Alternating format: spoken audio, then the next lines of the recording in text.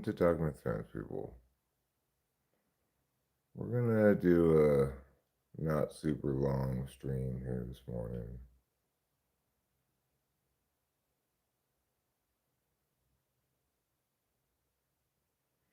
Maybe try to get a few things accomplished.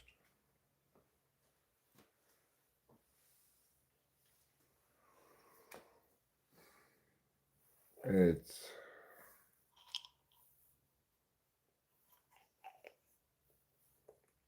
it's not what you call a smooth morning at all because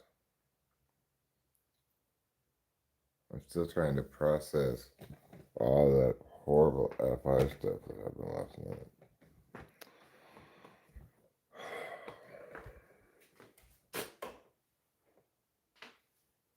And when I'm trying to process FI stuff, I'm pretty well useless. I can't multitask that for sure. Let me just have a water. Hi, Winston's mom. How's it going? Nice to see you. I had a lot of stream yesterday. It was intense.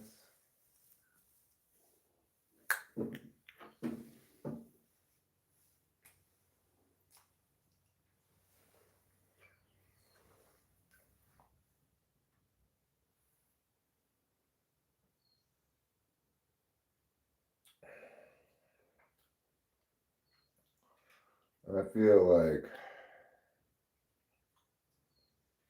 my engine's all gummed up with the gumminess of FI.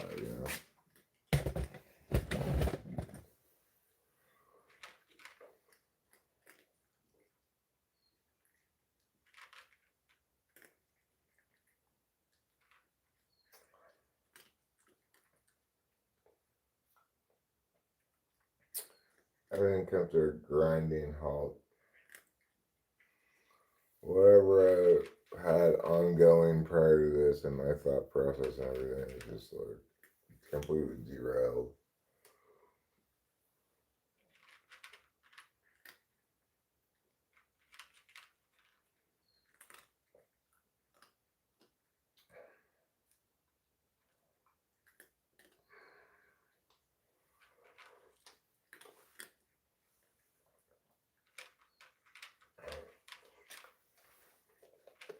Oh, what a mess. What a mess. So, obviously, Rachel and I seem to be on the same page by the time we went to bed. But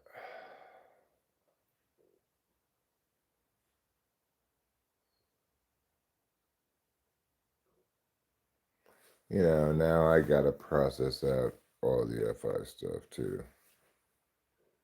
I look deflated. I feel deflated. Got some snuggles in with Kitty. Yeah, well.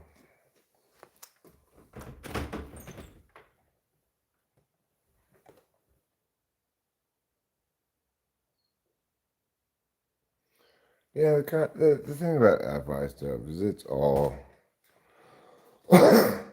complicated. It's not,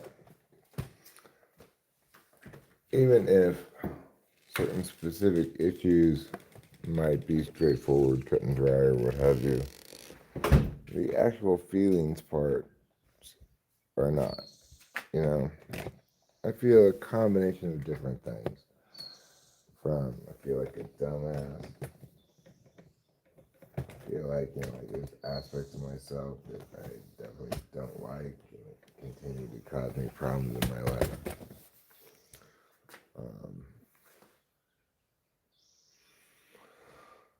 But I also feel treated quite shabbily and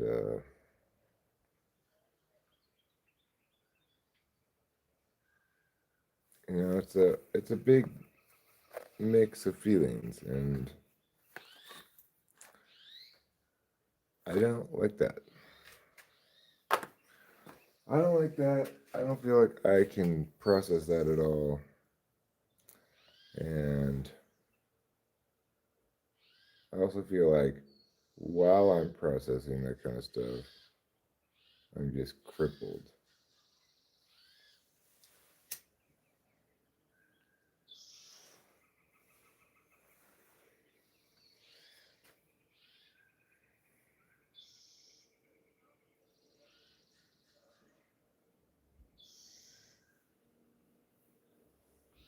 Every person is going to be prone to certain kinds of mistakes.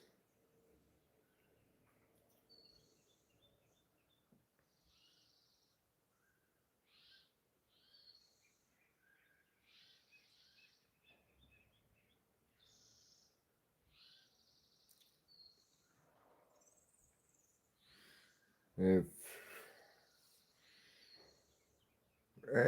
I guess that's why, as in everything, process integrity is what matters. Like, whatever's going on, what matters is the process by which things occur. Like, mis- peop both people will make mistakes sometimes, and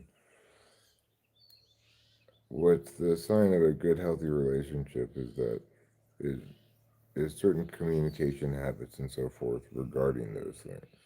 You know, the ability to be accountable and take responsibility for your mistake without being damned for it. Um,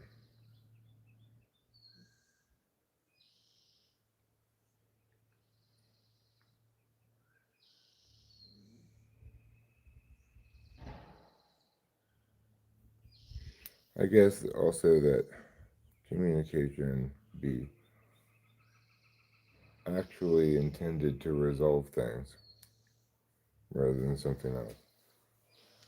That's process integrity that matters a lot more than the specifics of any specific thing, provided a given behavior or event is not representative of some actual betrayal of some kind, some willful, uh, some willfully untrustworthy thing. Hi. Any life probs? Yeah, Rachel and I had kind of a big fight last night.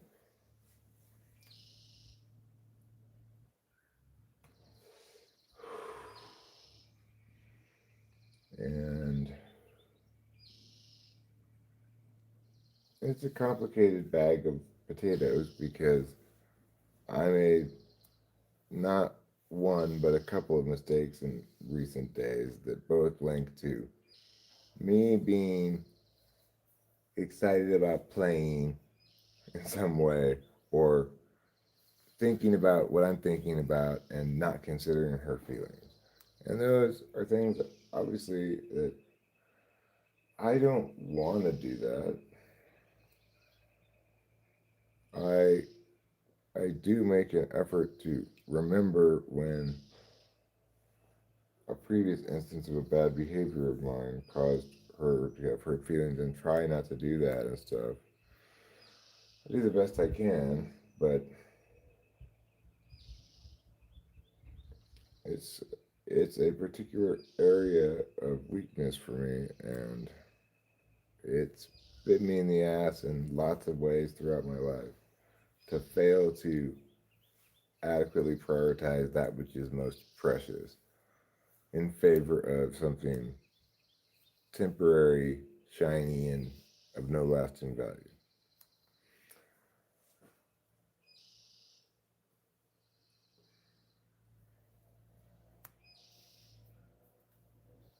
So I have a lot of mixed feelings about this because obviously I'm gonna feel bad anytime I hurt Rachel's feelings or make her feel not considered in something that she should have been considered in. And also, I don't quite know what to do with that because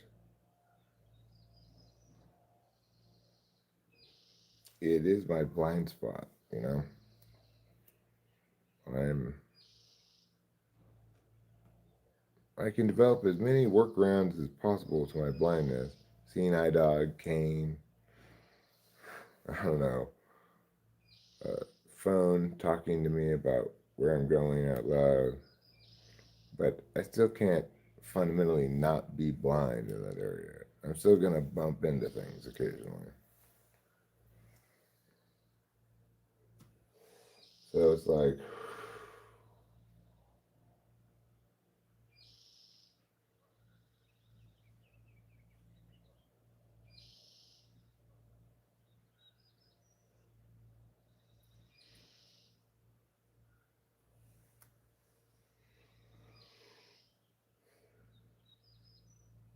basically my understanding of things is that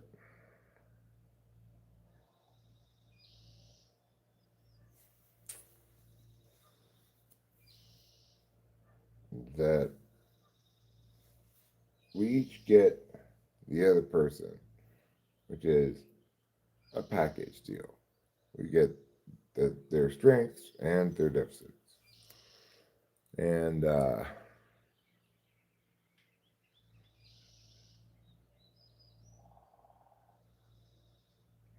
it's challenging for me if when my deficit rears its ugly head, if that's going to create catastrophe, like when Rachel makes certain kinds of mistakes,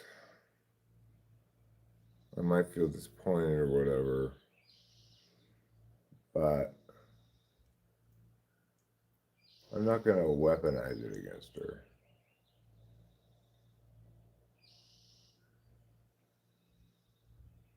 And I think that's, process integrity, right? Like,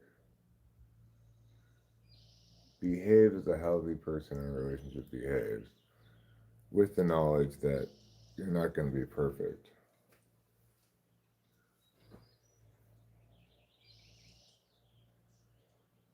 I don't know, I feel really wrung through the ringer.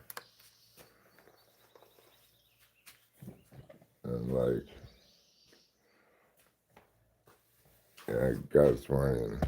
It took me a while to realize, oh God, I still have to deal with FI, even though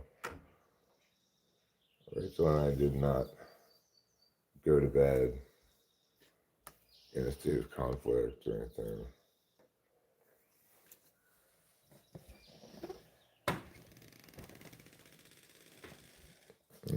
But having dealt with the crisis of her intense feelings and having had to deal with more basically communication issues, like how to talk to each other and stuff, how to talk about each other. Well, that required me to do a lot of work and concurrently not be in my field at the time, right? But in the aftermath of it, I'll be like, fantastic, it's over, I don't think about it anymore. No, now I have my own feelings to deal with.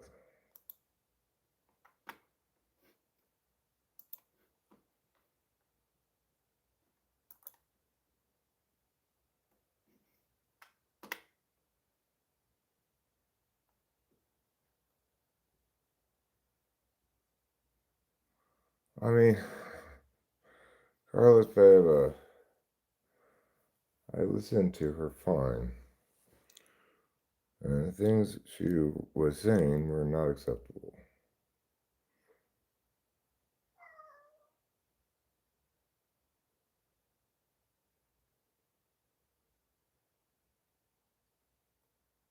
You know, the point is, there are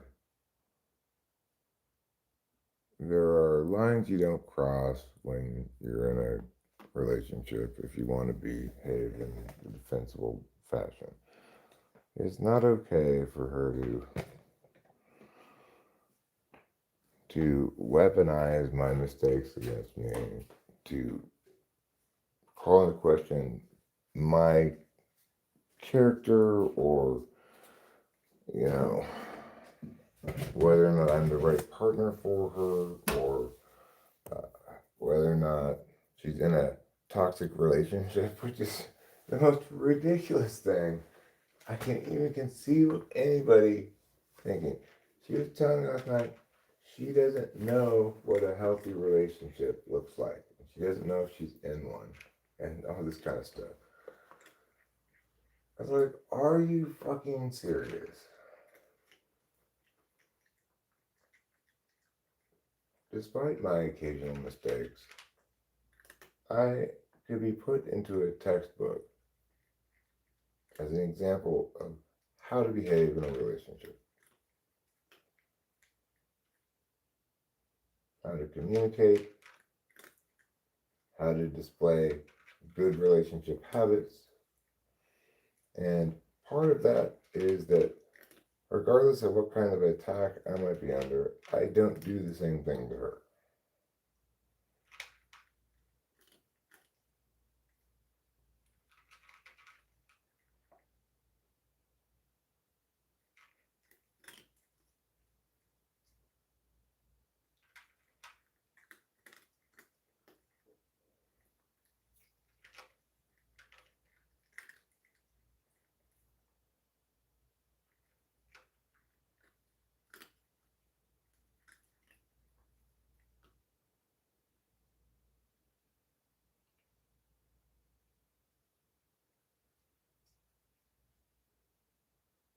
Why?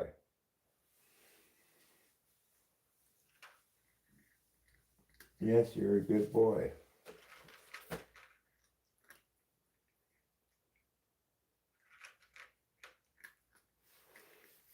Yeah, the whole thing just, I felt very warming of it about it. And what I mean by warming of it, I'm referring to this.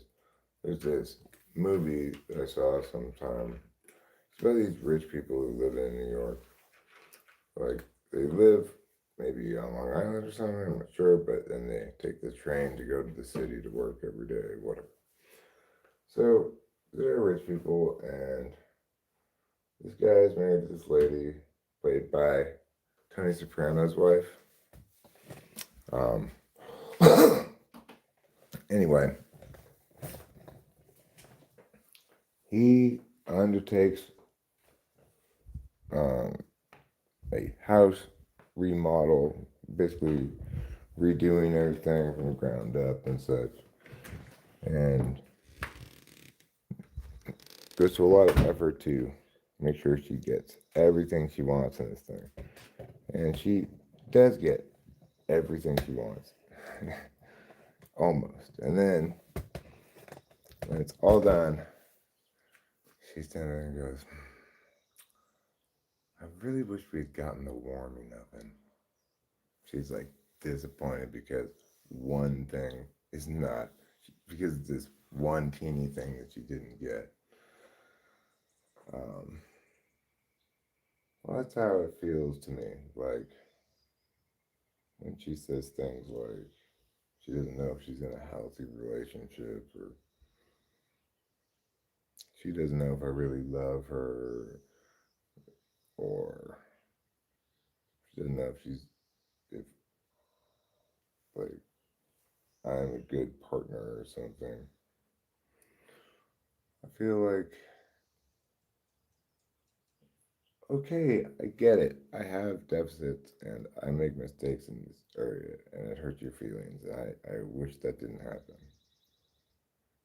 But that's the warming oven. You get absolutely everything any woman could possibly hope for out of this relationship.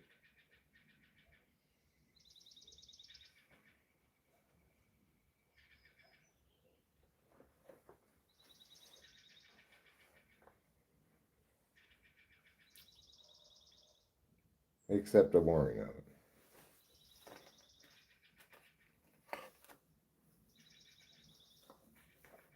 You know, and obviously I feel treated unfairly.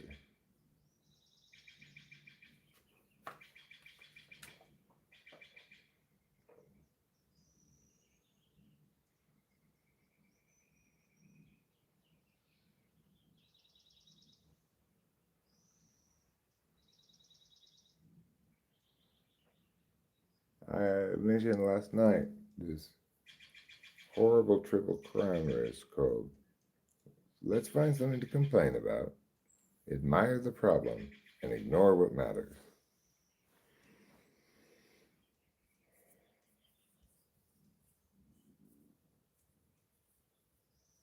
I can't read that right now. Let me get my glasses.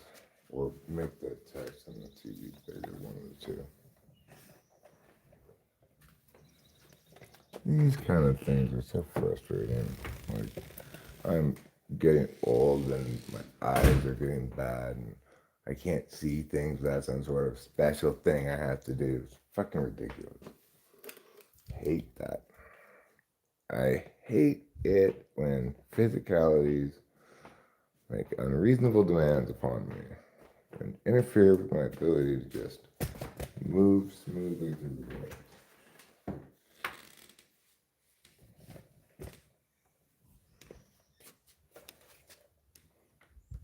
Just work better, eyes. Stop being so unfair to me. Bird songs are nice, yeah.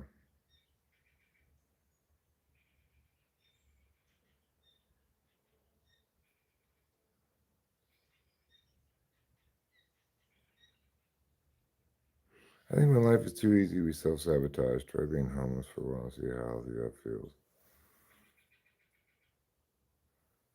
I mean, Alex, hold fast. My correct observation here, I think Rachel would agree with it entirely, is that this is not representative of any kind of bipolar mania thing. It's, that is in full remission because she's taking the right meds, and I know the difference between a oh, she's not quite sane right now and what was going on last night. It's not what happened.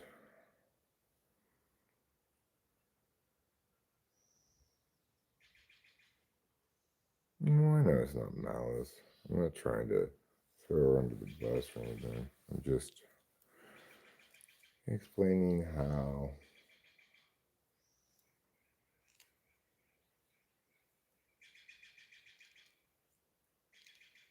you can just there's only certain things you can reasonably expect from a partner.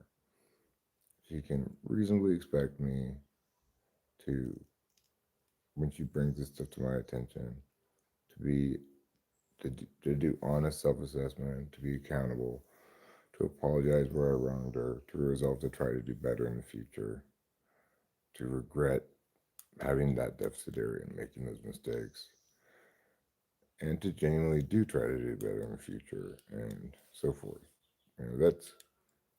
That's everything a person can reasonably expect from a partner regarding their the fact that they won't be perfect.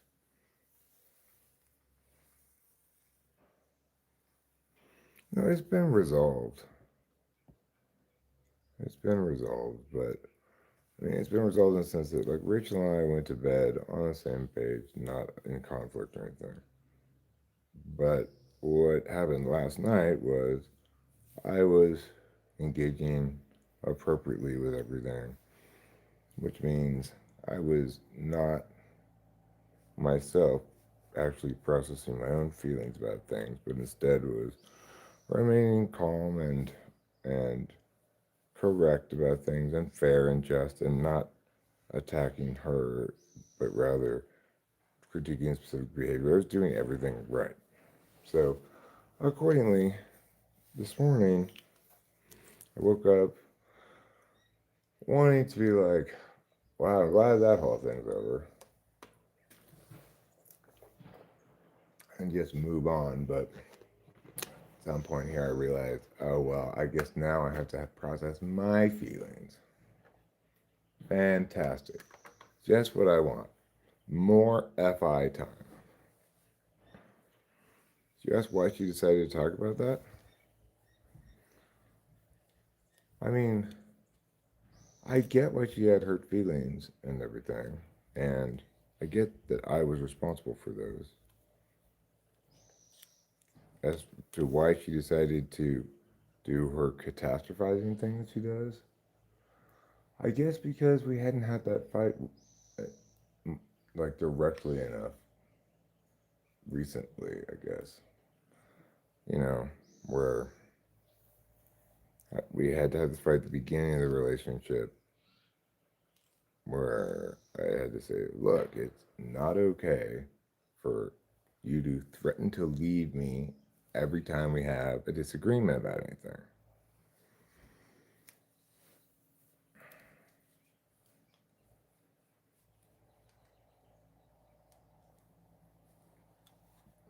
Obviously, if it were the other way around, we wouldn't have a relationship. But, you know,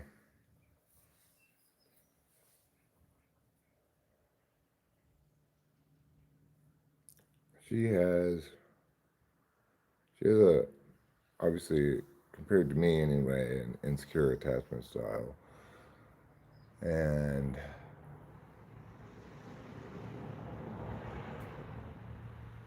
that's fine, but not when it not when it manifests as behaviors that are just fundamentally on the wrong side of the line of healthy, you know?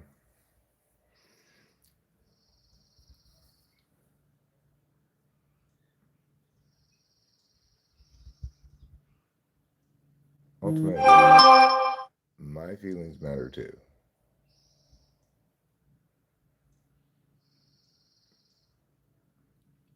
That may not be why I say in general this kind of behavior is bad, but even though it's not why I say it, it is why that kind of behavior is bad because it's reflective of one person um, being emotionally abusive, basically. And that's not emotionally fair, right? Like,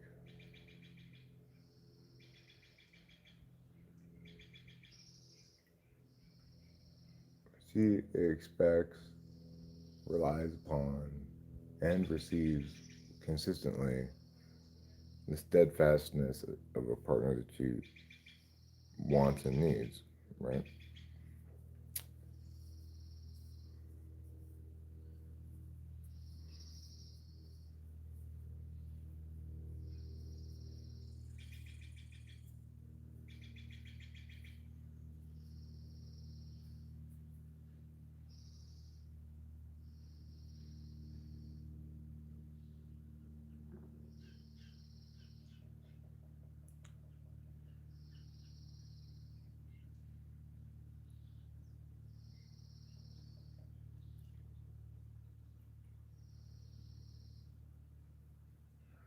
And obviously, there's a big difference between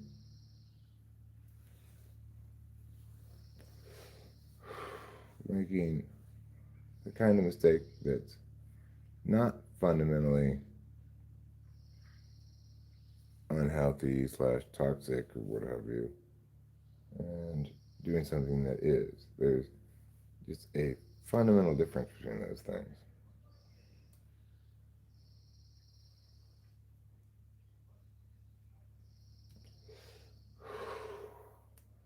No good ever happened in the universe by trying to mush things out that are distinct.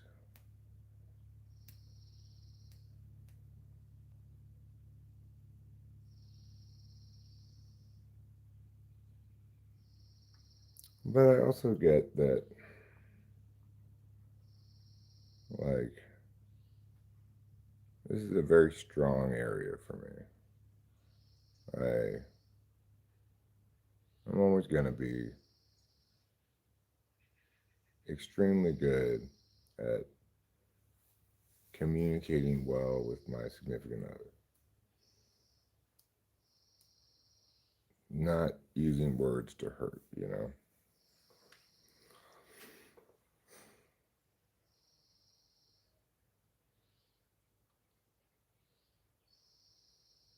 And probably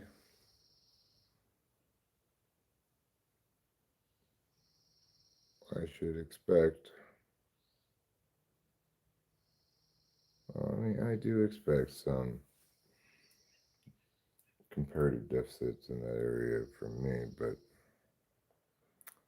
that doesn't excuse me, you know?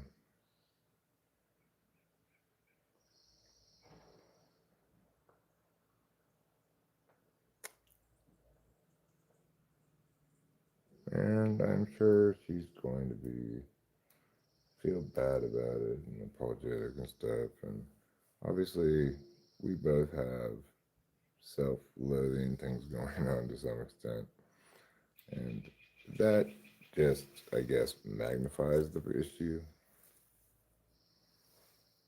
Time to reform the unban haka. Hi, future. Yeah, I unbanned you. I've bathed in the forgiving light of Christ and through him received a second chance. Well, I too am Christian, future. And I, that's in part why I understand things the way I do. That, you know, it's not a good idea to escalate things, right? You're seeking um, forgiveness for your failures because you're human and a sinner and so forth. And it gives us some indication about a good way to deal with things. Forgive those who trespass upon us. It's much more difficult to apply that to strangers or certain people doing bad shit and fuck forgiveness. I want justice, you know. It's easy for me to forgive Rachel, and I I feel like, you know, that that I don't feel like I haven't forgiven her or anything. I expect to have things move smoothly and be good going forward and everything. I'm just processing the fact that, you know, I got my feelings hurt somewhat last night, even though I wasn't necessarily feeling it in the moment. And and the reason I got my feelings hurt is because, like, when Rachel makes a mistake, like I said, I don't weaponize it, and that's not being reciprocated.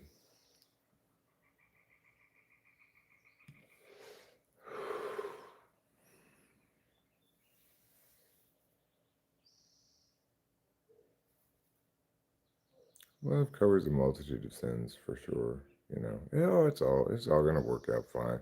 It's called FI Hangover because um, this is me processing my subjectivities. The actualities of it are fine because Rachel understands what I'm saying ultimately, and she's gonna take some time to process it on TI level. But it's not. Of course, I prefer distancing myself from my feelings. That that is indisputable. Why I was feeling very annoyed when I started this stream. When I started this stream, because I was like, "Well, I guess I have to process my feelings."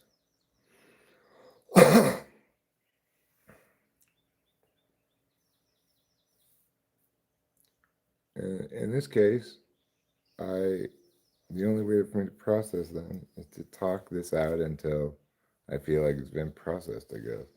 Like, I obviously didn't want to spend all those hours last night talking about this FI stuff and dealing with it. I didn't want to do that at all. But that's why, your polar is just, if you're stuck in your polar, you're going to be miserable.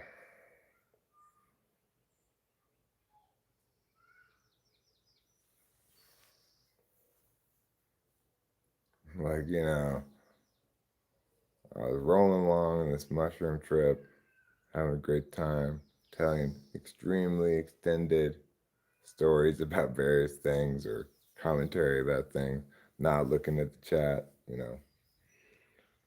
rolling. And then everything exploded.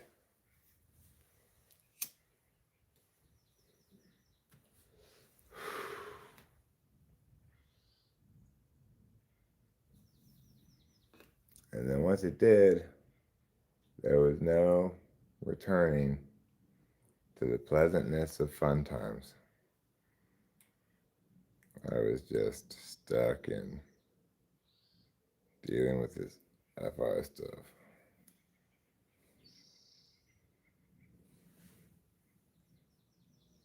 I never processed why I did something and why I felt a way about it.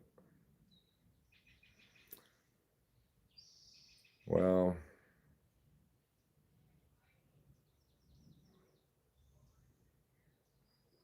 I mean, the thing about one's feelings is like, if I'm parsing out what's correct with my introvert thinking, my logic, then that is a quick process and determinate. It comparatively quick, right? Like, uh,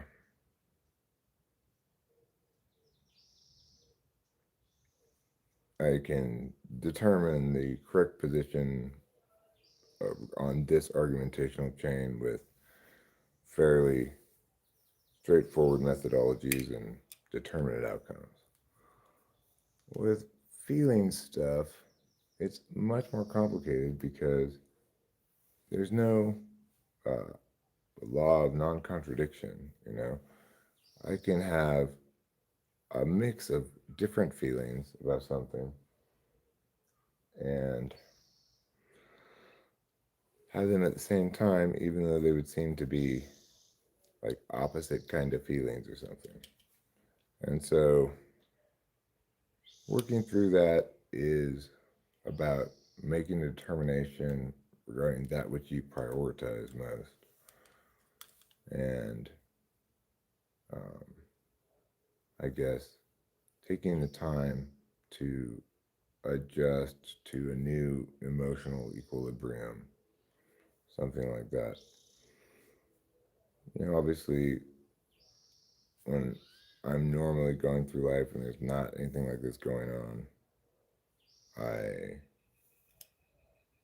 I'm behaving within this range of emotional states that is fairly narrow, and nothing's getting in the way of me operating normally.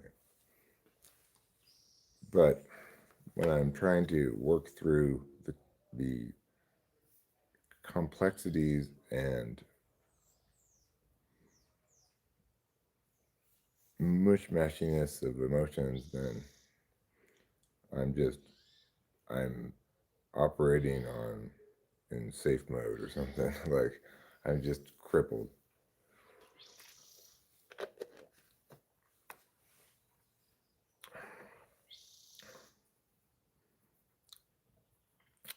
Ruben says, I tend to try to find what is correct and expect my feelings to go with the program once I decide to go with that. It doesn't work to expect feelings to change, though. It was not in my case. I'm not expecting my feelings to change, right? Like, I do feel like I was treated shabbily. And I think Rachel feels like I didn't care about her, was inconsiderate, and various other things. But it's not that my feelings are gonna change. It's just that I'll, I'll accept that my new equilibrium includes this thing that was not so great, right? You think Rachel sees you as a partner and also at the same time like a father figure? I don't think she sees me as a father figure. No, Jeremiah Fix, you're not blocked. I can read what you're saying. I just haven't read it out loud yet. Hi, Drayshawn. How you doing? There's sort of non-contradiction, but there isn't a universal objectivity in feelings. Well, yeah, I mean, you know, well, for example, after the death of my parents, I had to process the ways in which I failed them towards the end of their life, and I'd say I still haven't entirely processed it. Uh, I wasn't quite sure how to process it except by just hating myself. But over time, what's happened is, it's like a shock to the system when you realize that you failed to prioritize the most important things in the most important times. It's crushing. But you're going from an equilibrium where that hadn't occurred to you for some reason, and and entering into a new equilibrium where you now have full understanding of the scope of your failure. So it's going from warm water to ice cold water. It's a shock to the system. You have to get used to the water. And eventually, the water returns to more like a normal temperature.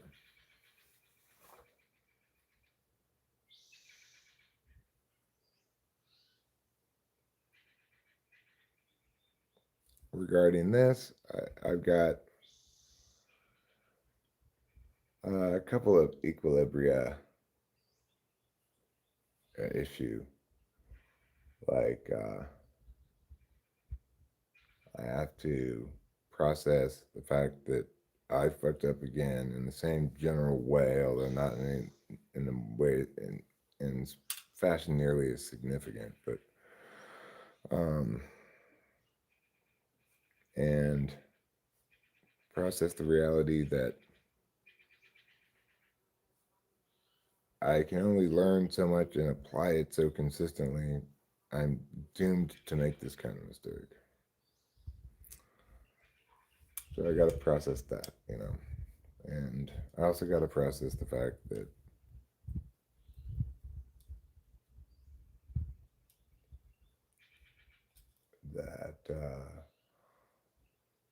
my feelings matter too, and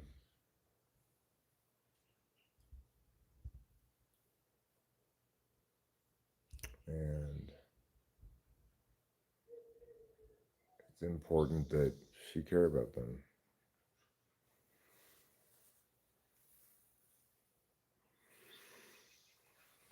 I mean, I fucked up by failing to prioritize her feelings in a time when it was important to her that I do so on a couple of occasions recently.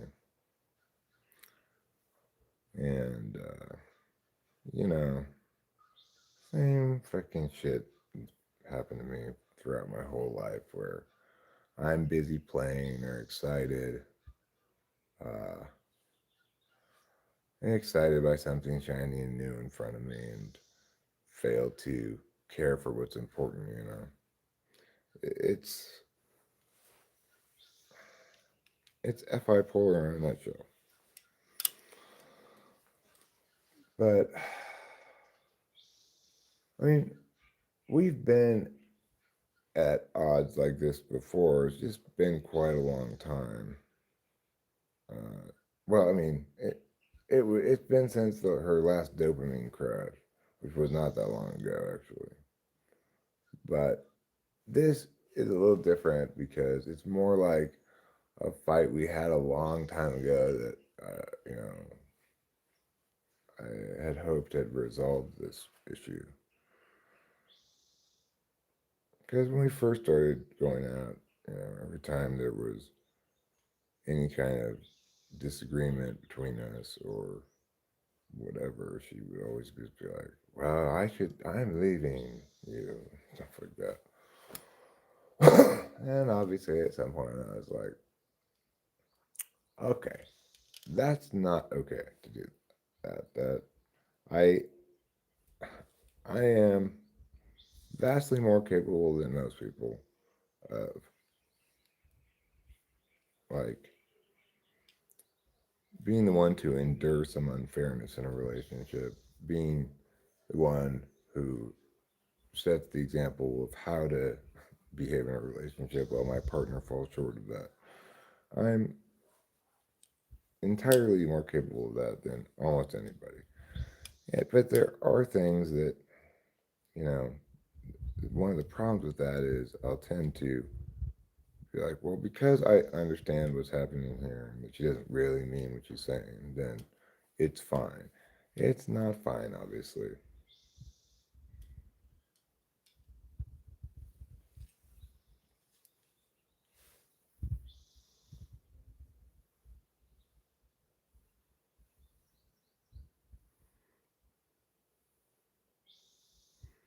Well, what you say there, I wouldn't consider it a flaw or this trait in yourself, but a conflicting trait to have in a significant relationship with somebody. Well, you're not wrong when you put it that way. What it turns out to be is simply that I, like anybody, am a complete package, and my various strengths and things that I bring to a relationship are are another way of saying I have these corresponding deficits. And so um, I could have a deficit in other areas that would also impact the relationship in negative ways when they came out. Mine happened to be in this area. So uh, it might be true that this feelings, prioritizing what's an important thing, it links more directly to a relationship than, say, not knowing what's relevant, like NI polar. But the uh, the bottom line is, like when I was in a relationship with an ESFJ, her NI polar was very much a big problem in the relationship because I have NI as my fifth slot, absolute value, way I evaluate the legitimacy of things outside of myself. And it felt to me like she was constantly dissembling and failing to respond on point and etc., you know? Um, but can you actually fix this? Seems like part of being around an ESP or ENSP. I have it all the time with my ESP friend, but I accept it's just part of who it is, like asking Rachel to be T. Right. Well, that's the thing. Um, in a more clear headed, sober frame of reference, Rachel will, you know, recognize that what I'm saying is correct. That you can't have absolutely everything in your partner. It's not possible.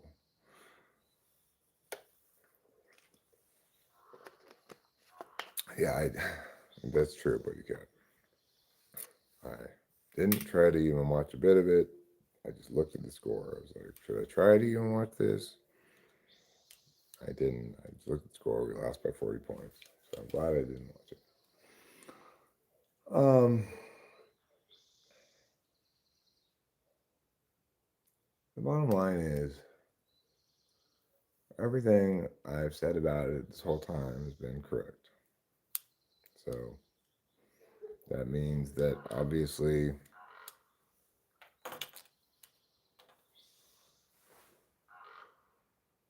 we we have a responsibility to our partner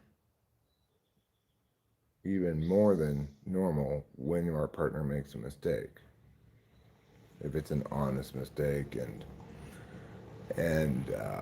they have honest regret about it and honestly intend to do better to the extent they can going forward, and I can to some extent, remember oh, right, this thing here blew up and was a big deal, so I better not do that. But I'll still like forget. Like I failed to ask her whether she was cool with the neighbors jamming. I didn't invite them over. They just showed up. But then I just sort of like once they showed up and it was rolling along, I just was like, well, if we're gonna be hanging out, why don't we do this? You know, I just didn't even think. That's something I know has bothered her in the past, and I have made the adjustment in the past and remembered to make sure to ask Rachel and get her input on this sort of thing. But this time I didn't remember. So, you know, that's where you don't expect your partner to be okay with it. You expect your partner to maybe have hurt feelings about it or be annoyed at you or whatever. But to be a good partner means to like confirm with your partner that you're on the same page, that they fucked up in some way, and confirm that they feel bad about it and all those other things I said, and then not weaponize it, not use it to drag them across the coals, you know?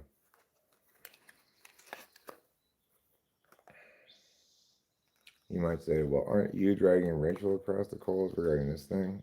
Well, like I said, this behavior is not okay.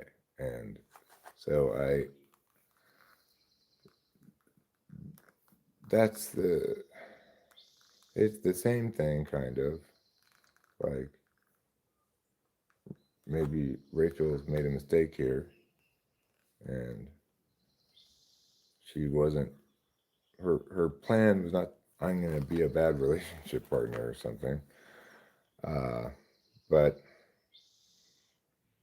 I guess the same rules apply. Like we need to reach agreement about what happened, what the takeaways are from it, and also we need to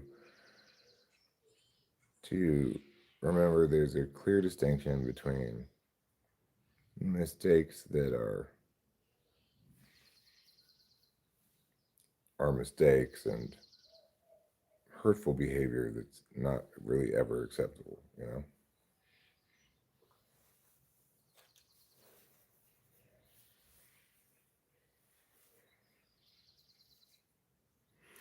I don't know what is really to function wise. I think in this instance,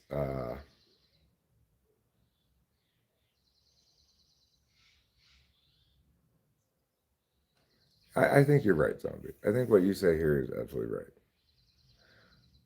He says, I think she has fears around abandonment. So when she feels like you did not attend to her, she leaves you before you can leave her. It's really not personal to you. No, I agree. I agree with that completely, but it's not borderline personality disorder. I've been with somebody with BPD. She does have an insecure attachment style, and and that's okay. I don't. She doesn't need to be different, but it's also the case that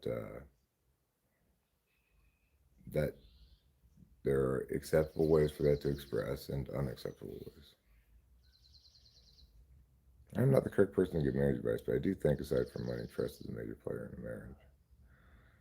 Well, and that's the thing. Rachel and I do trust each other, but she is prone to interpreting instances where I fall short of ideal as uh,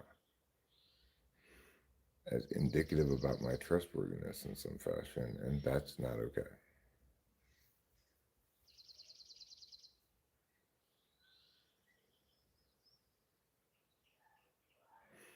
I think that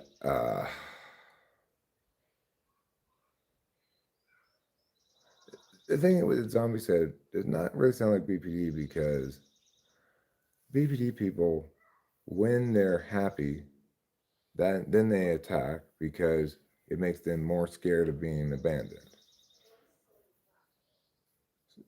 It's not the same thing at all. Rachel is is having an unhealthy response to having had her feelings hurt. That's very different than BPD, who have uh, an unhealthy response to not having their feelings hurt.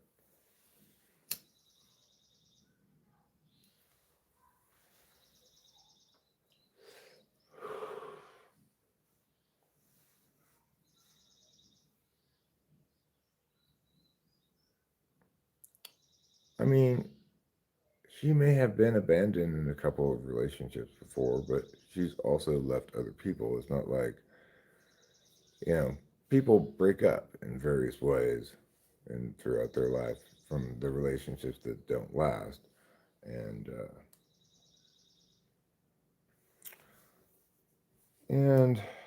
obviously, because somebody else treated you unfairly before, that does not justify you treating a new partner unfairly. So the bottom line is, like, there's not a diagnosis here needed. There's just an acknowledgement that this habit of hers is a bad habit, unacceptable, and an agreement about that, and a honest resolve to try to change. It may happen again, and if it does, it's not the end of the world.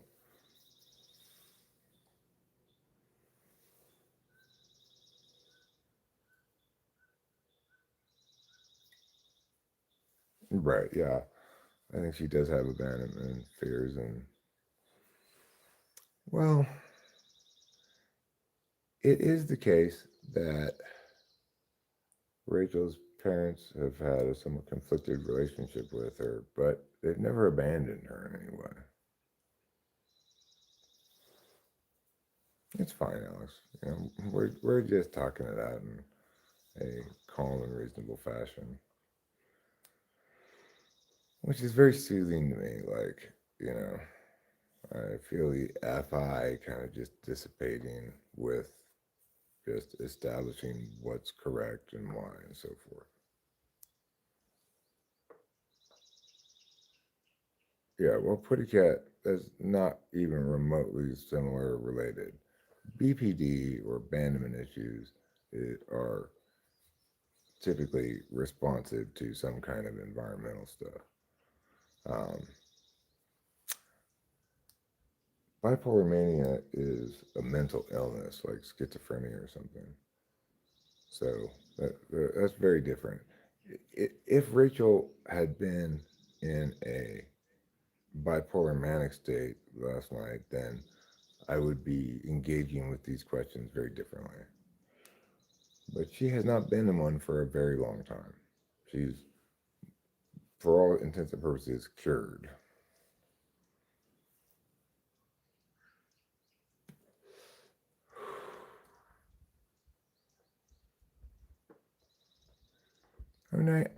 I respect that her fears are real, and I don't want her to be in a space of emotional distress or uncertainty or feeling unsafe at all.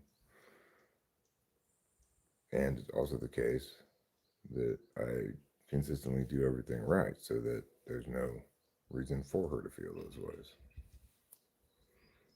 What's needed here, the bottom line, what's needed here is not a diagnosis. There's nothing to diagnose. Just as like, oh, why did you eat my leftovers, Eric, without asking me I was going to eat those? Does not need a diagnosis. Um, the problem is that behavior was not cool. Apologize and try not to do that again. That's all there is to it. There's no diagnosis. It's like people trying to medicalize shoplifting. Well, why did he shoplift? Well, he's got excessive stealing disorder. He's shoplifting because he fucked up, made a bad decision, engaged in a morally impermissible and legally impermissible act.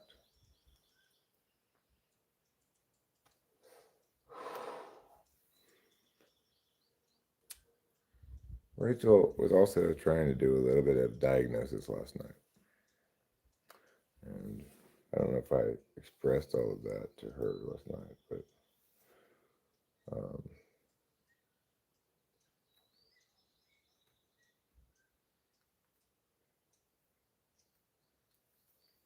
But yeah. God damn it.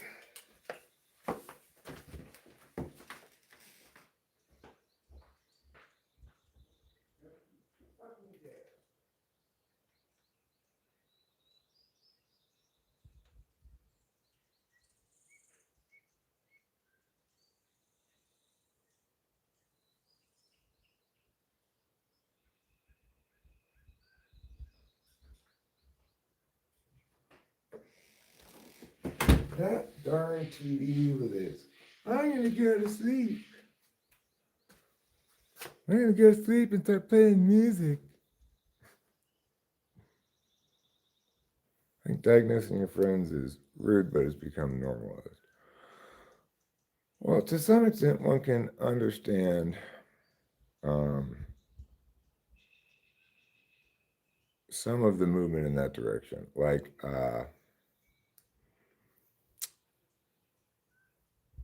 you know,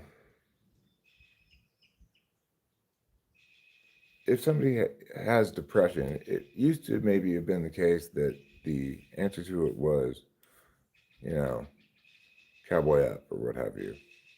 You know, the problem here is your bad attitude. That's the only problem. I think it's reasonable to recognize that various kinds of mental health states can be representative of something beyond just you needing to stop being so indulgent with yourself or something. But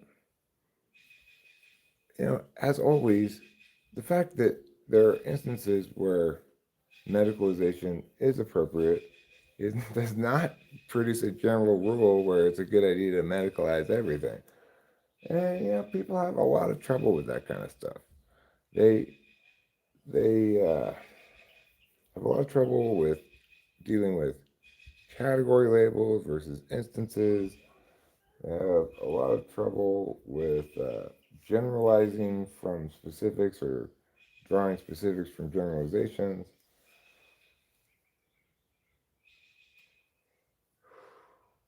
People like things they can easily totalize. Like, here's a universal rule that I'm going to apply to everything. It's always good to save lives. If option A is save lives and option B is anything else, it's always good to pick option A, which is, of course, ridiculous. It's called pigeonholing.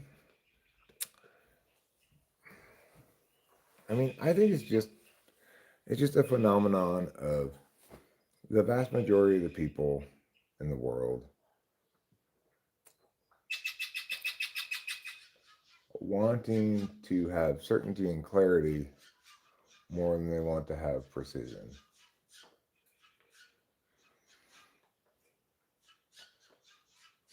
I think it probably,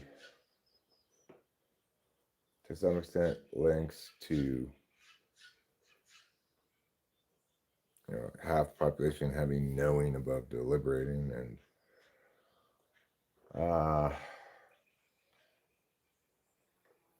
obviously, if you have FI's deliberation function and NI as well, then you're going to want to know holistically things, regardless of whether they should be determined with TI. And like, I'm sure there's some correlate for FI, but I don't even understand it. So,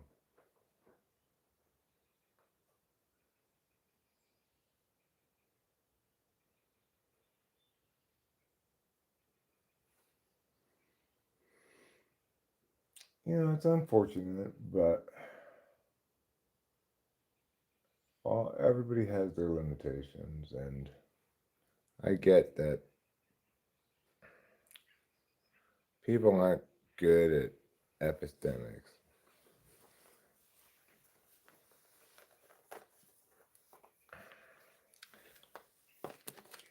People, by and large, don't even really think that epistemics matter. It's like they're like me and FI, right? Like when you try to say, well, hold on a second, let's try to be correct about this. They're like, oh my God, here's this guy just gumming up the machinery for no reason, preventing me from getting work done in the world, etc. That's how I feel when I'm thrust into FI. Like, oh God, why are the works just being gummed up for no reason? All this is doing is preventing me from accomplishing anything.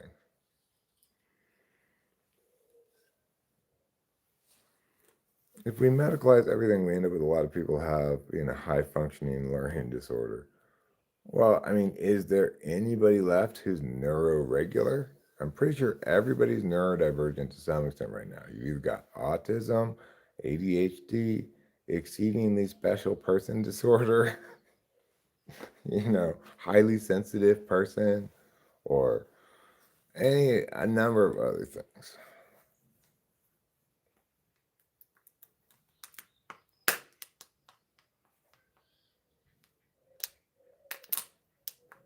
You have somebody, who was I watching some video from? I, maybe, I don't remember exactly who. It was maybe somebody that was gun typist but haven't done yet or something, where they were saying they were an autistic INFJ. Are you serious? That woman obviously was neither autistic nor an INFJ. Oh, that's what that is. Trouble over there on the wood trolley.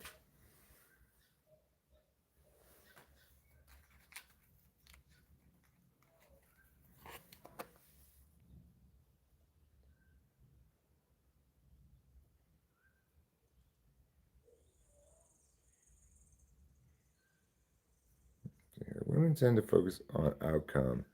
Men tend to focus on intent. Eric did not in any way intend to hurt Rachel with the outcome as she was. Yeah, and that's fair. Like, it's fair for her to focus on the outcome.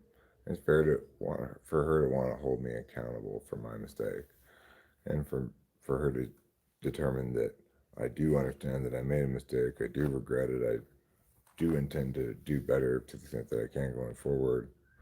It's very reasonable for her to have that reaction to the outcome. What's not acceptable is for her to um, you know, be be not satisfied with that. Only LLMS and people who act like dumber LLMS. What's LLMS? When I was a kid, they diagnosed me with AHBS. What's that? Another horrible bullshit syndrome? Oh, large language models.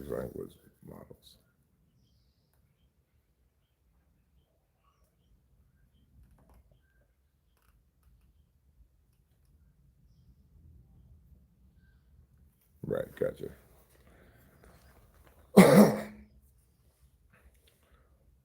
I had a very interesting experience using Gemini yesterday to generate some stuff for a Type Police video. It did a great job with the image generation.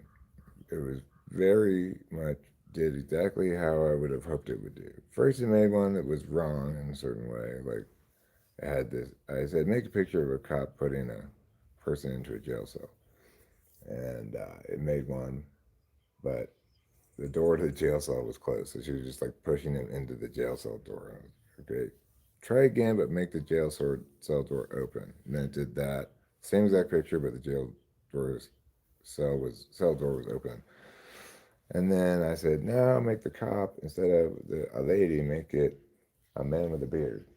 Because, kind of represents me, right? And it did it. And it was perfect. I was like, wow, that's pretty fucking impressive. On the other hand, I then asked it to generate for me a sound effect of a cell door slamming. And It could not generate any such thing. Instead, it generated songs about jail. Like a 30-second song, country song about jail. I tried to clarify multiple times. No, not a song. I want no music, just the sound effects. Should be no more than 5 seconds long. It could not do it. I just completely flummoxed Gemini with that one. So I ended up just finding this video that this guy with like 196 subscribers has up from 13 years ago, where he went and visited Alcatraz and he films the jail doors closing. And I cropped that thing and I just used that. Hopefully, he won't get mad at me.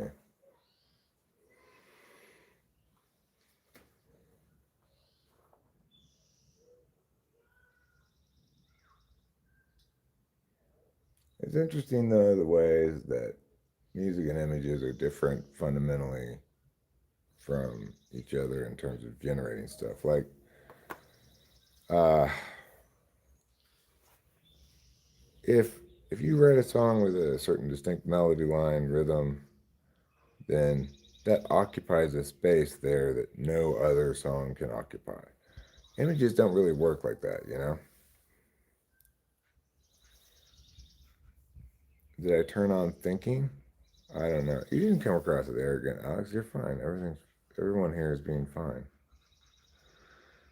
Is it mostly, let's see, Rachel is sleeping, I think. Awkwardly handsome but stupid. Is it mostly T or FE Donna's doing apologizing? Probably. Uh, I think interfacers are likely to do that, more likely than some other types to, uh,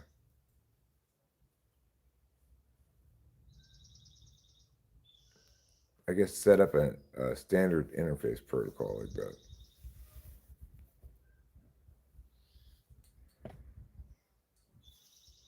You know the guy that shakes your fingers handshake? Don't do that. I'll keep that in mind.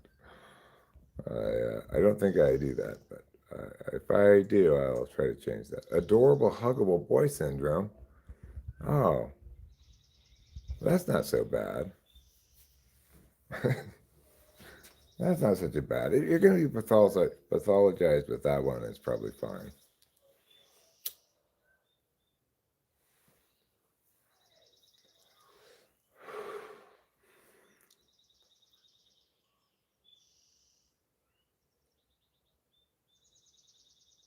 Right. Well, I certainly critique bad faith arguments, and I guess calling such people who do that evil may be a form of pathologizing. Well, I don't so much pathologize them as I do condemn them as evil. I hereby damn you, you evil, evil person. You got to lock inner thumbs before squeezing.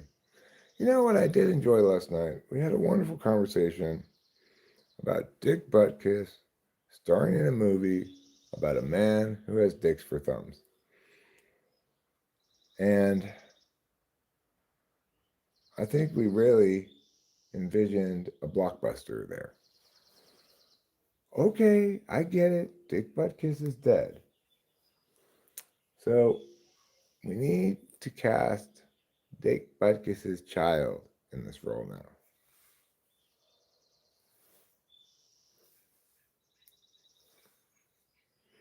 I see a couple of rotten pieces and I go, no, no, I'm not going to go down this rabbit hole spending much tea. I need to be honest. Right, well,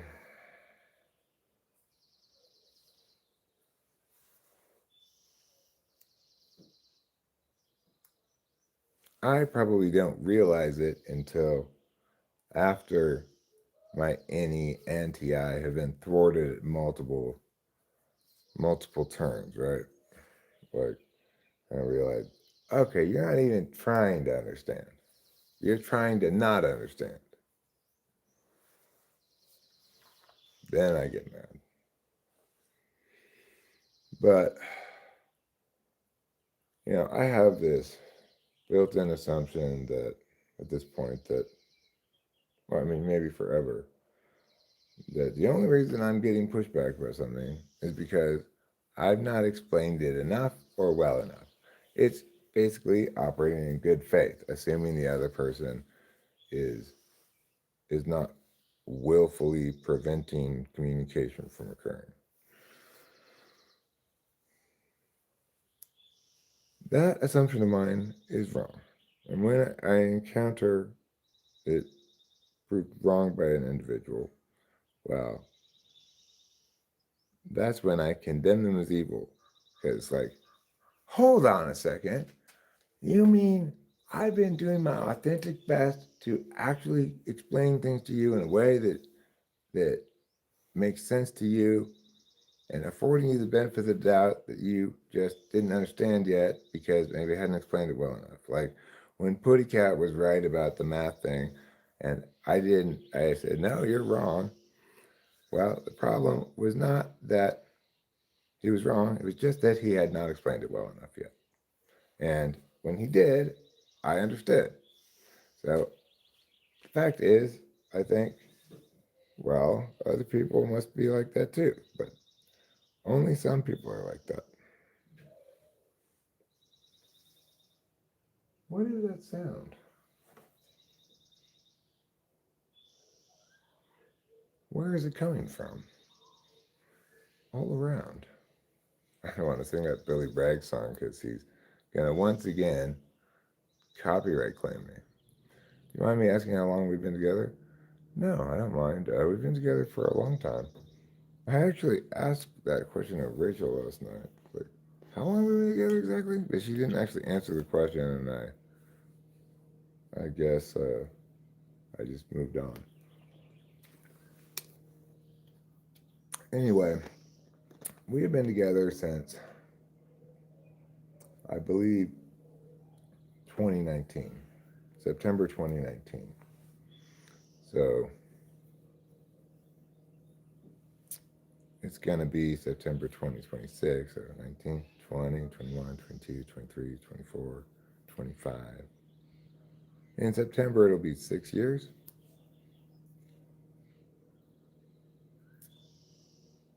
No, I wasn't singing The Great Leap Forward, although I could sing that one, but ironically, hilariously, the great communist Billy Bragg is relentless about copyright claiming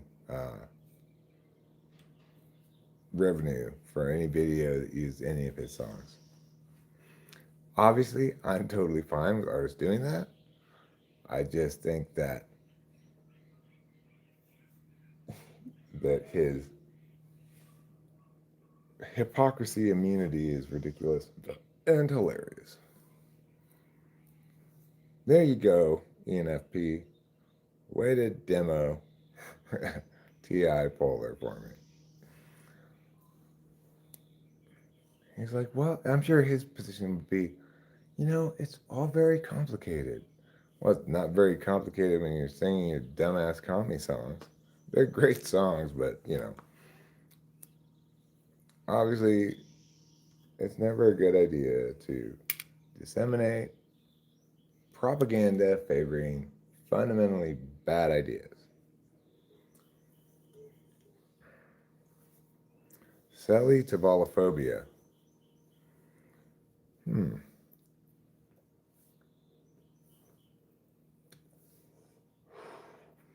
Fear of knowing the answer to the question, who loves you, baby? Is that what that particular disease is? Yeah, I do that, but also I try not to attribute motives. So I think of it like you're behaving in a way that seems consistent with X. Am I wrong? Yeah, well, your way of doing things is going to be a lot better and faster at determining who's not behaving in good faith.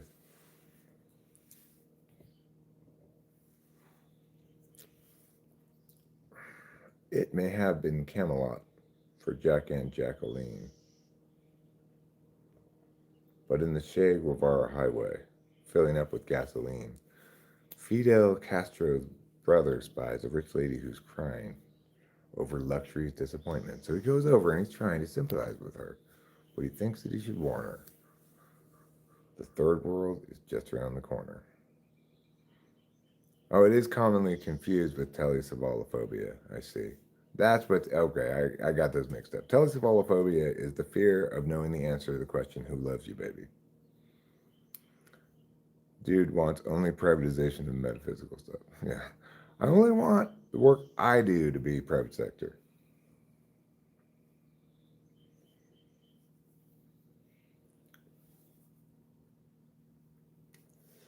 Music from India is also not my favorite.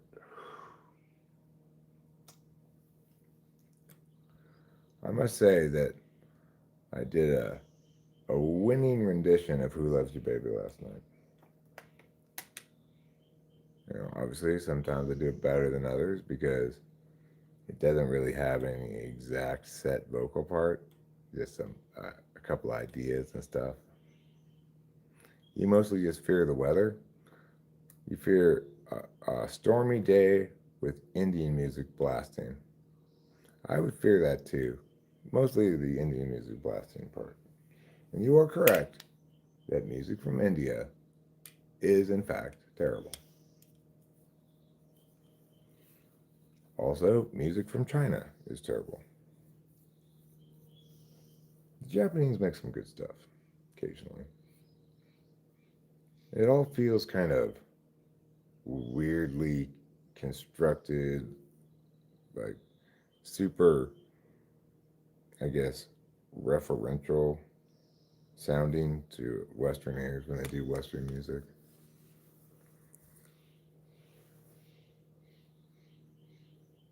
Falling trees, that's a worthwhile thing to fear. They say when you go camping, make sure you don't put your tent next to a dead tree that's standing up because those they call widow makers. Now, obviously, if you're a woman camping, you'd refer to it as a widower maker. That's a little bit more of a mouthful. The Carolina Reaper. You don't like any traditional music. I like classical music, good classical music. I don't like non-Western music because every form of non-Western music with limited scales and stuff was a stunted, incomplete form of music. And it's also the case that things like quarter tones and other bullshit like Indian music has, that's that does not help at all. There's, Western music correctly discovered the optimal expression of music in terms of theory and in terms of things that are available to use and so forth. In terms of combining rhythm and music into, you know, distinct entities with distinct melodic identities and so forth. So yeah, obviously nobody's a fan of copper tools because good tools work better. My granddad was a shepherd and he was hit by lightning and killed outright. Really? Wow. You and I both had grandfathers that died suddenly. Yours was hit by lightning. Mine was shot 7 times,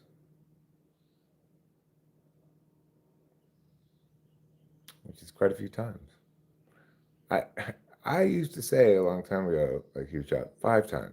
Obviously, in my memory, I just assumed, well, don't guns have 6 bullets in them? How would he have been shot 7 times? But I have since read the case files and stuff online. He was in fact shot 7 times. So that's gonna kill most people. Not a lot of people are gonna survive that. But killed by lightning is peak bad luck. Yeah, really. It was when I was in 5th grade. Yeah. obviously, yeah, quarter tones in theory can be better, I think, but there are double the amount of wrong notes one can hit. Probably a lot more bad music coming from that music system. I mean, it's one of those things where there's a right amount. In other words, like if I produce a product, say beans, it's good for me to have the large bag and a smaller bag. It is not good for me to produce 10 different size bags. That's too much differentiation. I enjoyed the J Rock songs from the Pillows. Eric, did you watch FLCL and what did you think of the music? What's FLCL? It was, he had been robbed by this guy and was scheduled to testify in the afternoon against this guy. And that trial went on lunch break after the morning, and the guy went during lunch break to my grandfather's pharmacy and shot him.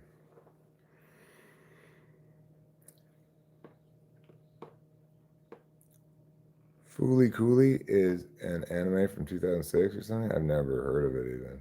Not only have I not seen it, I've never heard of it. Same's these games keys. But I have very limited Japanese traditional music is good. Well, Japanese traditional music is good for setting uh, a certain kind of oriental mood. But nobody would bump that on their stereo in the car like bong bong bong bong bong. Yeah, fuck yeah. This Japanese traditional stringed instrument player is killing it. Nobody in the entire world would ever do that. And for good reason. Because it's the best ambience, as Casey Jones says. That's not like, you might as well just, let me ask you this, Carlos Pava. Do you think you'd be able to tell the difference between an authentic Japanese song and an AI generated Japanese song? I don't think any of us could tell the difference. Could any of us actually distinguish between like this song containing 4 different notes and changing rhythm all the time, speeding up and slowing down, and uh, just being apparently random? This Japanese song is so much better than this other one. Nobody would ever be able to say that.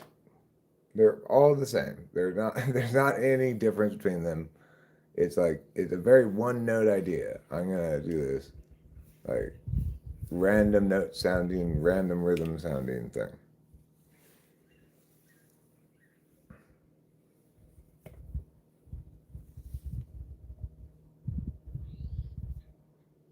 An INFP friend of mine introduced me to a bunch of things he liked. That was one of the things. I don't know what they're saying, but I really like the energy.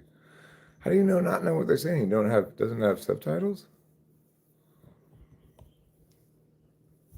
You have to listen to a few of each kind.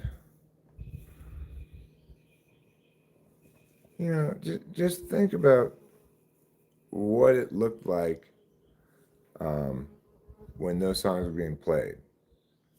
Everybody was being sitting rigidly still and being perfectly emotionally detached from the moment in the expected Japanese fashion. It's almost like they purposely picked music that nobody could possibly enjoy so that nobody started tapping their feet.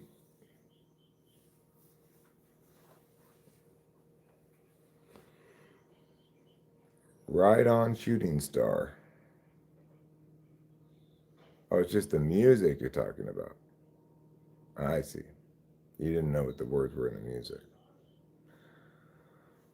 I'm sure that there were things like, if I follow my dreams, I can achieve it. I've got someone to protect. That's why I have to be strong. Some classical music kind of fits that too, Carlos Paeva. But the difference between classical music and Japanese music is that the form only especially encumbers classical music when the example is not good. So obviously nobody wants to listen to some modern composer's fucking dumbass TE composition that's just trying to be discordant and whatever. Nobody wants to listen to that for good reason. Nobody wants to listen to a classical composer from a long time ago that sucked, that didn't actually make melodies and stuff that stick in your head and that resonate forever, right? But the thing is, classical music has the capacity to generate epic achievements in a way that Japanese music doesn't. You know,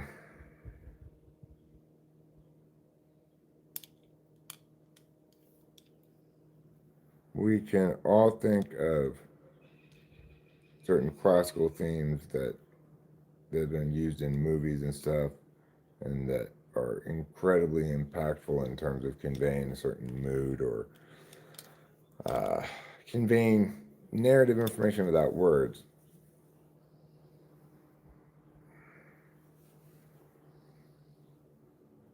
There's a radio station in Portugal that just plays those modern classical songs. Well, my dad used to listen to horrible shit, like, the equivalent in jazz, where it's just this incredibly garbage, discordant musicianship jazz. You have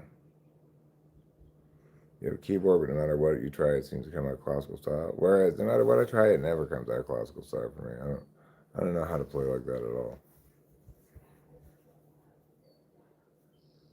Heck yeah, that pre-chorus.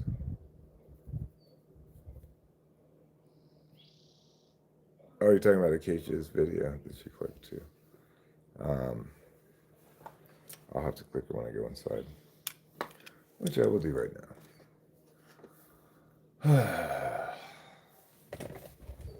So, I feel deflated. Somebody said that earlier. I still feel deflated. Like, God damn it.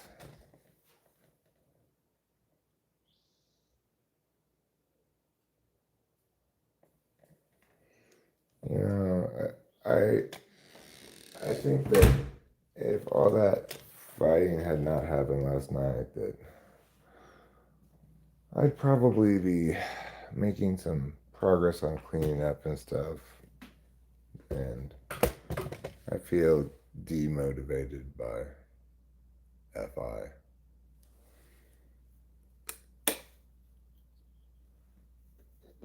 Let's make enough money to just create stuff, okay, everyone? Sounds good. Eric, I think it would be a good idea to go back to the very start of the conflict you had on stream yesterday in a few days and reflect on it with new eyes. I do think there are a few things you could have done better. Yeah, maybe so, right? Um, I don't doubt that my initial response to the conflict was not ideal because, well, for whatever reason, these kind of things seem to keep happening when I take mushrooms.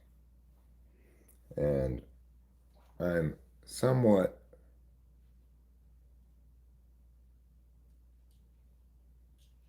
I'm somewhat more TI and somewhat less FI when I'm on mushrooms. And this was a situation that required more FI from me. So, why do songs always have a chorus? Well, they don't, but songs that just have one part aren't good enough for you to listen to.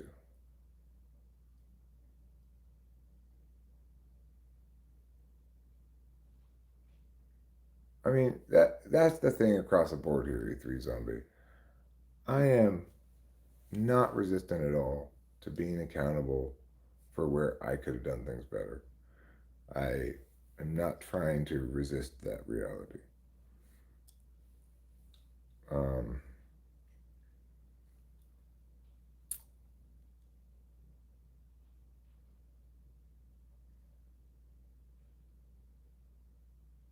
to me, ultimately, it's not it's not an issue that is of significance or that matters long term, right? Because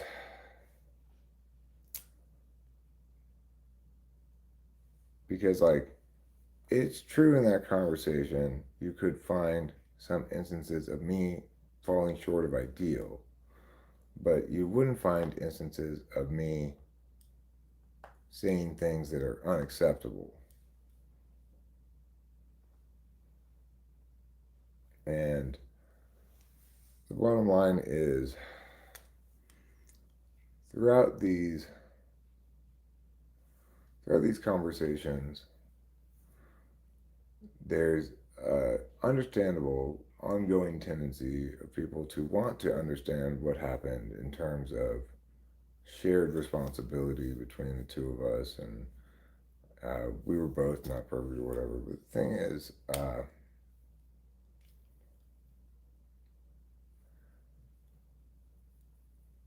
by and large, across the board, I was communicating fairly. I was talking with her in a way that could be reciprocated, like and without any harm being done. And the same does not apply the other way around. If I talked to her like she was talking to me, the relationship would be over. So the thing is, it's fine to point out that I could have done things better, but it's really missing the point. Like, I could have done things better in my relationship with Kimberly. Not that she's anything like Kimberly, but I'm just saying I could have done things better in my relationship with Kimberly. And any and all attention on what I could have done better during that time was uh, actively counterproductive and wrong because it was ignoring the only thing that mattered, which was it was her fault. She was being toxic continually, and people wanted to hear what she was saying, and even though what it actually was just another toxic attack on me, people wanted to evaluate the accuracy of that and to talk about how I should do a better job of listening to these critiques or whatever, right? Obviously, Rachel is not at all like Kimberly. She's this. What happened last night is not indicative of how she actually normally is. It was a mistake on her part, but it's a different kind of mistake than the mistakes I make.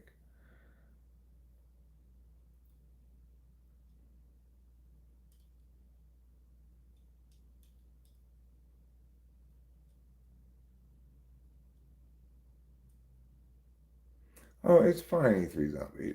My point about that, you say, if I was talking to Rachel, I'd say stuff to her that she could change too. Don't want you to feel like I'm just going after you. I don't feel like you're just going after me. My point is that there are some kinds of things where it's productive to to indicate to both people how both could improve and to try to take a cooperative approach towards a problem like that. And there are other instances where it's doing a disservice to everybody to pretend as though this is a mutual problem when it's actually a specific bad behavior by one party and not the other.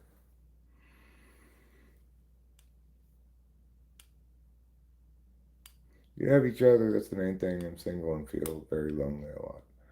I mean, we do have each other. We both have it great. Um, and that's part of my frustration is that, you know, I'm a great partner.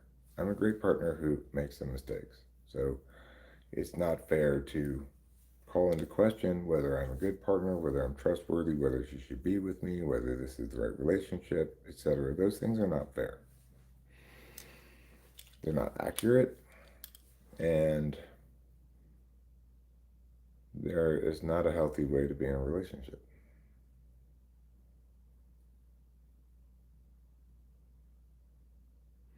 Simple Girl says, "Good afternoon, Eric. Hope to see both and Rachel. Adore you both. Relationships are not always smooth." I know, they're not. And I'm not catastrophizing this event and saying that it's indicative of some huge problem or questioning whether Rachel's the person I know she is or anything like that. I'm not doing any of that stuff. I'm just processing the FI hangover. Where last night, Rachel was very much in her feelings, and I was very much being not in my feelings in order to deal with things well. Maybe not purposely for that reason, but that's basically the gist of it. But, this morning I got up, my initial thought was like, well, glad that's over. What a nightmare. But then I realized at some point, well, it's not over because you're still sitting here thinking about it. Once again, just stuck in this morass of FI considerations.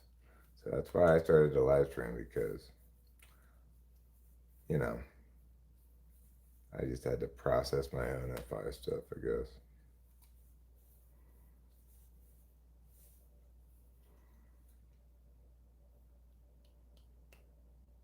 Everything's going to be fine, obviously. You know, it's one of the last things I said to Rachel before we went to bed was, obviously, we're going to stay together forever. Obviously, we're not breaking up. Obviously, we're right for each other. It's ridiculous to think anything else.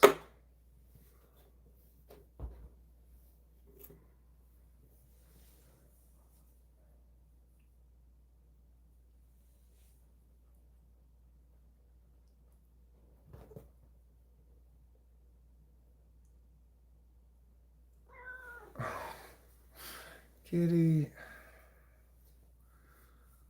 I already pet you some this morning. Fine. I'll pet you some more. Yes, Daddy loves you.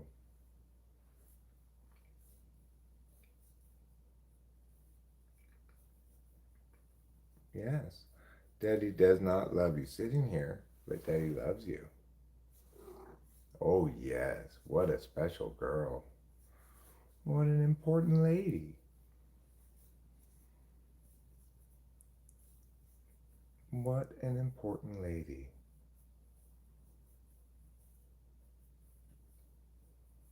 Oh, yes. What a sweetness and special times you are. Yes, you're my good kitty. I'm gonna make some coffee.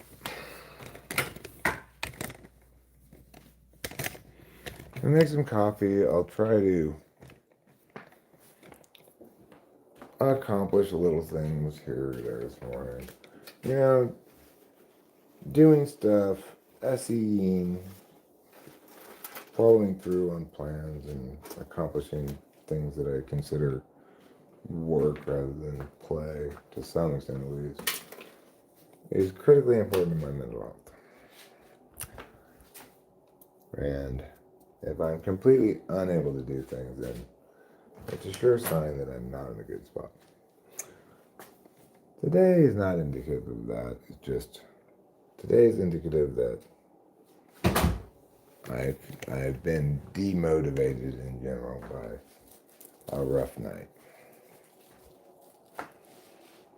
All right, coffee. The first ingredient in coffee, today I'm going to teach you how to make coffee. The first ingredient in coffee is water. So to get water, turn the sink on and put the water into this part. Just go ahead and fill it up all the way to the top. And again, this fluid you're going to put in here is water. Go ahead and use the cold water. Generally considered ill-advised to use water from a hot water heater, as it's not as, I don't know, unadulterated as cold water. I don't know if that's true or just an old wives' tale, but we're going to go ahead and listen to the old wives regardless.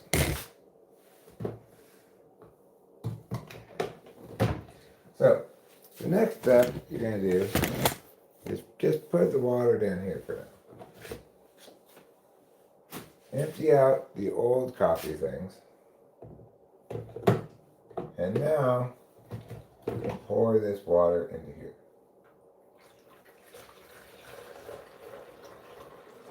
Don't try to pour it too fast or you'll get drips and spills. You just pour it nice and steady.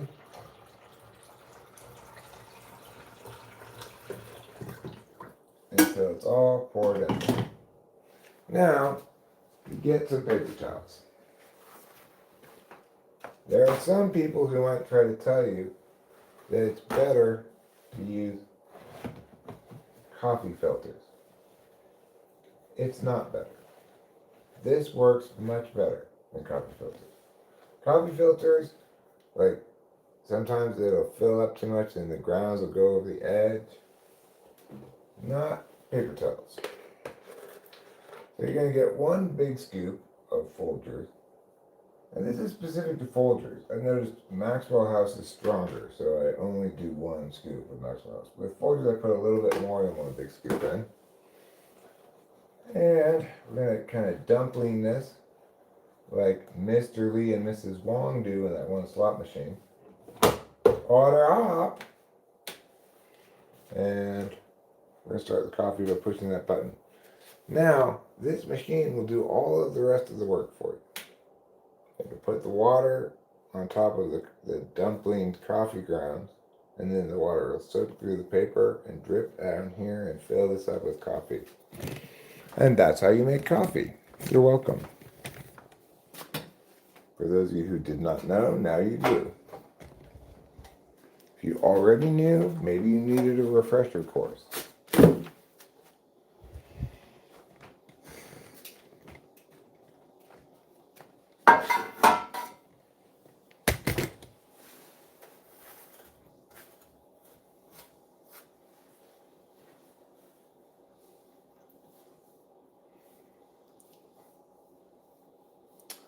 I feel like today, I truly understand what it sounds like when the doves cry. Pew, pew, pew, pew. Pew,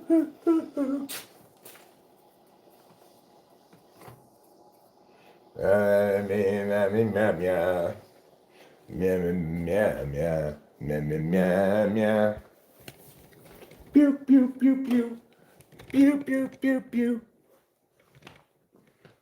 Okay, are you fucking serious? I put the YouTube video on play. I was like, fine, if it's gonna go to sleep, if I just have the chat on, fine. I'll put it on play. Well, guess what? It just goes to sleep anyway.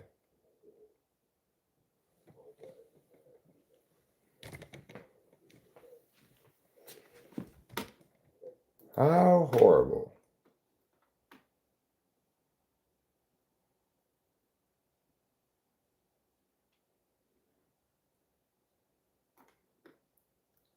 Okay, well, listen, Casey Jones, what's your problem with paper towels? What makes you think?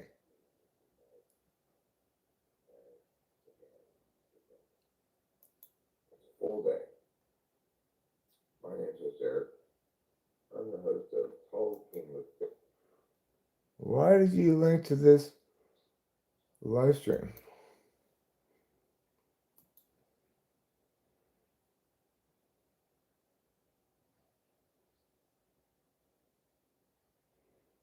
You left a mini essay. Okay, well, let me see.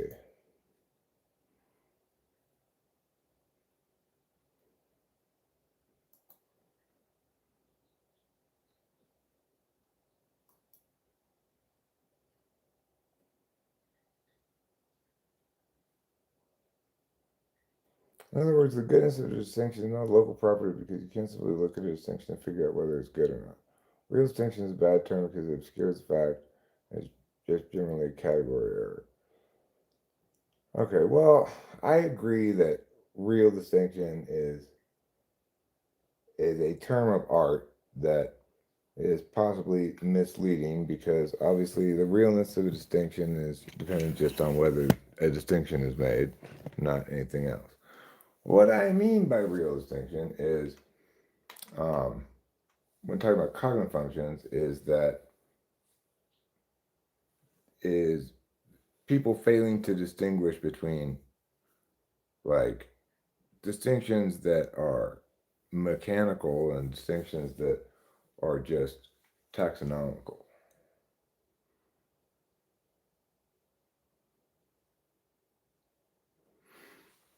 Making subtype distinction is no longer serving the framework. Type is meant to taxonomize human attention to subtypes are no longer doing that. To the extent that there are subtypes, it would be something like ENHP and ENFP are subtypes of NE DOM.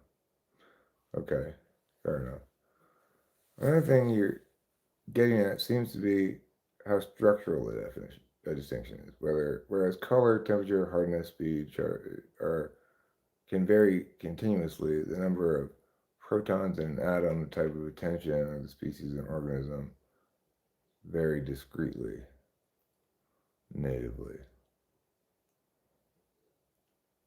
Fair enough.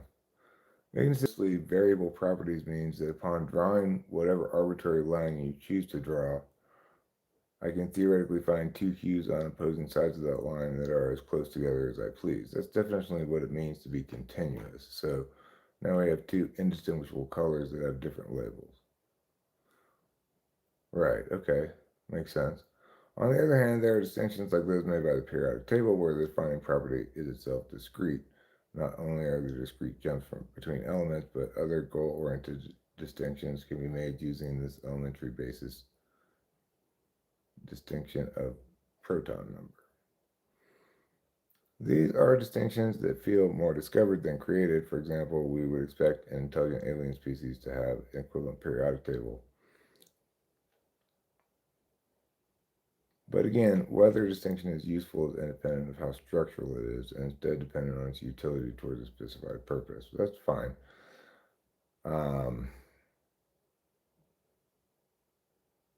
So obviously, the distinctions that I don't like that people make about typology are distinctions that are useful for purposes that are contrary um, to good explanation. So in other words, it may be useful for that person, but it's not useful in general. Lastly, it also comes down to elegance convenience. We could make a perfectly equivalent periodic table as follows. If the material is then hue range R when heated up to temperature range T, but doesn't react with water, called gold. Yeah, right, okay.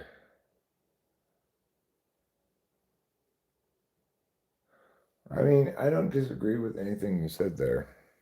I think there's a lot of good observations, and it does provide me some additional insight into the question I was wrestling with, which was how to explain to other people how to determine if the distinction they're making about this thing is of the useful to only them kind or useful in general kind. And obviously, when something is an explanation, it should be useful in general rather than if it's just useful to you, then you're just justifying conveniently for your purposes, whatever. But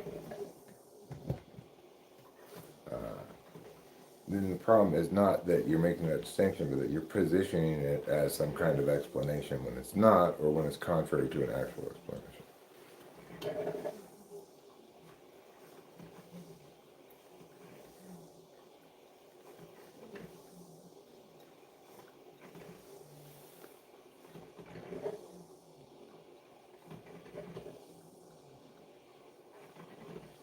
No, I purposely don't get coffee filters because they don't work well, whereas paper towels do work well. What could possibly be the harm of using paper towels? It's the same fundamental thing. Paper that a water goes through. Just paper towels are thicker and do a better job of being coffee filters.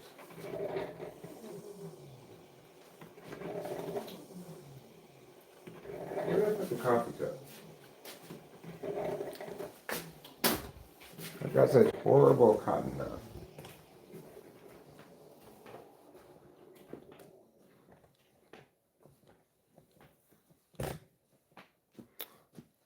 That's your take on as above, so below.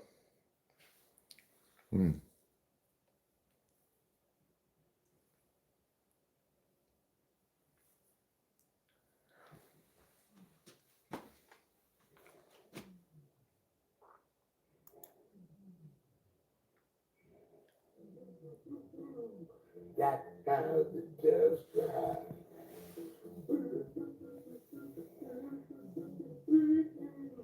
That's how the doves cry. That's how the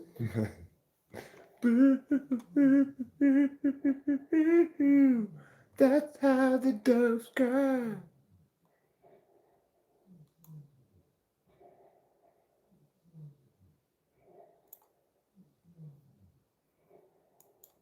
I was looking at the chat there and I was like, how did I miss all this chat? Well, that's not this video.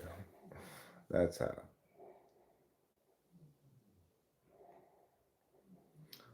What are paper towels coated in the coffee filter on it? I mean, look, people use paper towels on food services all the time, so they can't be that bad.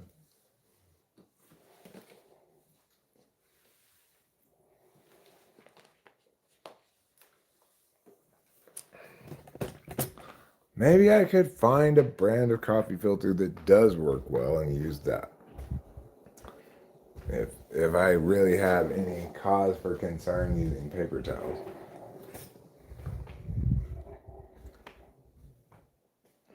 There's my coffee cup.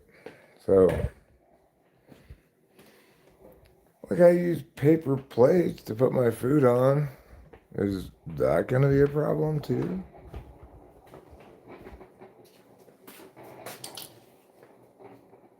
Maybe I should use paper plates as coffee filters.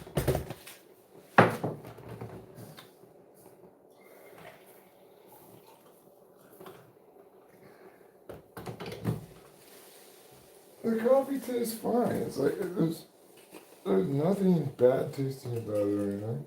It's fine.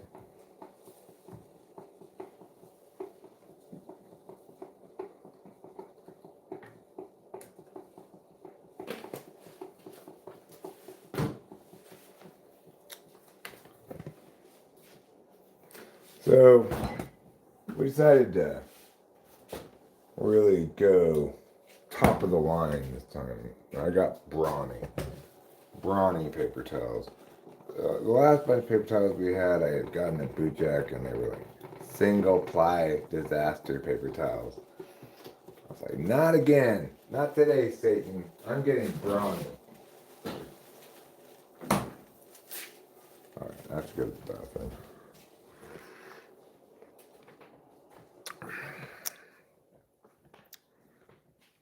Brawny.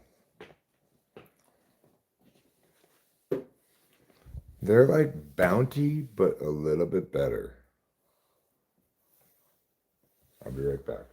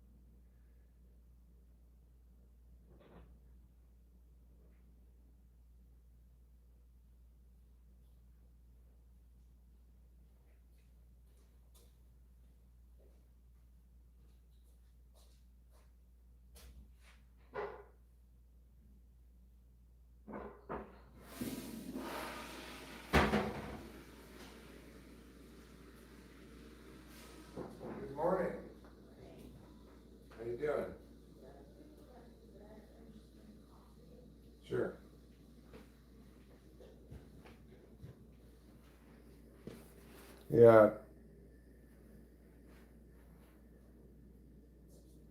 probably forever chemicals or endocrine disruptors.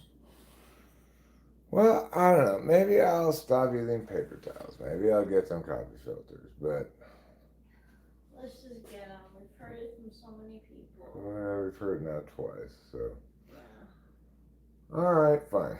Maybe I'll get some coffee filters. I gotta find some big ones because regular coffee filters suck ass.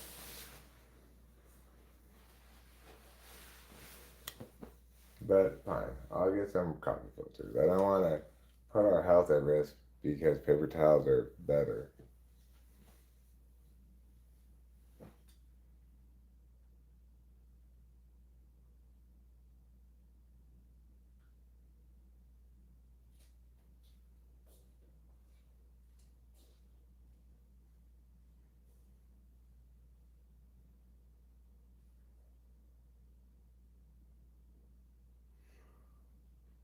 That's true, Guilt.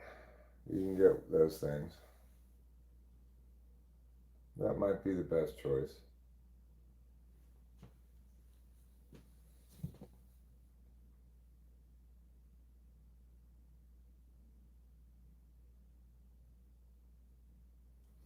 Everything seems fine this morning.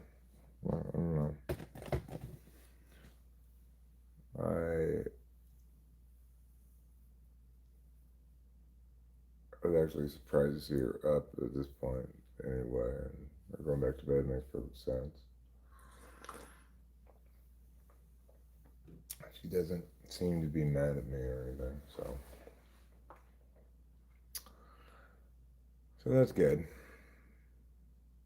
Pain to clean though. I mean, if you just rinse it out every time before you put new grounds in, it should be fine, right?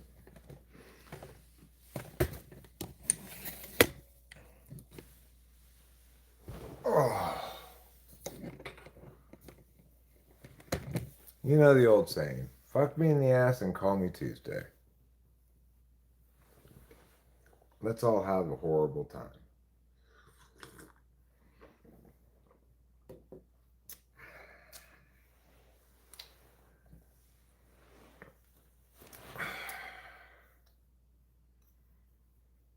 But you know what? It's okay. I'm just kind of easing into the day here. I'm not gonna get nothing done today. I'm gonna do a little bit of cleaning. I'm gonna do a little vacuuming, a little sweeping. I need to make some progress on this horrible, depressingly filthy carpet. I got a couple bags of trash to take out. Um, I'd like to declutter that chair over there where I have a bunch of stuff put down. And the other day, Rachel indicated that she didn't like it when she came in here and saw all the stuff on the chairs and stuff. So I don't like it either, and I that's impetus enough for me to deal with it. Obviously, I'm gonna need to keep a couple of things in here, like the type police shirt, hat, tie, those three things. I don't wear the pants because I'm sitting down, so you can't see my legs. I can put those right there, and then I can put everything else on that chair away somewhere. Jackets where they go, hats where they go. That would be a little bit of progress. Would make me feel like I'm accomplishing something.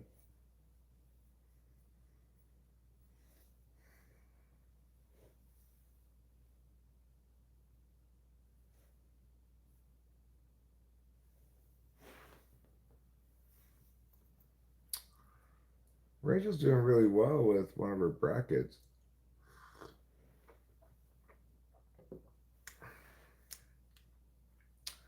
She either got 14 or 15 of the 16 teams in the Sweet 16. Maybe 14. That's quite good, though. She's in the 98.5 percentile or something. And most importantly, everything that she got wrong in the last round, she has losing in the next round. So, like, if she picked, let's say, um, Florida to win their last game, well, she also picked them to lose in the next round. So, none of her mispicks have legs beyond that one round. And it was like that in the first round, too. So that's pretty amazing. She's entirely still alive for being the best bracket in the country. I think we have to play out a certain way, but it's not inconceivable. She's incredibly well set up going into the Sweet 16. My best bracket's also doing pretty well, but not that good. And as always, even though Rachel has only like 6 brackets and I have 19, half of the top 6 brackets are hers.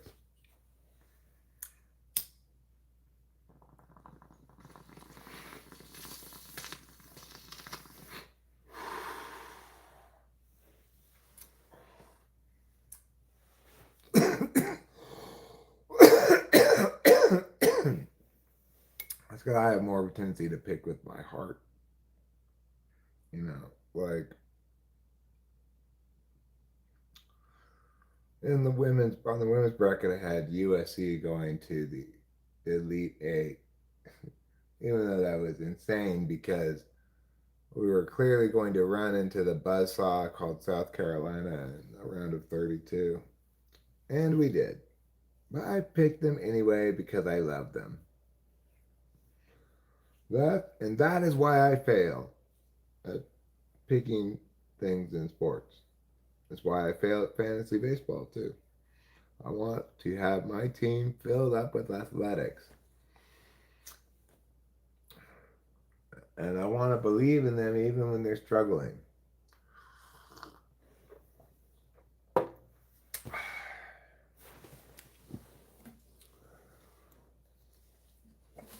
Hi, Rachel. Relationship OCD. Well,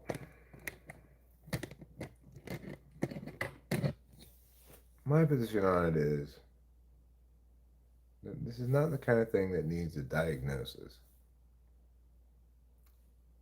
It's a specific behavior that I'd like to see extinguished for good reasons. And there's no reason to medicalize anything. There's nothing wrong with you. There is something wrong with doing that.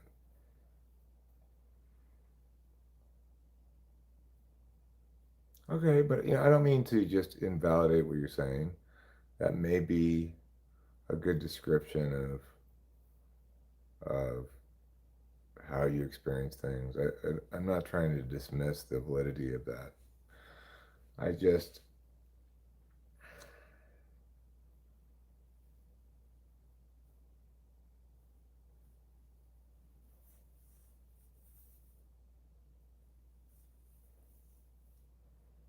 well, let's see what it says.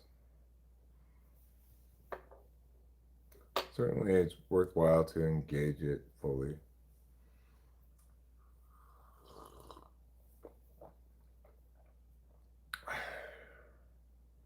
Okay, let's take a look.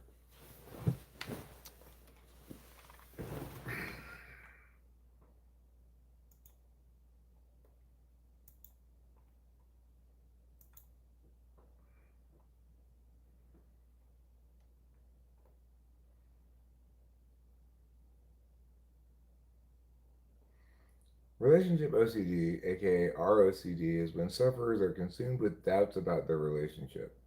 They question their love for their partner, their attraction to their partner, their compatibility with their partner, and their partner's love for them. Identifying subtypes of the pure OCD can be very difficult. Symptoms manifest differently for each sufferer. However, there tend to be common thoughts and behaviors that may indicate someone suffering from relationship OCD.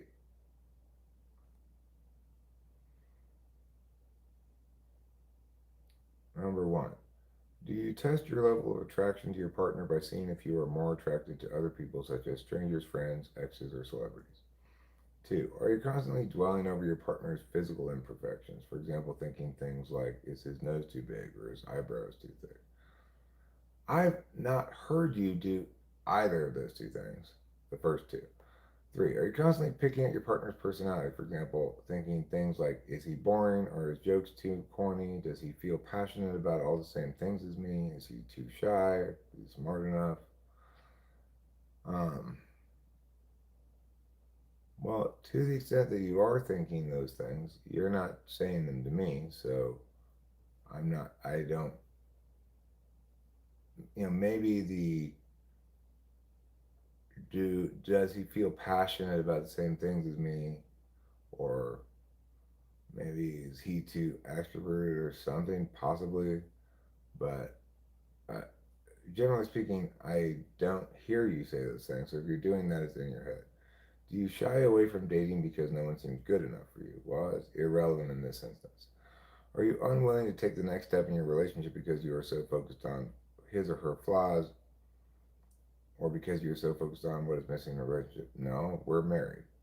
Do you constantly feel uncertain about whether or not you are in the right relationship and that maybe there's somebody better out there for you? From my perspective, you periodically engage in this, and it's essentially a response to me making a mistake. So obviously, neither of us is perfect, so it's not appropriate for you to you know engage with the relationship in ways that don't. I'm sorry, that article is not good. I put a different one up from WebMD. Okay. I don't associate with that stuff. I don't do that stuff. Okay, so the thing is, regardless of what the other article says, this is indicative that, at least from some practitioners' frames of reference, you don't have ROCD. Right. To this point, I don't, because I'm not looking. I don't look at you and I'm like, oh, I wish she was another partner. I have problems with, um, I have problems with, like I said, like, am I with the right partner? Are we going in? Do we have a future? Like those kind of questions. More. Okay, well, this one says relationship OCD.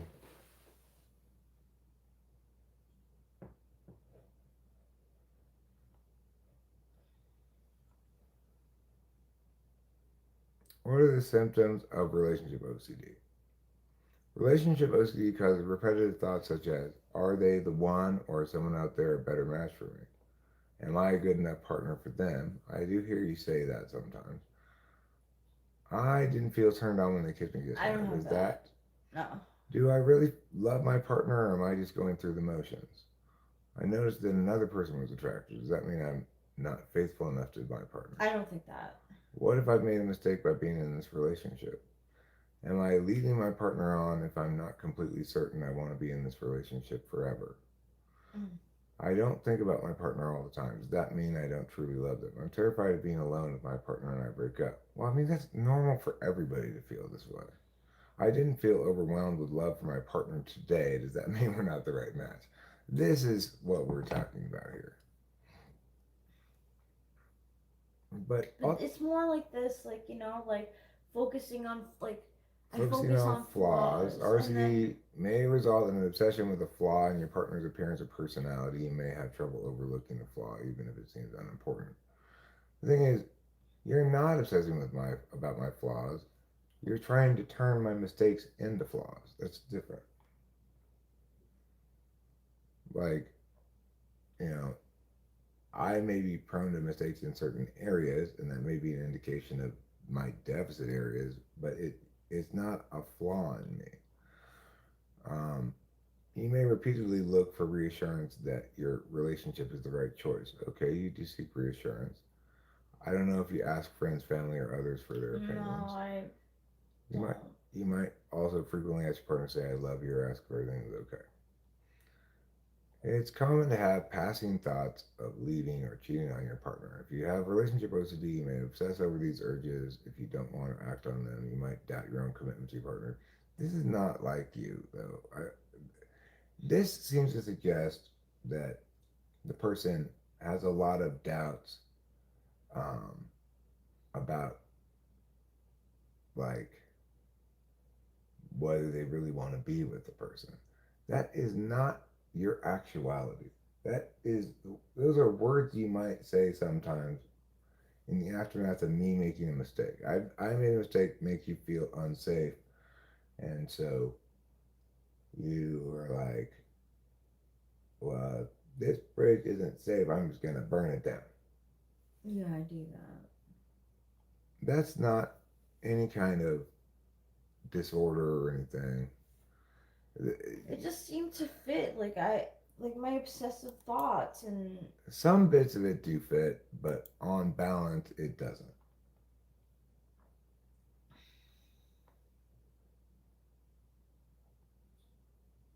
FI is so sweet, though, especially in a relationship, bittersweet romance. it is, but when you don't have it and you don't know what to do with it, it's like a fucking mess. Yeah, I mean, FI is great. Um, for me and Rachel, it's not our conscious way of doing things, and like, if we're not feeling happy, it's a catastrophe.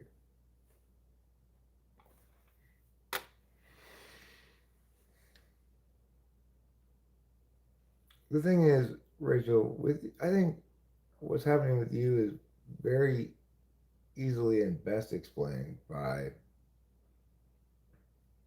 you know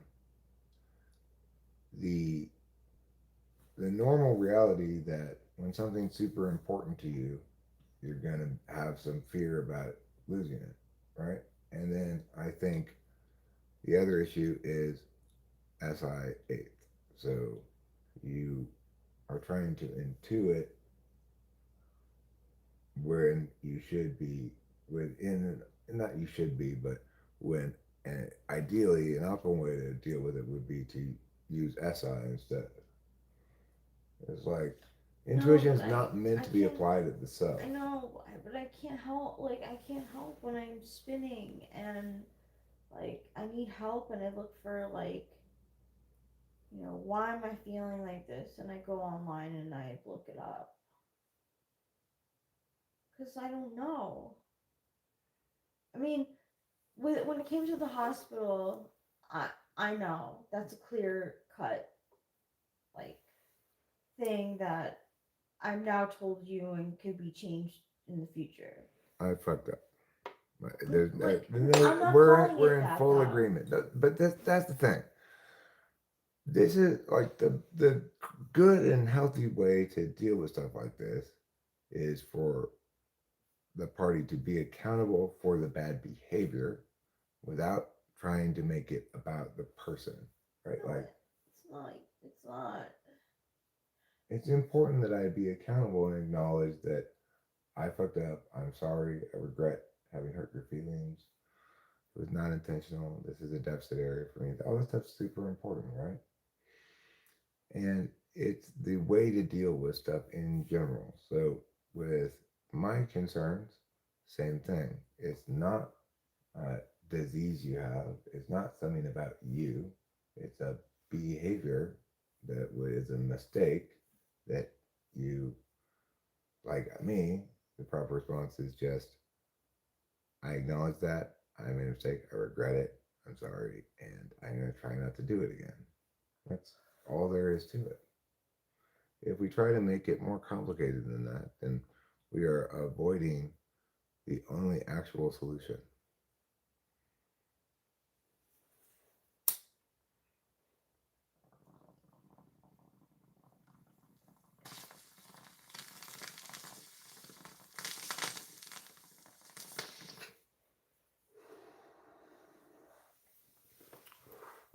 Ruben says, there are countless articles preying on your fears and insecurities. There will never be a shortage of answers as to why things aren't good enough. And Ruben, this all links in with what I was saying about SI and NI. It's unavoidable and therefore understandable that Rachel's going to have some problems with stuff like this because she's going to try to intuit, namely with looking at articles and stuff, what would properly be known with her experience. Yeah, because like I am obsessive. I'm an obsessive person. Like when I say I'm obsessed with you, I am. It makes me feel fucking pathetic because I don't think it's the same. I feel like a fucking loser. I've lost myself. Like I used to be able to say no and put a boundary so easy, and now I don't know who I am anymore. Rachel, the thing is, nowadays, almost never do you incur any harm for failing to put up boundaries. It just so happens that a couple instances happened in fairly close succession to each other. I know, but I'm just saying that. And that's my fault, not yours. It's my fault for making those mistakes and not being mindful and considerate in ways that I should have been. Okay? Yeah, it's not because you failed to put up boundaries. No, I'm saying in general, like. I know you're saying in general. And what I'm saying is that's not true in general. You're only describing the things that made you feel strongly recently and those events. Why? This is why I can't. I don't want to be around you today.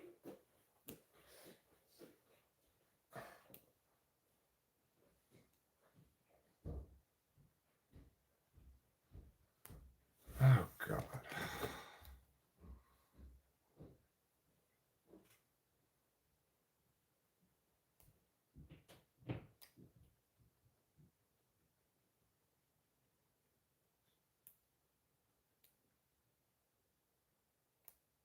I don't know. I don't know how to respond to false statements.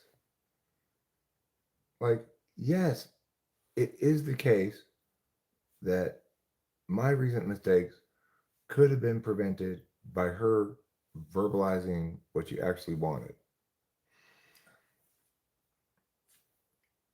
And also, it's not true that in any way that she gets steamrolled by me at all. She does what she wants all the time.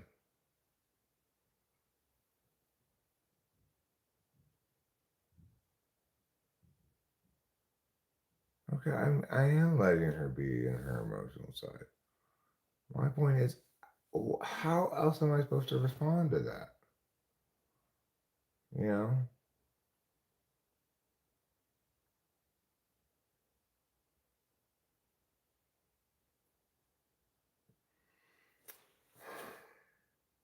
It can only be described as finding something to complain about, admiring the problem, and ignoring what matters.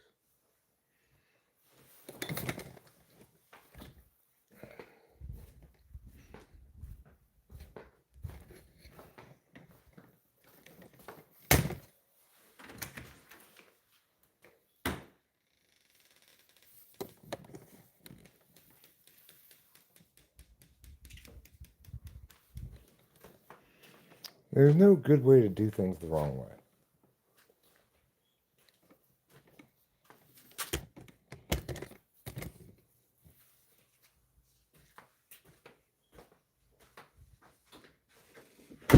That wasp.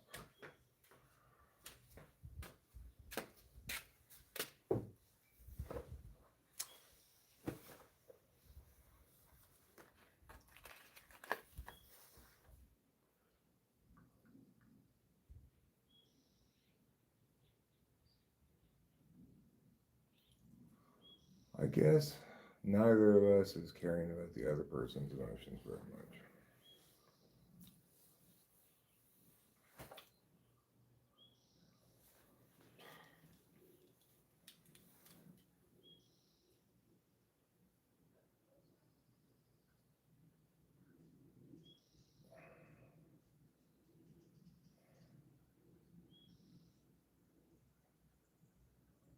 the reality, of course, is I felt very much like I've lost myself for the last number of years.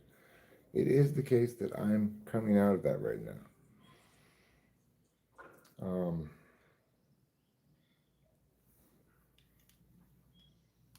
and, maybe to some extent, she's feeling the strain of being stuck in this kind of post trauma doldrums. I could totally get that.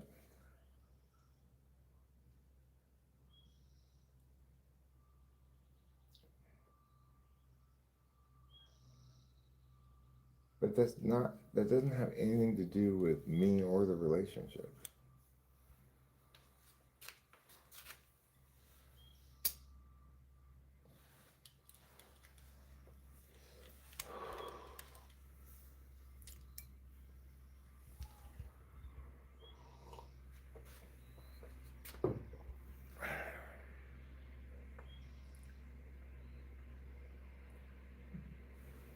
It's very easy to conceive of relationships that do encroach on each individual's natural expression of self. Like relationships where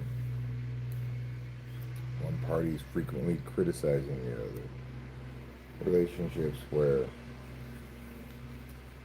uh, the wife's like, hey, I want to go maybe do this thing. Where the husband's all jealous and says, you're not going anywhere. You stay here where I can keep an eye on you. One can imagine how it looks when a relationship is the thing that's actually encroaching on the person in an undesirable, unhealthy way. In no way, shape, or form is this relationship doing that. I might not be perfectly responsive to her INFJ ways, which is to say, I don't always do uh, the job I ought to do and would like to do of not needing her to tell me. For me to just be able to put myself in her shoes better and understand without her expressly saying something. But the fact that she didn't expressly say something in this hospital thing, and then the me asking the neighbors that wanted to jam out, I didn't invite them over, but when they were here, I was all of a sudden, in the throes of it, and Rachel didn't seem to be in any kind of discomfort or have any problem with it. But of course, maybe she's just putting on great FE for them, and I should have been more considerate then and asked her specifically about it. Regardless,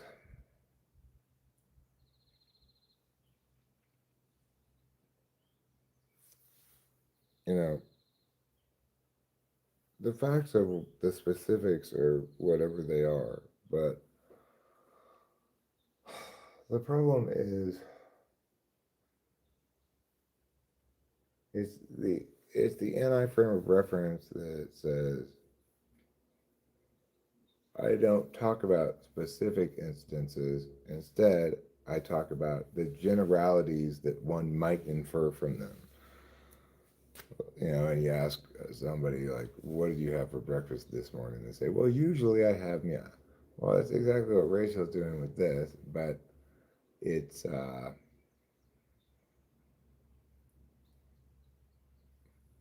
much more significant example of knowing the wrong way playing out with maximally bad outcomes. And it's not like she could know the other way, but she could listen to what I'm saying and understand it.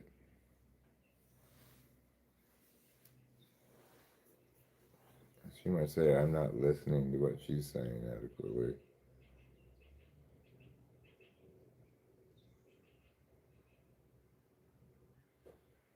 I What I hear is, though, I mean, I'm clear on what I'm responding to. Like,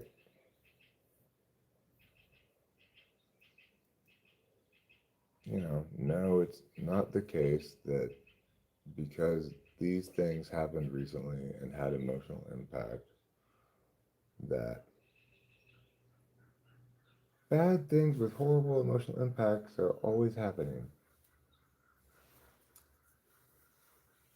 It's just not the case.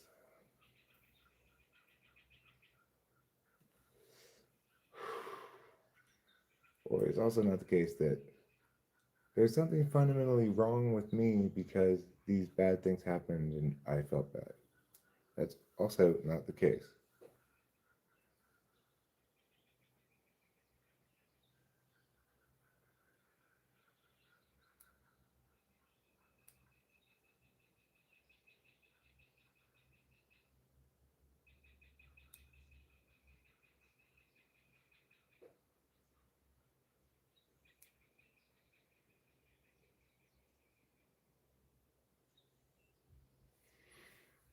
I mean, what is the case is we both should be able to relax in a relationship. And he seems to be conveying that she has trouble relaxing in a relationship.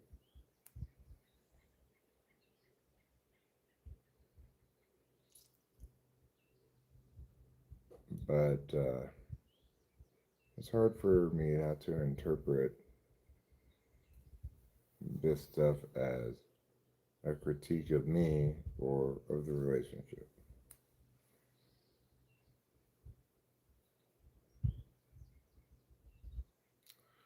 I hate myself too, Rachel.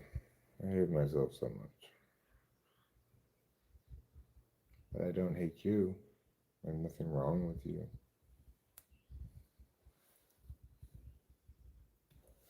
And I wish you didn't hate yourself. I wish you'd say, I love myself. Thank God I'm alive. I'll say it. I love myself. Thank God I'm alive. Usually it helps. This time I'm not so sure.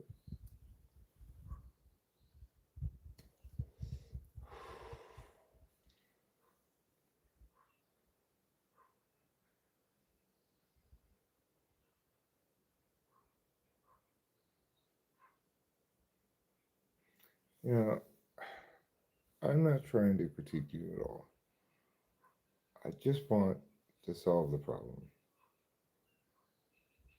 And maybe I'm going about it a bad way. I'm not sure. Obviously, I love you to death and can't imagine life without you. And it's also the case that I'm an ENTP and I have a long history of hurting people's feelings, not on purpose. I'm not just an ENTP, I'm Eric, so it's a problem for me. And obviously, my problem has become your problem.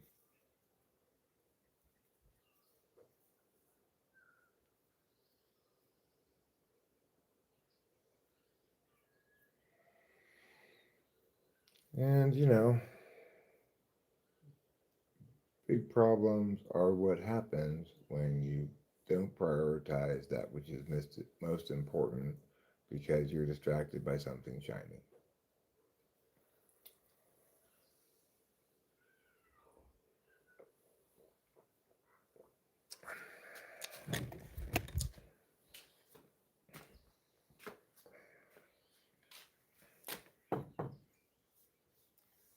So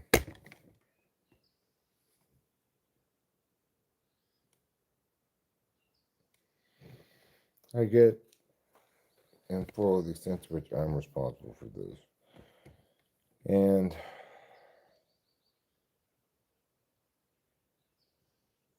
I also want to feel safe, like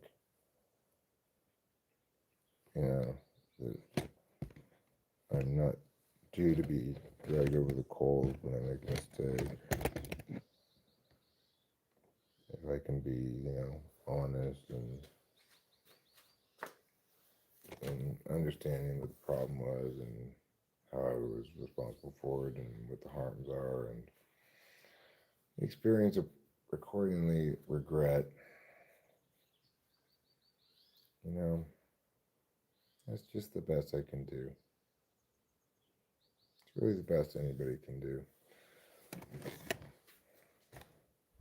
Other people might have deficits in other areas, but I can assure you, bipolar would be much more of a problem for you.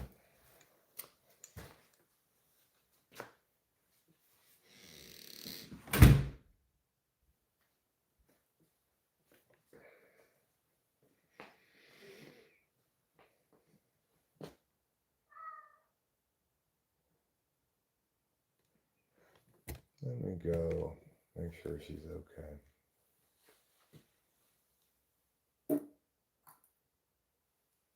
Like, you know.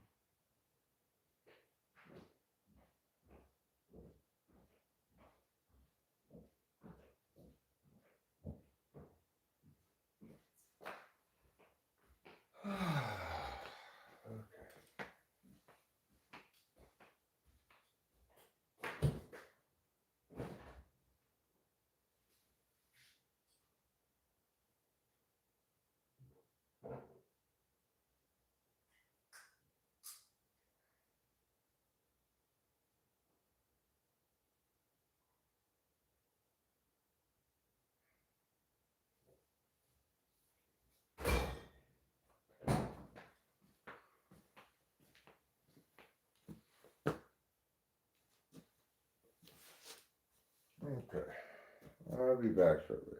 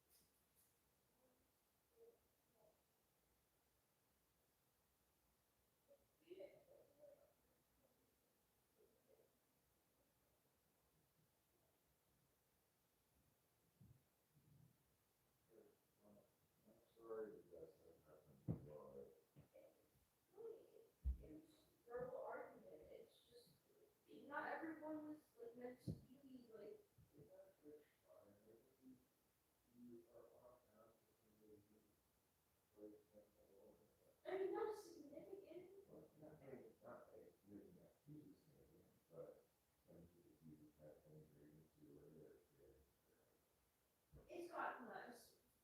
We talk, we used to talk every week now, it's only, or yeah, and now it's like only a month. So it's been dying. Yeah, yeah, it sucks, but like, I'm willing to let it go. I'm a fucking Essex type. I don't care about relationships. You see, like, how I've been talking about how, like, I care so much about us and our interpersonal relationships and what's going to happen to me next and after that. Like, I'm social blast. Like, I don't prioritize those things. And maybe I should more because it is, like, a part of my life that is not prioritized. But, like, I just see people as coming and going. Okay, fine. I don't know. I will tell you how that's That's it.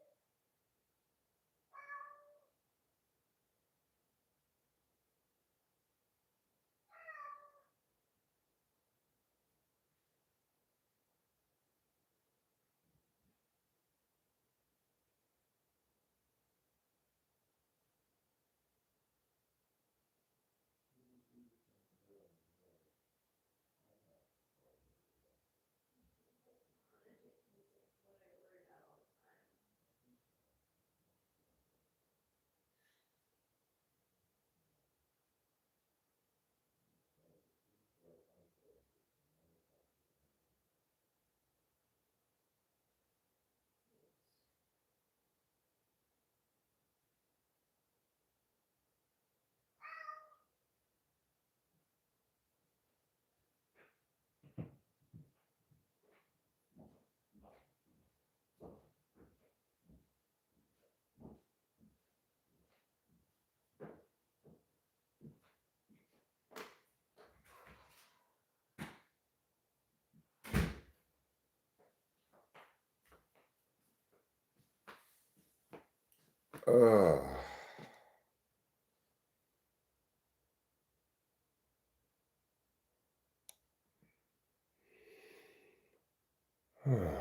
well,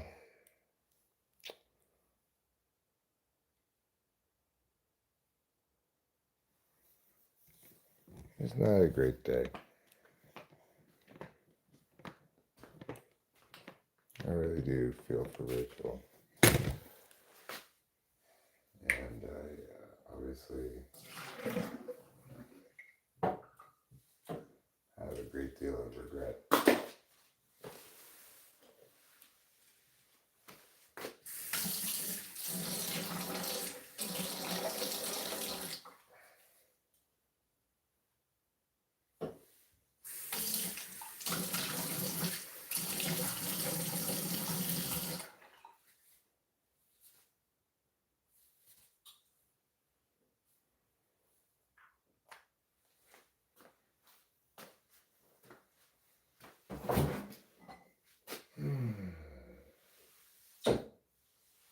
Eric. Why do I have to be such a schmarrick?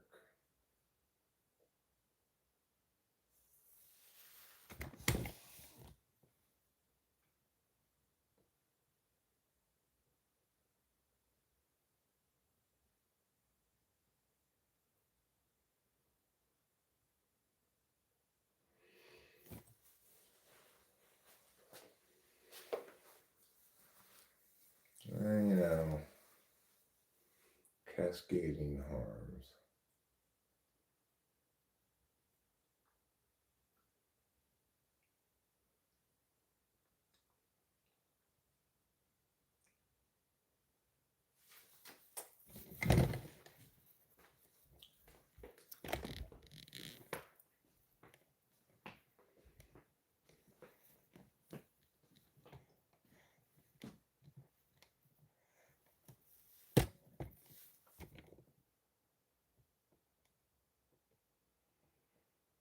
Hmm.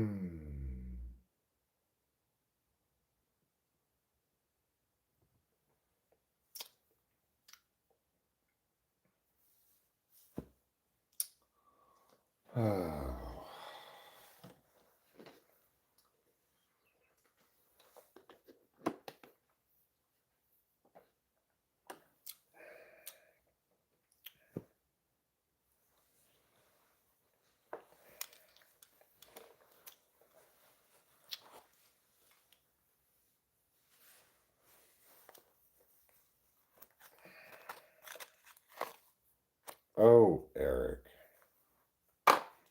you and your ways.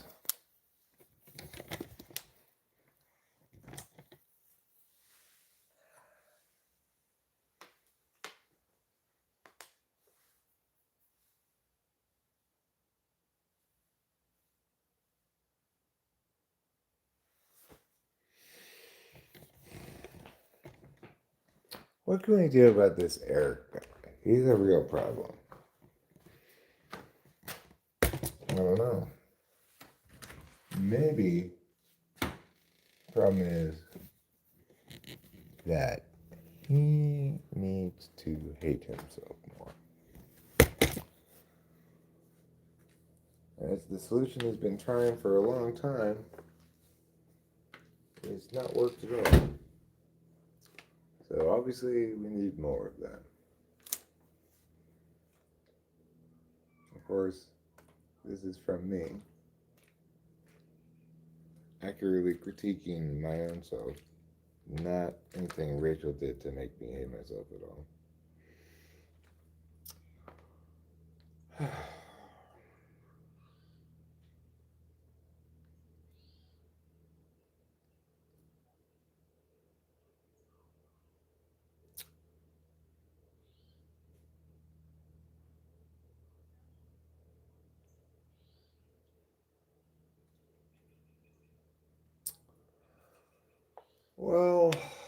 Well, it's like the old saying, fuck me in the ass and call me Tuesday, let's all have a horrible time.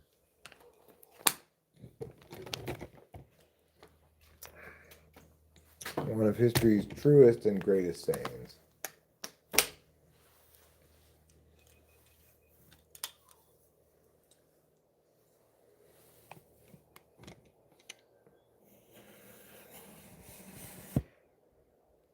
Along with, well, here's the good news. At least one day you'll be dead.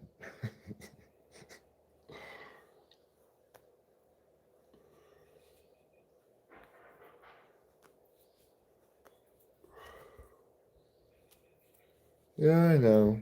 This will pass and we'll be fine, everything. We are fine. There's nothing wrong with us. It's just dealing in the aftermath of an event that was very traumatic for Rachel, and she's reacted accordingly. And there's been some cascading harms that have occurred ensuing my initial mistake that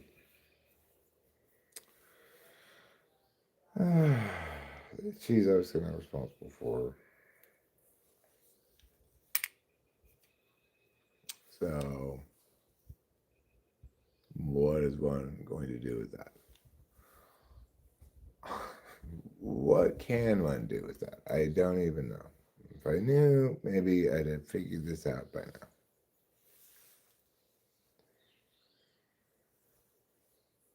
When you get the chance, do you mind if I have another call so I can ask some follow-up questions about my type? Yeah, I mean, if you want to pay for another hour, you're welcome to. Um, People can use their time how they want. If they want me to answer their questions, that's fine. If they want me to do something else, that's fine.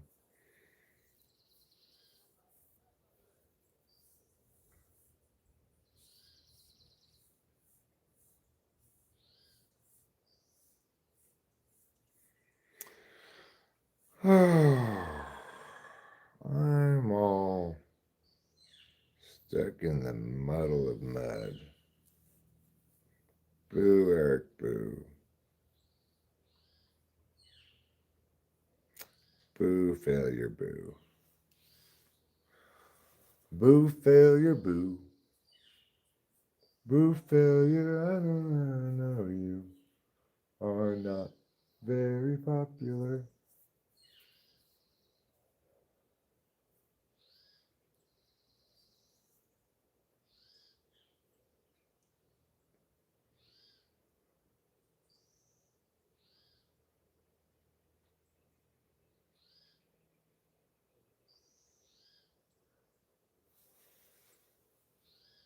Crap, says Chris Holmes. Crap indeed. My usual cold open question. Well, can you fart it from a hat?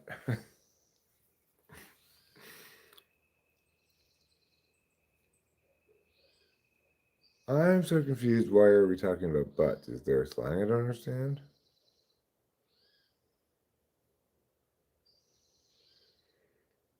Does your butt hang low? Does it bubble? Does it glow? Gonna assume what I wrote is accurate. I can't tell because my eyes are dilated. He wrote, Host Derek, don't feel bad, man. Both of you will get through this. No one's perfect. Yeah.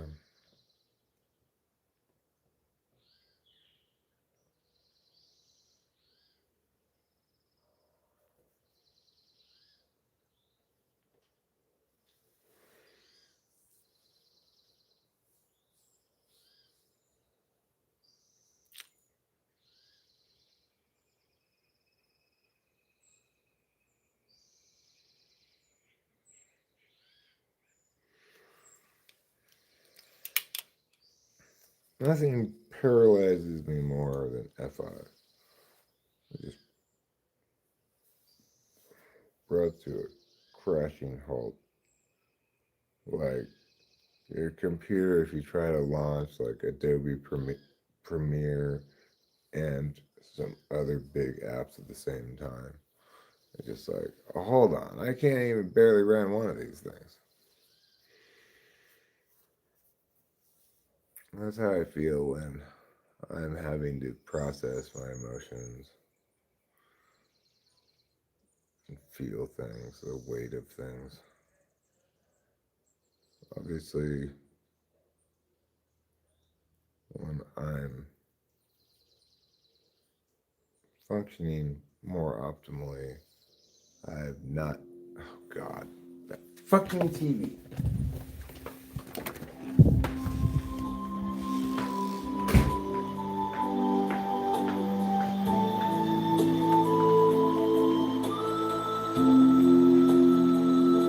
If you're gonna go to sleep, what the fuck? Are you serious?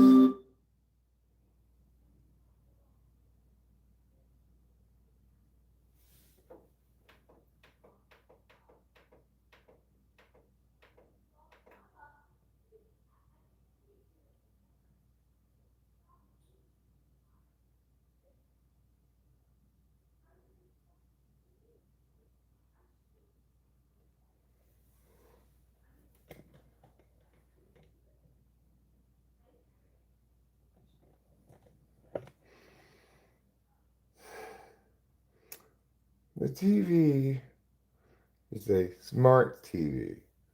In other words, it's a dumb TV because a smart TV would be smart enough to not autoplay music when it puts on its screensaver. It's like the most idiotic design flaw thing I can conceive of. It's like having a chair that has a fold out table, except when you fold it in, it pokes into your back or something. It's just ridiculous. I want to see if there's settings I could change too, but that would help if I had a working remote control for it. I'm not sure what's up with the remote control that I have that says Vizio on it. It doesn't seem to work with this TV. So it's hard to mess with settings when you don't have a remote control and you have to use the buttons on the back that you can't see. My TV is a Vizio. Yes, there are side buttons.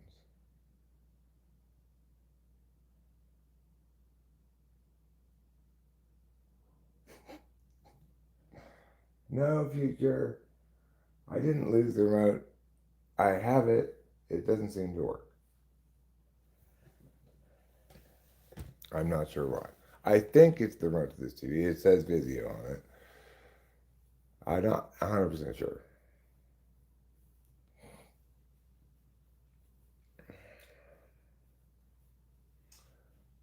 So,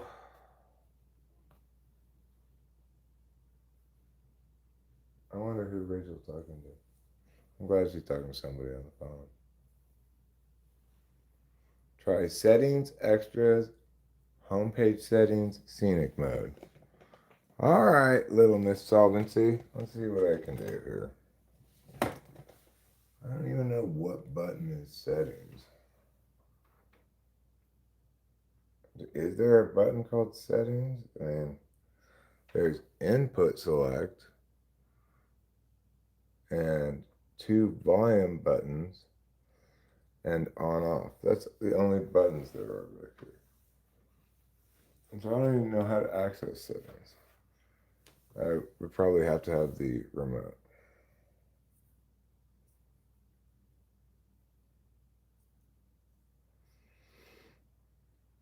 So I'm just stuck with it the way it is. Apparently there's a volume on off setting there. It obviously should default to off.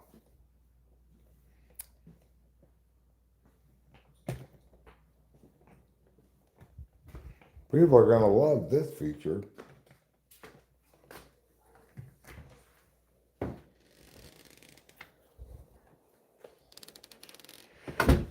Yeah, anyway, I'm glad Rachel's talking on the phone to somebody.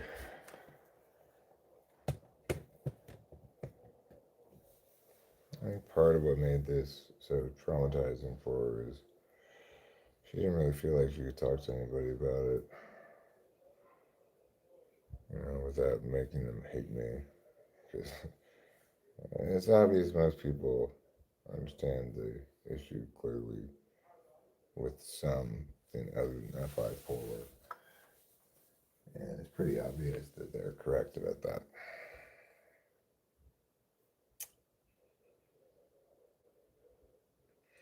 So, I don't know who she's talking to, but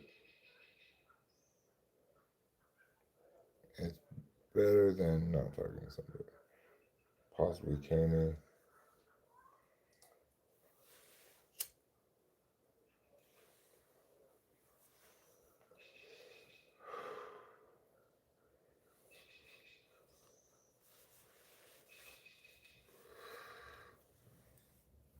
Interesting choice by them. It's certainly unique. Why is there a book on the ceiling in the corner of the room?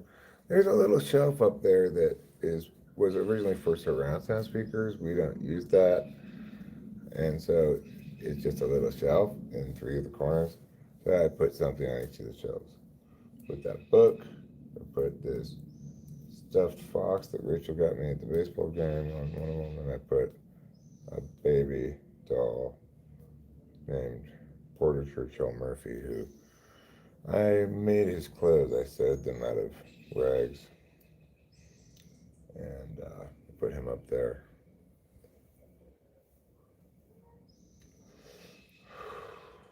I need to put some on that shelf. I could switch things out periodically. It has to be a certain size.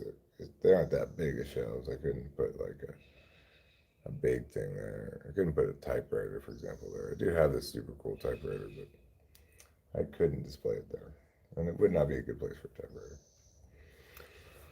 So I have a fairly limited number of choices. Eric Phipps, I put the book there. Did you put the book there? Is that what happened? I don't even remember that, but it's possible.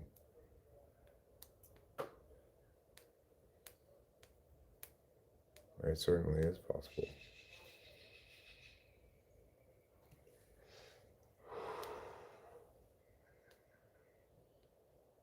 You were here at some point. You may have said, you should put the book there. You putting it there by yourself, I'm not sure if you're tall enough to reach up there.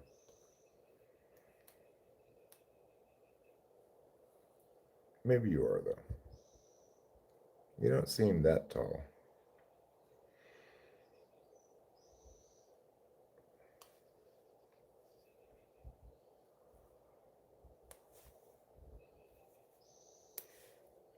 But everybody's shorter than me, it seems like, pretty much. And so I don't really notice unless somebody's taller than me, whether somebody's, how much shorter than me somebody is.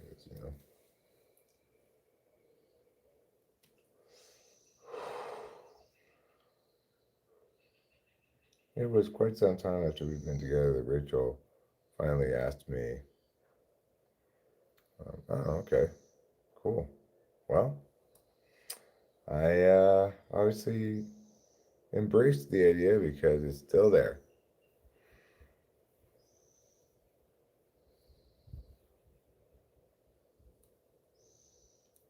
So quite some time we've been together, Rachel asked me one day, do you know how tall I am?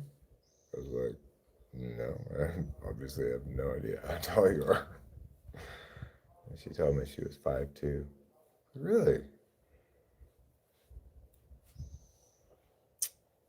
Well, now I know.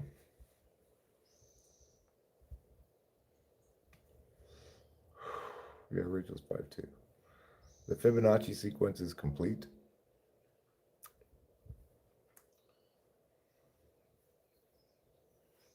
And I've always had the following experience.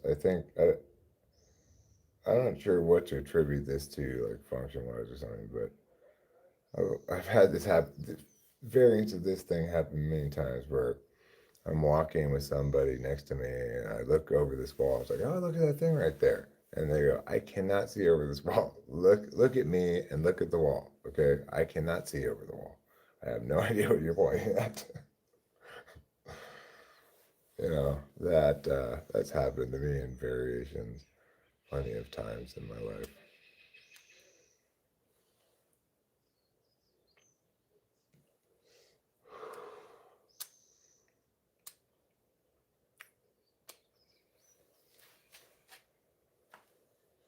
I guess that would be kind of like SI. I know my own experience and just assume your experience is the same.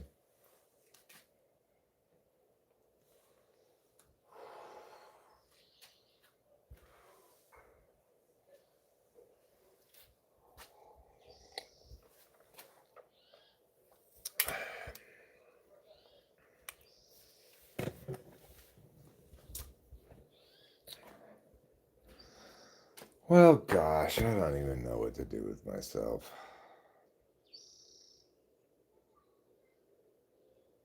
It's like,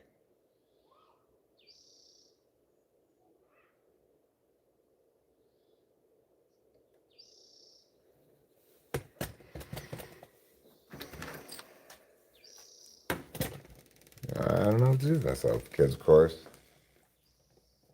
there are emotions within me that make me feel bad and be displeased with myself.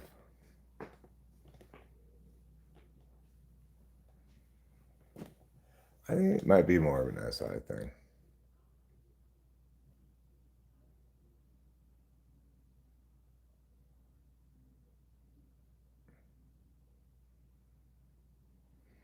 Do you fart it in a hat? Do you wear it there and that? Do you put it on a bat? Do you put it on a cat? Is that to be sung to that tune, Acacia? Hey, Acacia, were you around? I don't think you were. I think I've been saving this for when I saw you, but forgot until now. I've got. Did I already? If I already asked you this, then too bad. I'm repeating myself. But and my bad. But it's a.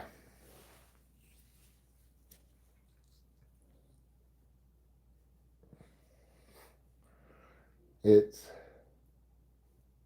Mysteries of the Frozen Land, and it's a inky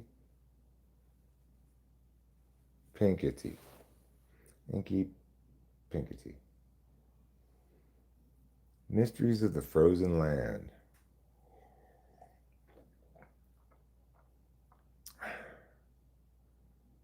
Oh, it was supposed to be sung with that song.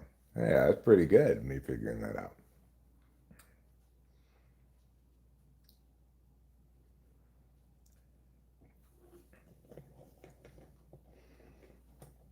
It's a tricky one, I tell you. But if anybody can do it, Acacia can.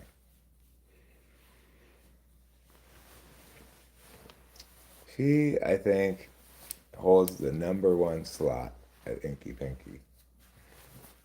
I'm good at them, but I don't think I'm as good at them as she is.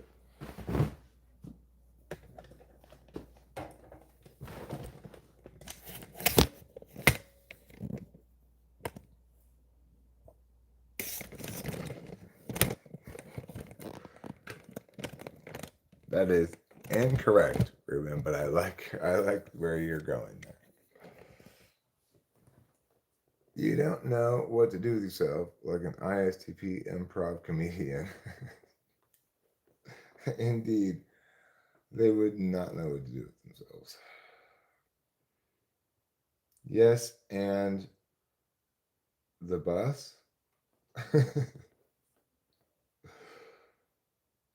Yes, and the bus. Those YT shorts of Toxic Tiffany scare the hell out of me.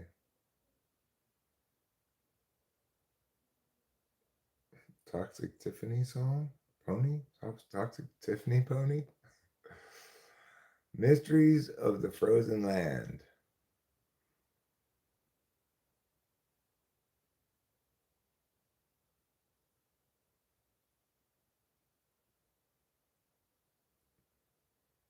Nope, not Alaska.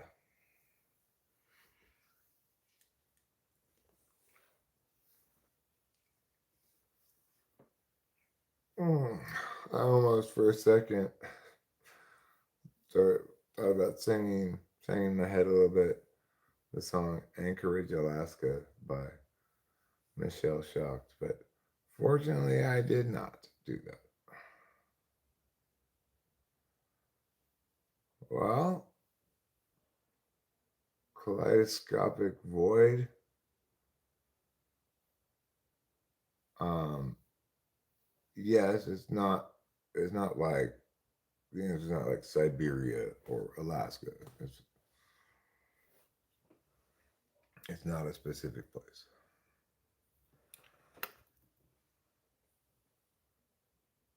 Did Michelle Shocked ever reach out to me? She tried to sue me. She tried to get me to agree to have her ridiculous lawsuit heard in copyright court instead of real court. And said, if you want to sue me in federal court.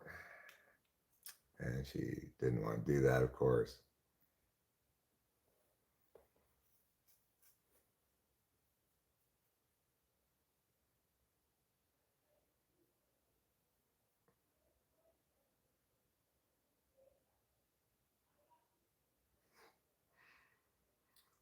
Well, I'm anticipating that the solution is just around the corner.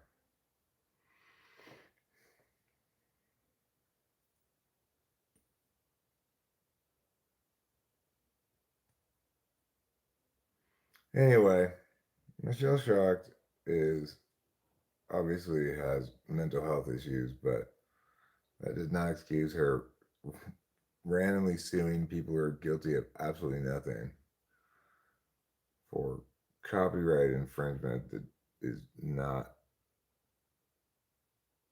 actually such, you know. What's under the snow tundra? I mean, the answer's got to be right around the corner at this point. When we look at Ruben and Future's answers, it should seem pretty obvious.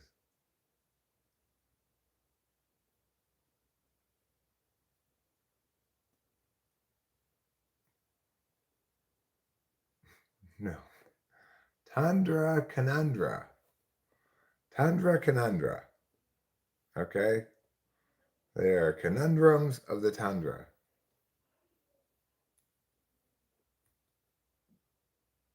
Yes, tundra conundra.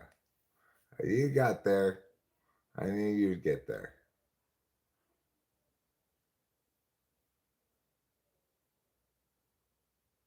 Yeah, he did get it.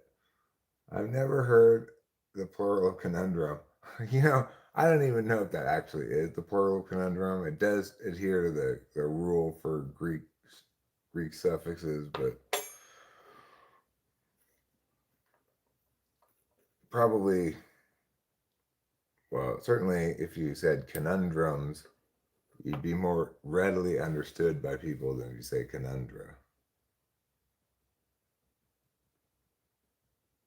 It seemed too general for me because I was honing in on the cold. Tundra is frozen land, and conundra does mean mysteries. In combination, tundra conundra does mean mysteries of the frozen land. The plural of conundrum is conundrums or conundra. So I was right.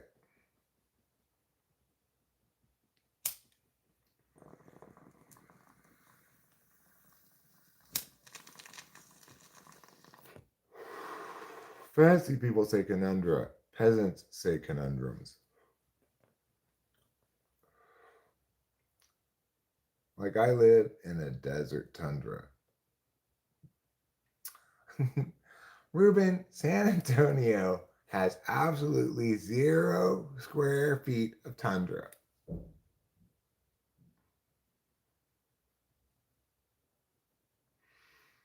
Right. Well, understandable. That's what made it tricky.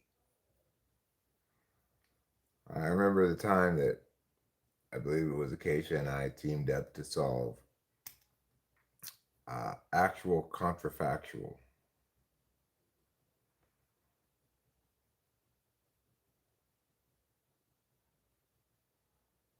I say conundras just to confuse people further. Fair.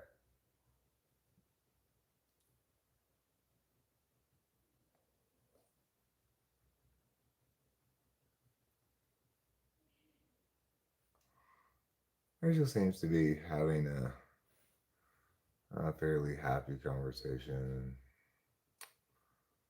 That makes me feel better somewhat. Pussyfooting around. There was trickery afoot.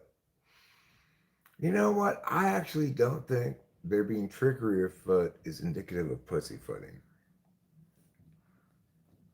I think instead that pussyfooting indicates a period of indecision before the initiation of any prospective trickery. Good, an energetic flush. I think Acacia was just reporting her current activity. Oh, right.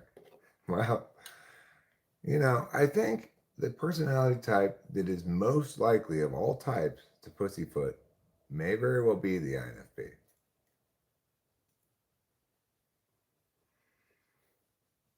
And if I remember correctly, in Acacia's high school yearbook, she was voted most likely to pussyfoot.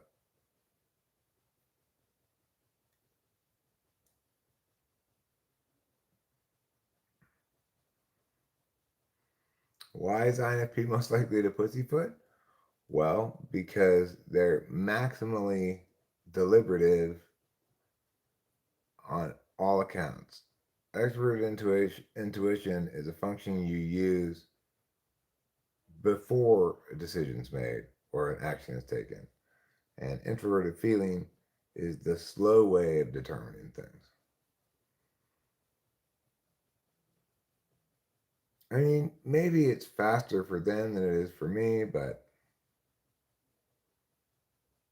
oh, you were just referencing around time when we were talking about the definition of pussyfoot. I see.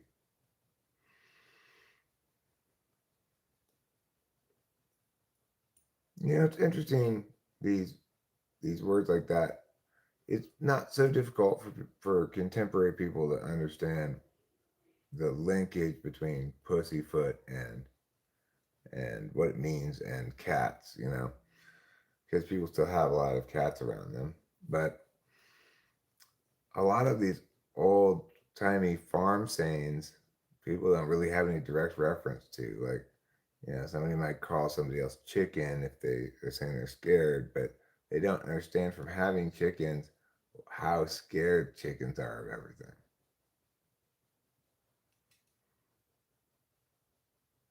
I'm going to start a band called Maximally Deliberative. An INTP, INFP, ISTP, ISFP band. That's a great idea. Race Lever and Ruben, you've combined to make Race Lever's great idea even better.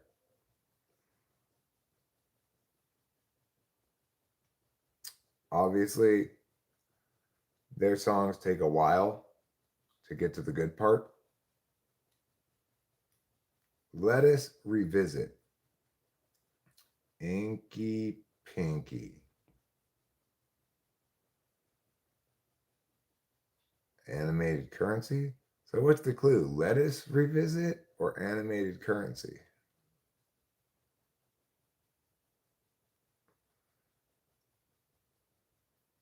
Let's see. If it's the second one, then maybe cartoon doubloon.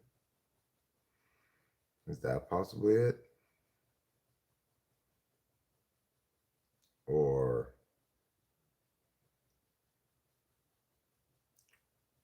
hmm,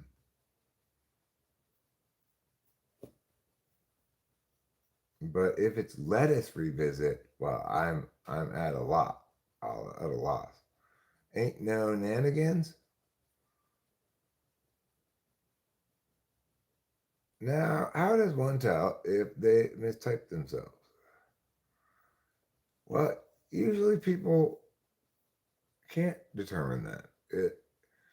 If they're prone to mistyping themselves, then it's likely they've got some kind of epistemic deficit that's making it difficult for them to do that. And like Rachel, without good access to her subjectivities, she was never really able to figure out what type she was until and was continually wrestling with the question until finally I got it right and told her she was INFJ, and then she's been at peace with it since.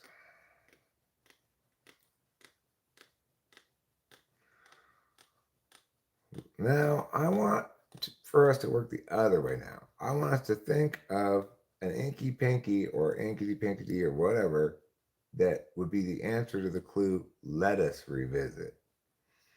Let us revisit could be like iceberg, schmeisberg. Could be romaine refrain. Let us revisit romaine refrain. What do you think about that? Hi, Judy. How's it going? Hash, rehash? I'm not sure that hash means lettuce. I mean, I think romaine refrain, it doesn't quite rhyme because romaine and, oh, it does. It's an N. Yeah. Oh, the devil's lettuce. Okay, fine. I think that does work, Eric. Nice. Thank you, Kaleidoscopic Void.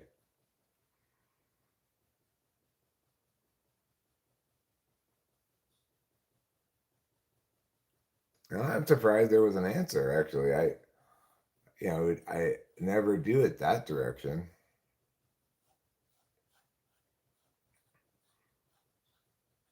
I imagined myself. I mistyped myself for a while because I thought if I work out and like sports, then I'm SE. Yeah, well, there are good reasons to do that kind of mistyping. If you're trying to type yourself based on reading type descriptions and stuff, you'll only be as right as those type descriptions are accurate, and they're not very accurate. So obviously, it's more difficult to type oneself correctly in general when one is trying to determine these things by looking at a bunch of different sources who are all saying a bunch of different things. I can usually find an answer to riddles that works but may not be the intended answer.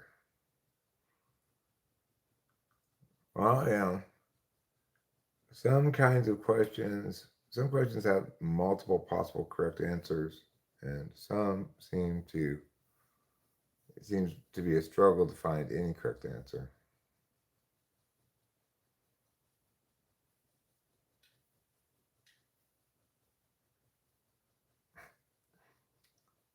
By works, I mean is correct under some consistent pattern.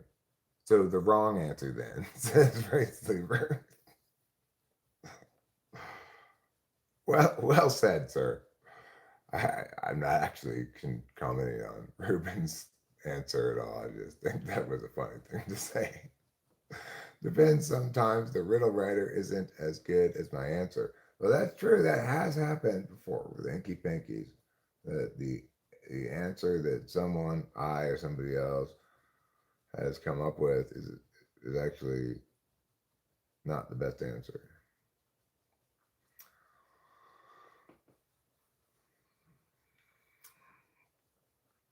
The thing that's interesting about this is a an interesting way to think about uh,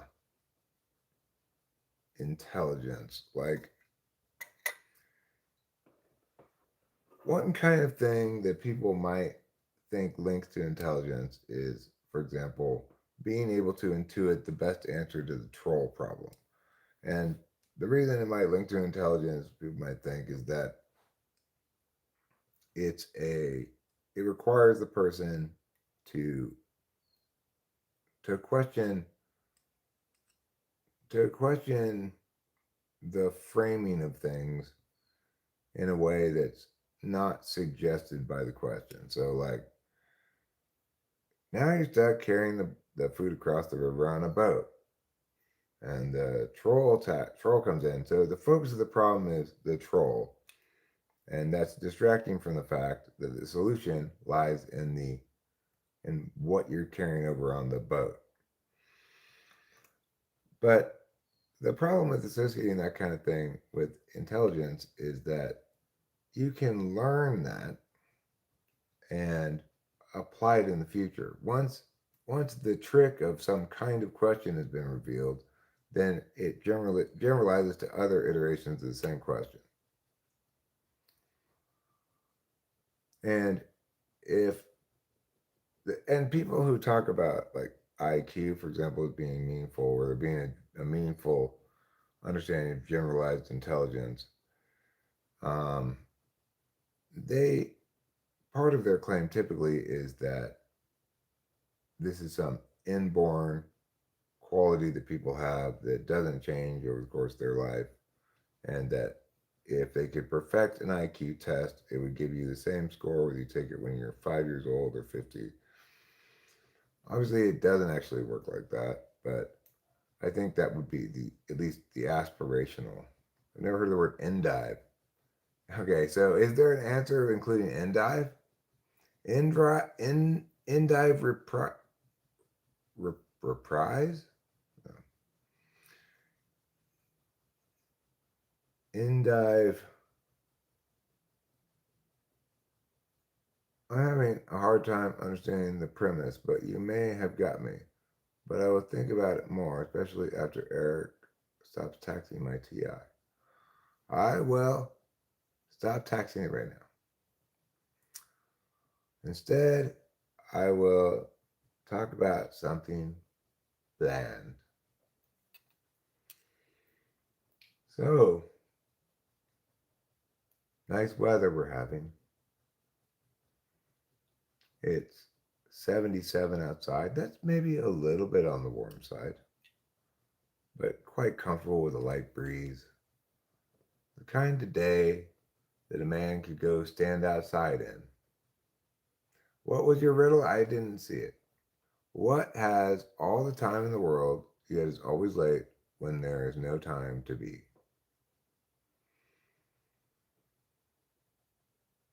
Um,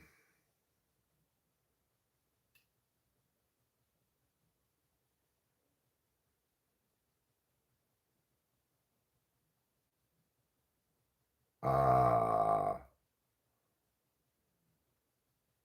an hourglass. It's an hourglass. That's my guess. You should all give up and beg me for the answer. It's your only hope. Well, I got it. It's an hourglass. That's the correct answer. Because an hourglass has all the time in the world, but once it runs out of its sand, then it has no time left at all, and it's going to be late because it's run out of sand. That's how, Urban. That's how. It's like when there's no time to be, maybe it's not an hourglass. Let me think of something else.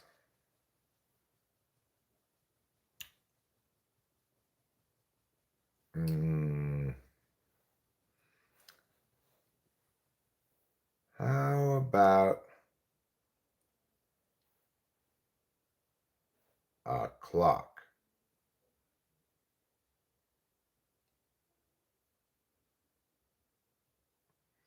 Maybe a menstrual cycle? Could be a beginning musician. Hmm.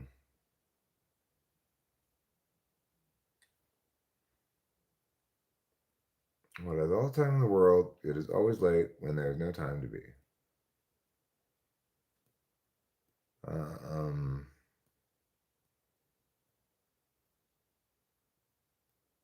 Night? Night is always late. I'm not sure the other parts how that works at all.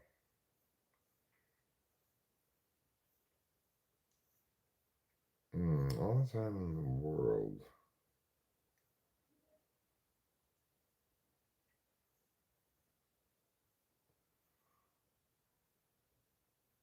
Time zones?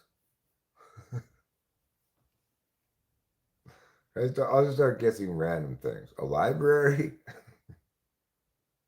Medical patients? How about uh, things in the public domain? It's a pregnant watch and a half hour glass.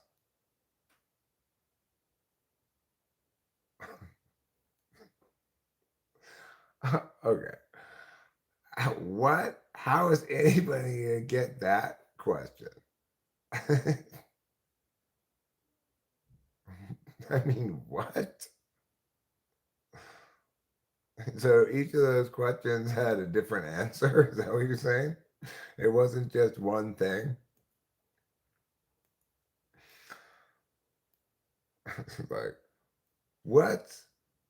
What walks on four legs at dawn and walks on two legs in the morning, then walks on three legs when it's old? Well, the answer to the first question is a baby. The answer to the second question is a grown up. And the answer to the third question is an old person. It doesn't work like that. You're supposed to have one answer for the whole question.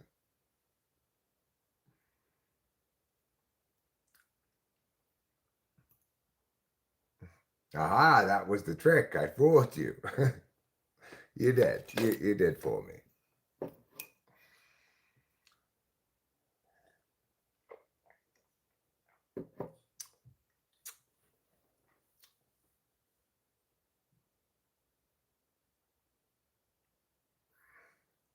Time to be, not eat.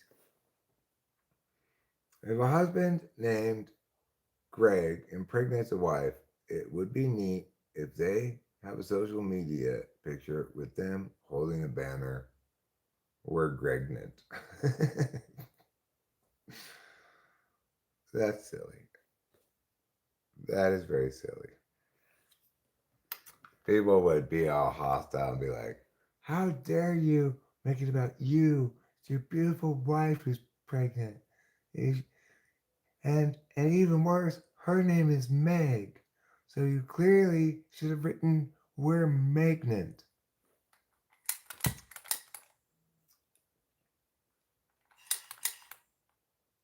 Alright, I got things to do.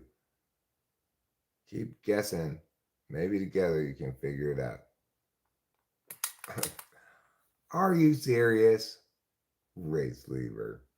I guess we could always Google it.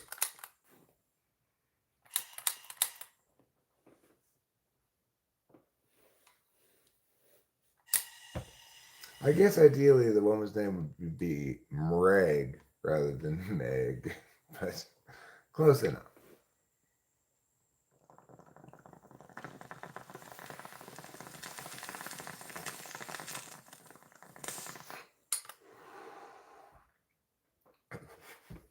If she gets cancer, she can put a post up that says, "She's malignant." Inkity Pinkity, a secret establishment and a classic board game. Um, hmm.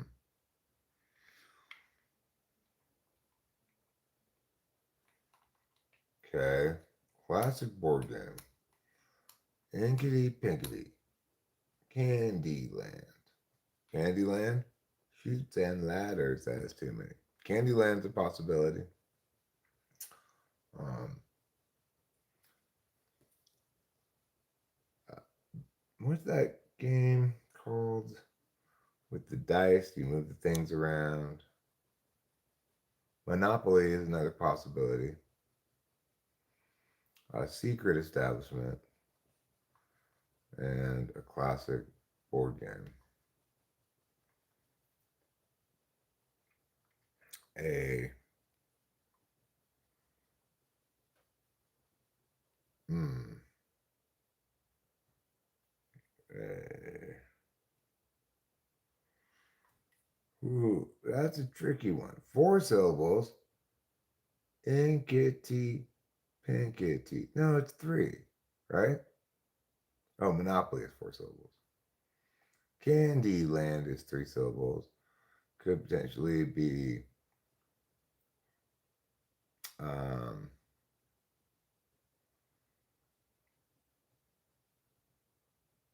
let's say possibly categories. Scategor. That's 4 syllables.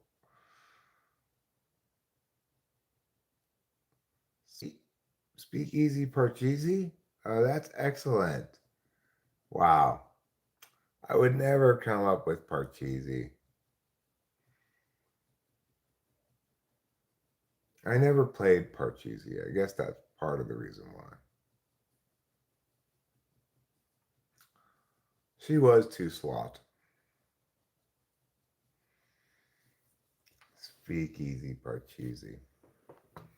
Yeah, I think it would have taken me a very long time to get that if I ever would have gotten it. I honestly think I've never one time played Parcheesi. Isn't that kind of weird?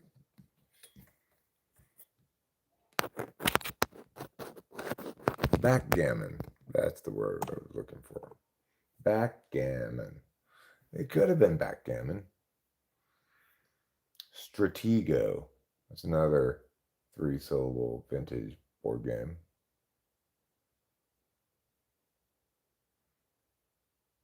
Would you agree that most people think that the most contentious board game is Risk? I've only played it once, but the name was so fun, it stuck in my head. It does have a fun name. Front Gammon is better. Well, never played Front Gammon. The name is more fun than the game. Fair enough. Most board games aren't that fun. Some of them are terribly unfun.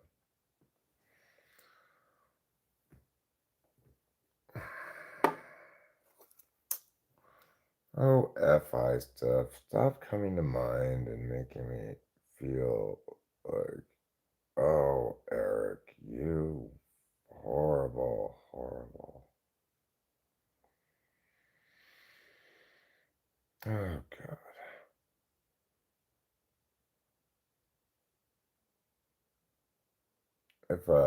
If Steve were here, he'd ask if I was touching my nose because I'm on drugs. And I'd explain that I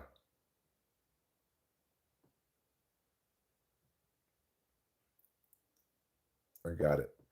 I got that hair. Explain, of course, as always, that I have little hairs that come out of my nose. I try to pluck them. And he'd ignore me and blah, blah, blah, blah. So fortunately, he's gone away. I banished him, and hopefully he'll stay away. What a horrible guy.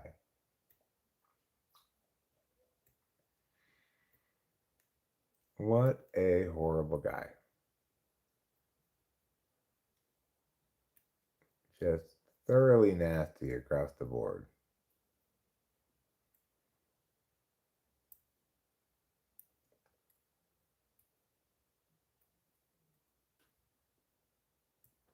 All right, I should do something productive.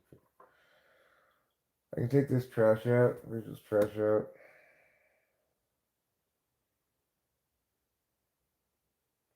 I could cry, cry, cry, cry.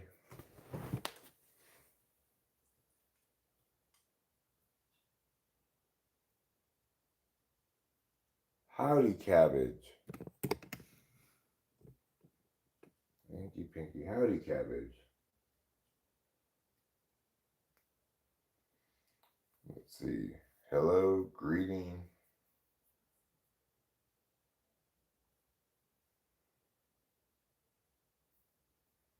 Cabbage, huh? Another word for cabbage might be lettuce, might be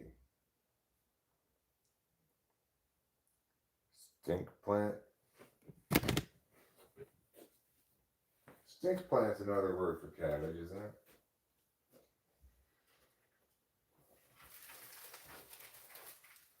Or it could be cabbage like dollar bills.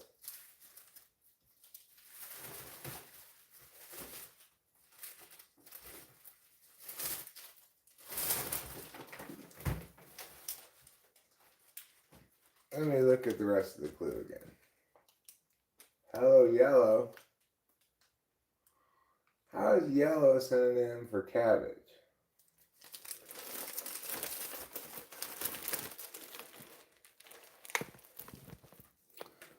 Um,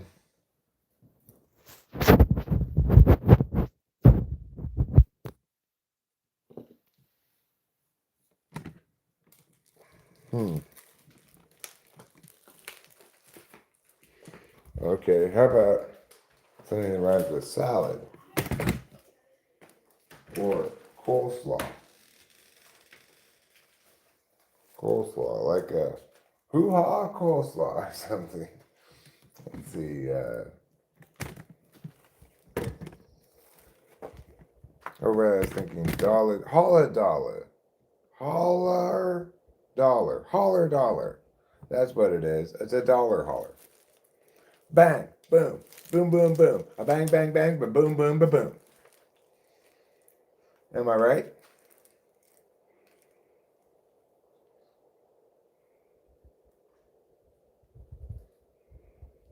Did I boom, boom, boom it correctly? I think I did. Yes, yes, yes.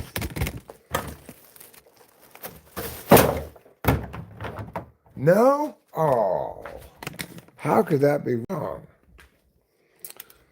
Hmm.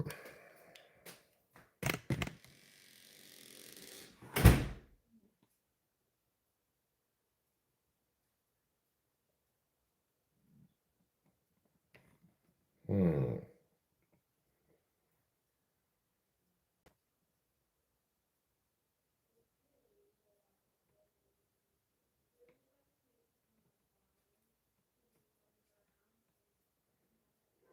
I don't know. I am baffled. I am baffled. You know, it's a slang term. Got any cabbage? You know, like dollar bills? Has nobody ever heard that slang term before? Seems unlikely. Seems a fairly commonly used one. Maybe an old-fashioned way of saying cheddar. You got a FE dollar bill? Howling pooping. That doesn't rhyme. Yeah, I thought of greetings as well. Greeting, but what means cabbage that rhymes with greeting? I mean, what's another word for cabbage at all besides lettuce or like bok choy? Ahoy bok choy. Is it ahoy bok choy? Is that what it is? Ahoy bok choy? I got it. Oh my God. I got it. It's a miracle. That was a good one, Acacia. That was a tough one.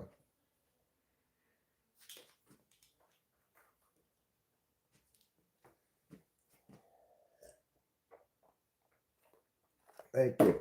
Appreciate it, everybody. That was a good one, Acacia. He may have been directing that to you.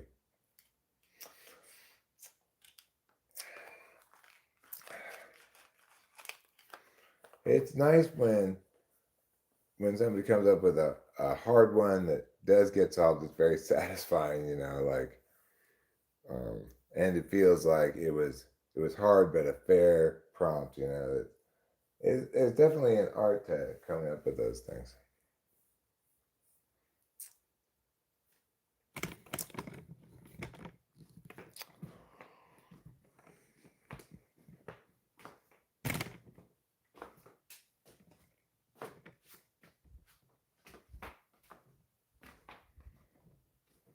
I guess I don't need anything from there. I guess I'm just gonna go out. Oh right, I was gonna get a trash bag for this trash can. That's what I'm doing. And this one doesn't need to be taken out. It's already been taken out.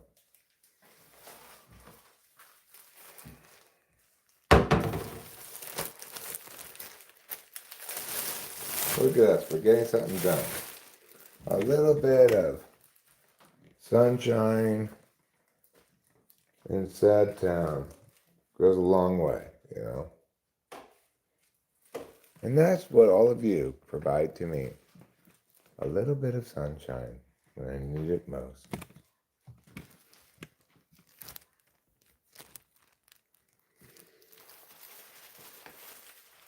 So I will now teach you how to put a garbage bag into a garbage can. First, you gotta go like this. Then you just tuck it right down in there, like so. Then you put this here, you go all the way around, you put it down over the edge, and give it a good pat. Let it know that it's done.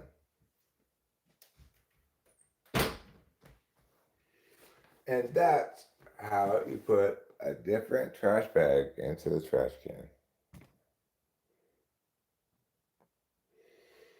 Today's a learning opportunity for you. Today we're learning about trash. Maybe tomorrow. We also, I earlier taught people today how to make coffee. Maybe tomorrow I'll teach you how to boil water and or breathe air.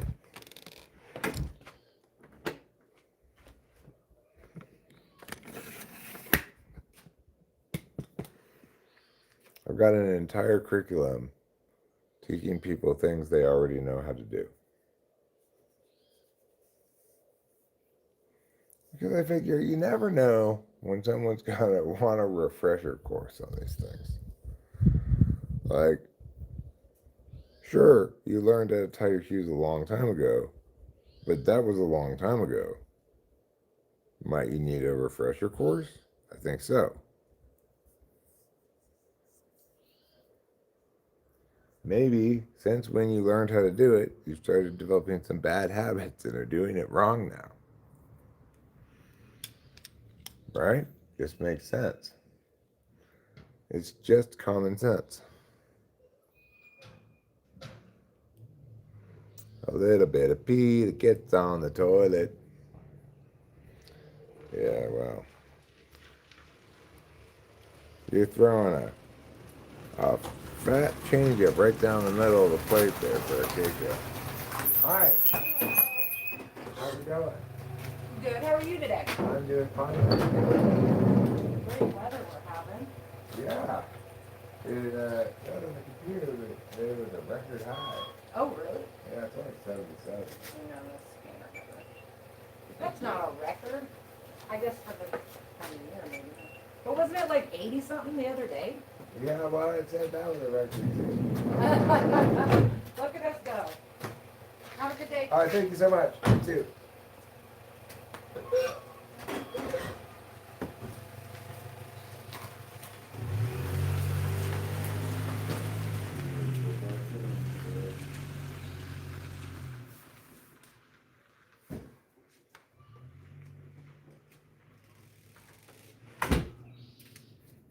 Well, that was the mailman woman. You'll have a good weather chit chat. Yeah. Well, obviously, Kaleidoscopic Void, you are a potential customer for my curriculum, teaching people how to do things they already know how to do. Oh, we got the Velcros.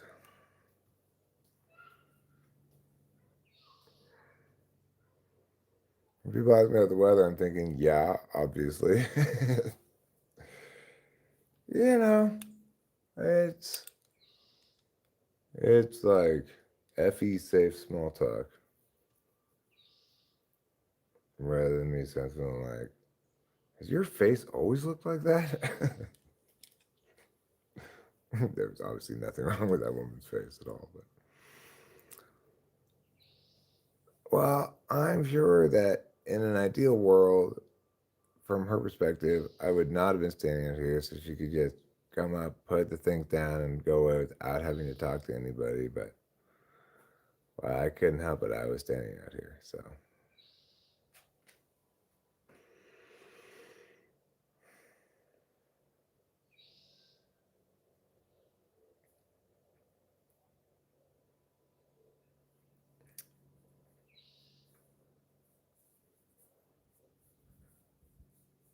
I'm gonna try to think of a bit of an inky pinky or two if I can come up with a decent one.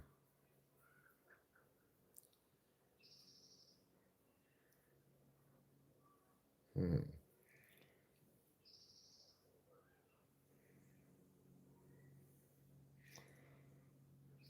Uh, hmm.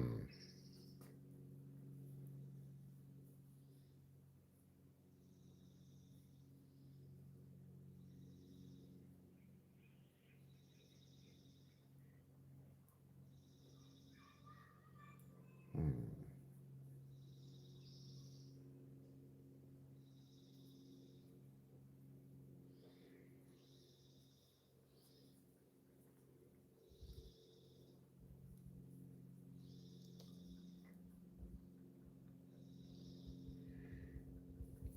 Okay. Well.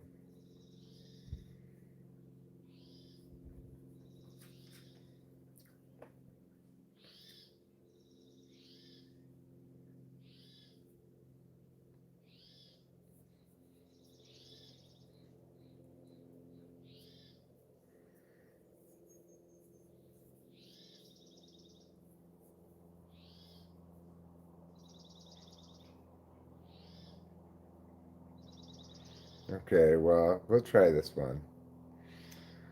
It's a perspective on a, a jurisdictional authority. perspective on jurisdictional authority. And it is a 3/3, an inkety pinkety.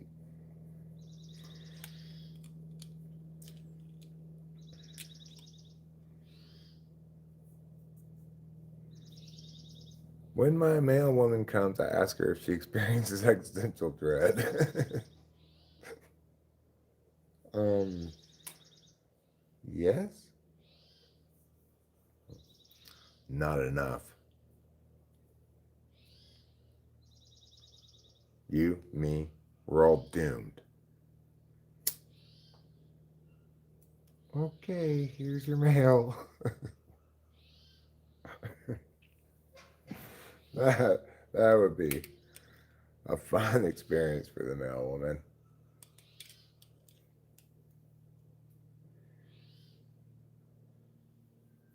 Inkety, pinkety, 3/3. And the clue was a perspective on a jurisdictional authority, or on this area of jurisdictional that represents jurisdictional authority.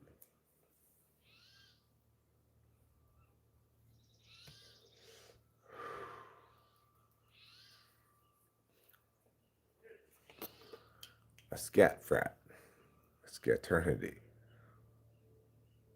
Ink pink, poop brotherhood. Scat frat is a great, is the correct answer, obviously, yes. A perspective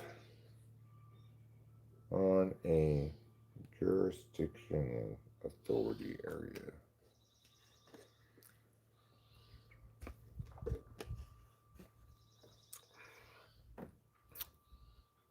It's also a poop that lasts forever, like the brotherhood. Infinity poo? I asked the contractor, I thought I was asking them for an infinity pool, but I guess I left the L off. And now I've got this infinite waterfall of shit. Just goes to show you, people, pay attention to details. Don't make a typo like I did, or you might end up with infinity poo.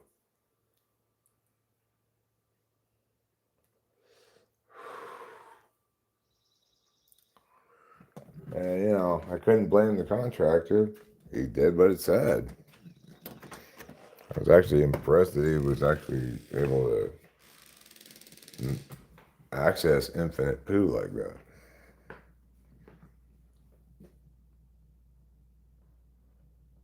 Right.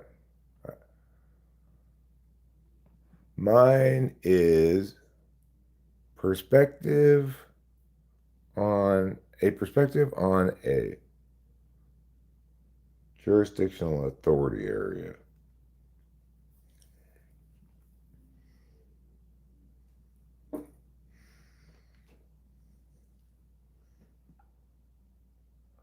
I already answered that one. Oh, Acacia also apparently. She may have been the one who asked it. I don't know. But that was the answer, yes. Never mind. I thought it was still you were saying like, you're still engaging in as though it hadn't been answered. My mistake.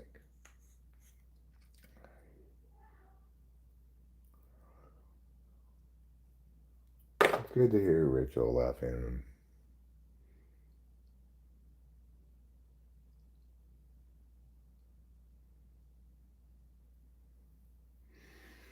Well, it's just 2 words. The answer is just 2 words. 2 3-syllable words. And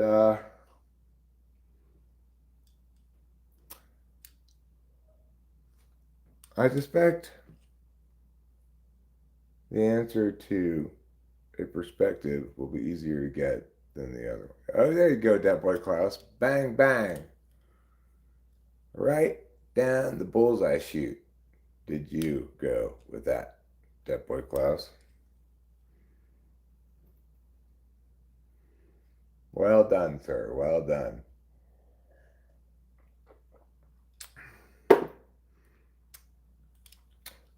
It's sometimes hard to tell when you're the one making them, like whether it's gonna be a good one that's like it's gonna be too easy, too hard, not fair in some way. It can be sometimes tricky to tell.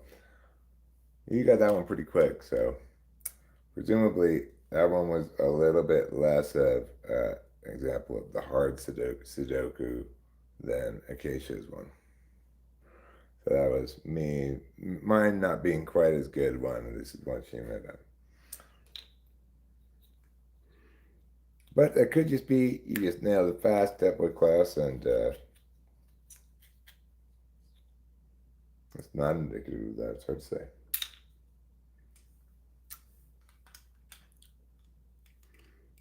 Hard to say. I think it's pretty cool that my mom used to play this game with me when I was a little kid.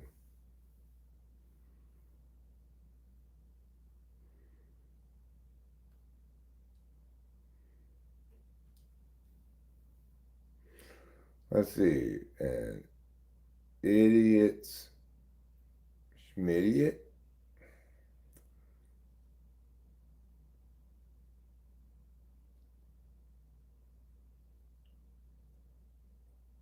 Okay, she's saying that opinion dominion is next to the Inky Pinky Spirit Division. Okay. Stupid person's location. Idiot or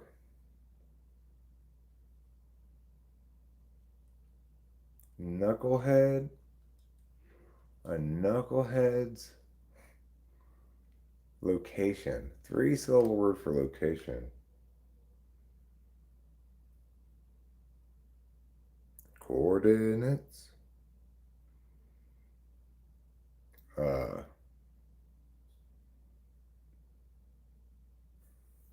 Coordinates. Coordinates. Coordinates. Okay, maybe not coordinates. Location. Hmm.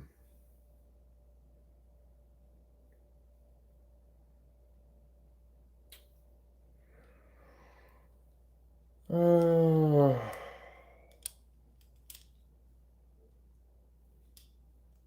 meow meow. Position. Good, Acacia. That's good. Position.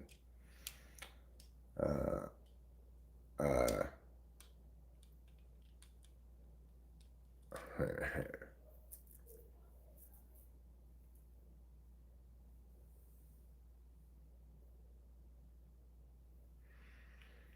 hmm. Position. What else could location be besides position or coordinates or uh, whereabouts? Location could be whereabouts. So, what rhymes with whereabouts that means stupid person? That ne'er do clouts whereabouts? Stupid person's home, I mean. Domicile. So, imbecile domicile. Boo da dee da doo da dee da dee da dee. Oh, you got it before me, Kaleidoscopic Boy. I still play that song for you, though. I'm sorry I tried to play it for me. It was like Ronaldo trying to claim credit for a goal his teammate scored.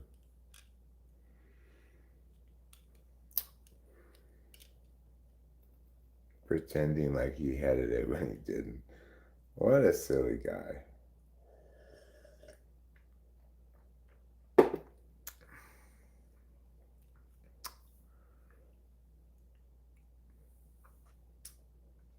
Residence, yeah.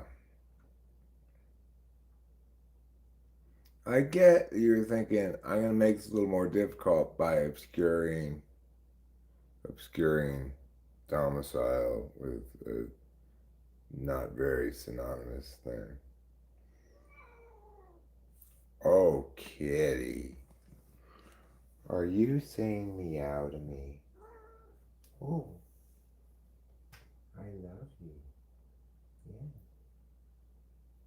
And I know how important you are. You have S rank importance.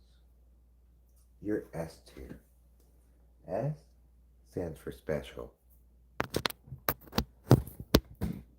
It's even better than A tier. Yeah. You deserve an entire Reddit thread just about you.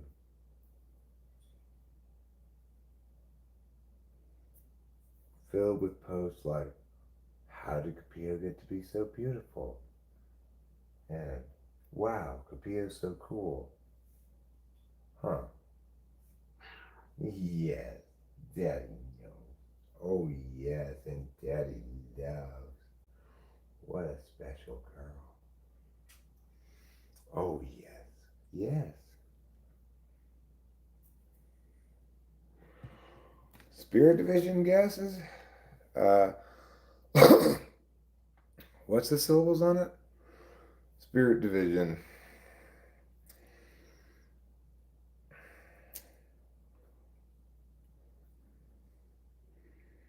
Spirit Division.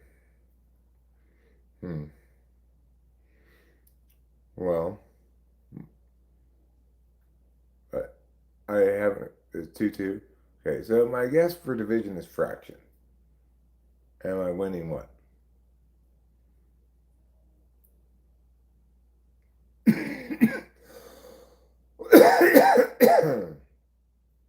So, fraction, spirit. Maybe it's not fraction. Maybe it's cleavage. Cleavage technically means a division between two things. So it could be, I can think of a word that means spirit in a sense that rhymes with cleavage. Believage? Cleavage, believage.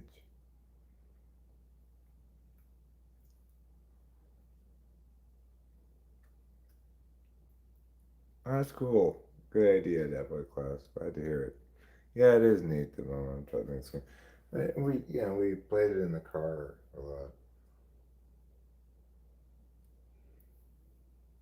She was an English teacher and an ISFJ, so it makes sense that she'd think it was cool. All right, spirit division. So fraction, cleavage, um,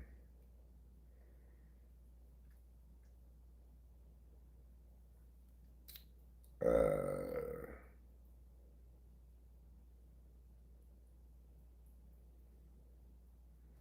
two syllables for division.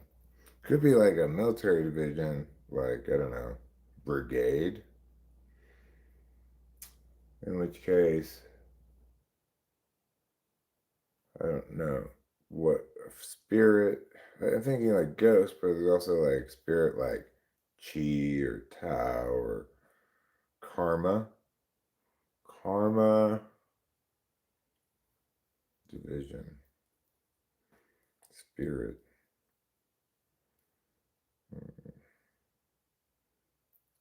Spectre.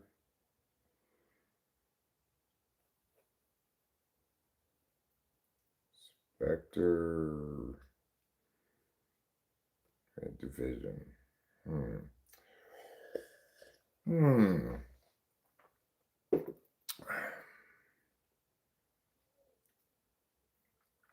Tough one.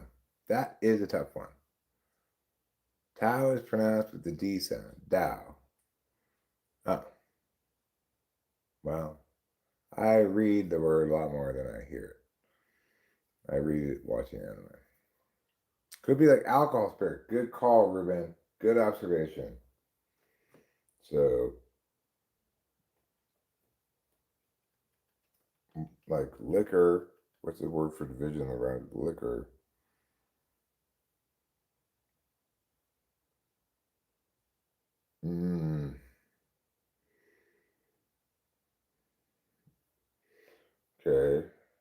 spirit like that could be a cocktail, division.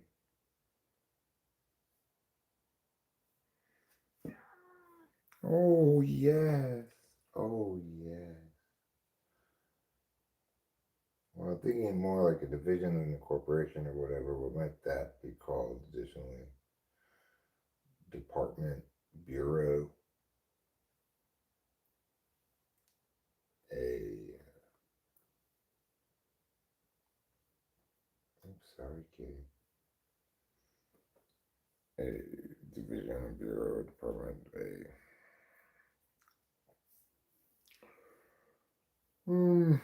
think tank. Oh, this is a tricky one. It could be like pet, could be spirit like that too. A school spirit.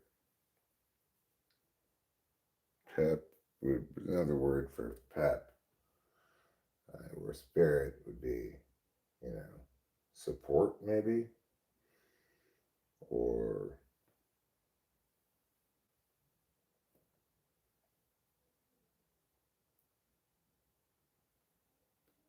it could be spirit like spirit away, in which case it could be like abscond, blonde. It could be kidnap, kidnap,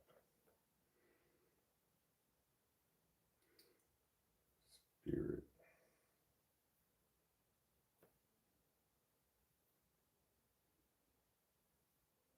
It could be something like energy with two syllables.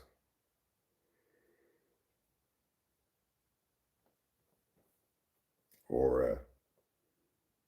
Aura. Quora. Aura Quora. Is that it? Aura Quora? Did I get it? Aura Quora.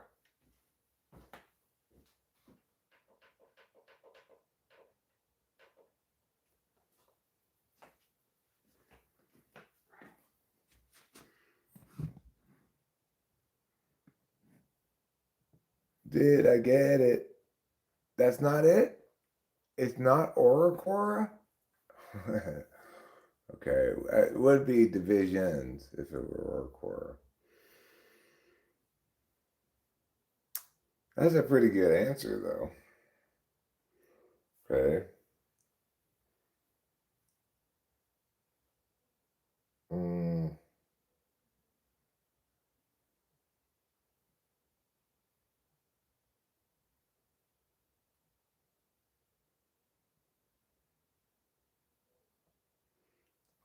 Spectre vector? What is it, Spectre vector? Vector doesn't really mean division, but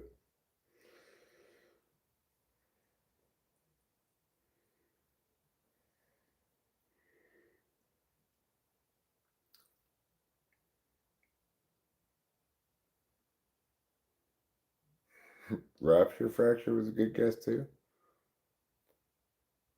Oh, rapture fracture is a good guess. That is a very good guess. Who guessed that one? That's you know if if I if I didn't know that Acacia was too good at clue making for that to be the answer, I would think that must be the answer.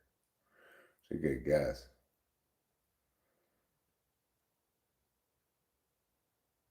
Spectre Reckler. Let's see.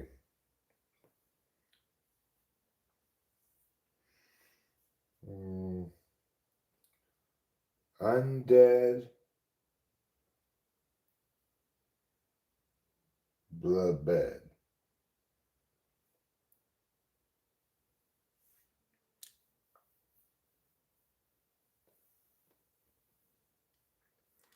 Undead.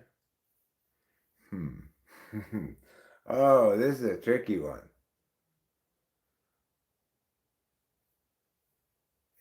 Anal cavity? I don't think the answer is anal cavity, but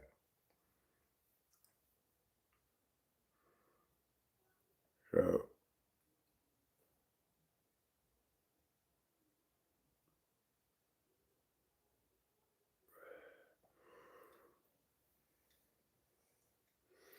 very close, huh? Well, I'm not sure if I can make it the last little distance in this race.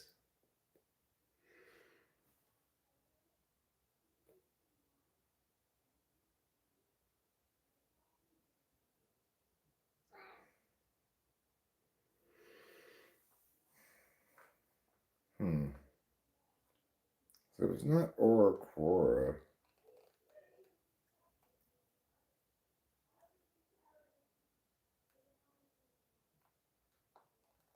Then either the Aura partron or the Quora partron, probably. So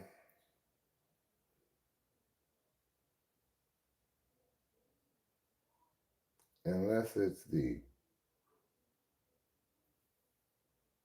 whatever the other one I said was, it was close. Vector.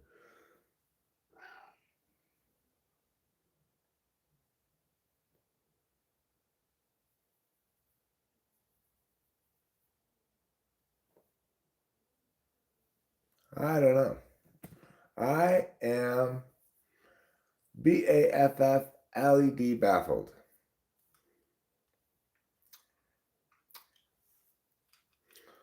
I wonder what the etymology of the word baffle is. It seems like the kind of thing that started out as a noun that referred to something that was very confusing to figure out how to use, and then one day it became a verb meaning to confuse somebody. Befuddled.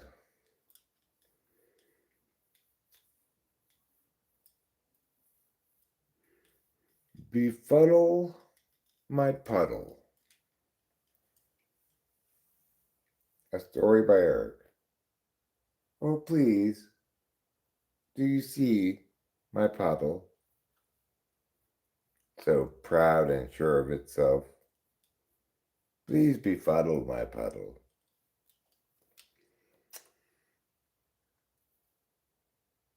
That's the whole poem. It won the Nobel Prize for Poetry 4 years in a row, which they normally don't do. They don't give the same award as the same poem 4 years in a row. Premonition partition. Oh, you're answering that question. I was only one letter off? Well, if it's vector is one letter off. Hector, Wector, Dector. If it's Aura, Cora, then there's one letter off, then that I don't know what it could possibly be. So it must be the other one.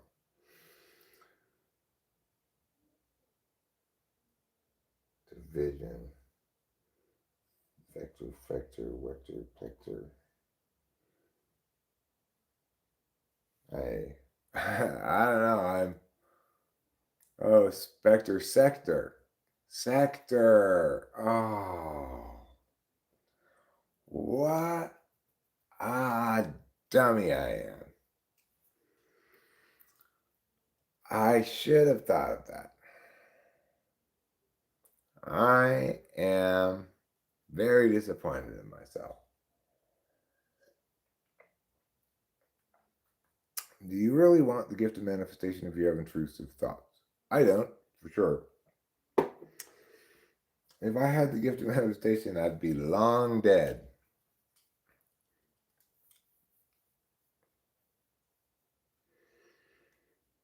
Long dead and bleeding red. Okay, kitty.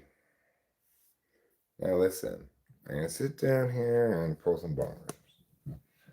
So that means that you're just gonna have to not expect pets from me right now. Sector, a division, like, like I was saying about a corporation, I was saying, a division, a department, a branch, well, sector.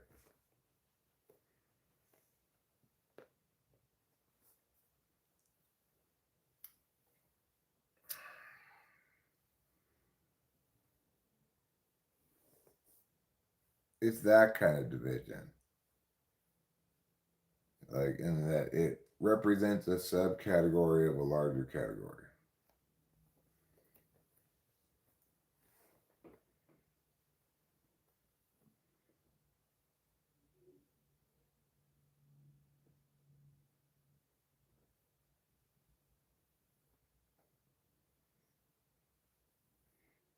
Now look what's happening, kitty. I explained to you I was sitting down to pull bong rips. I need you to not be in the way.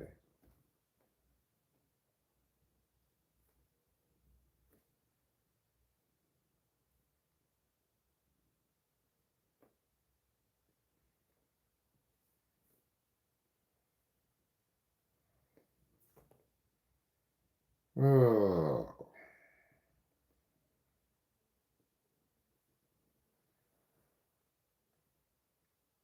I'm chock full of unwanted feelings. I wish they would all just go away.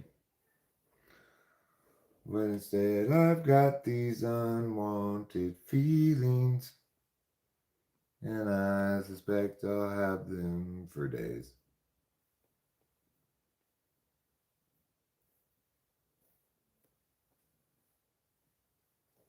Okay, kitty, it's time for you to get down. Thank you. You've gotten enough pets from me. The governmental division of separation and cleavage. Like voluptuous just means like fully formed and stuff. It doesn't refer specifically to boobs, but that's how people usually use the word. Same thing with cleavage. Just means a division between two things. It's but people usually use it to refer to boobs. Interesting facts with Eric.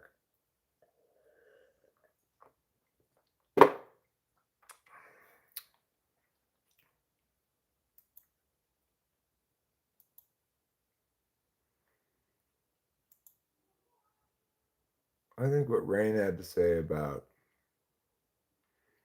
the divisions being made.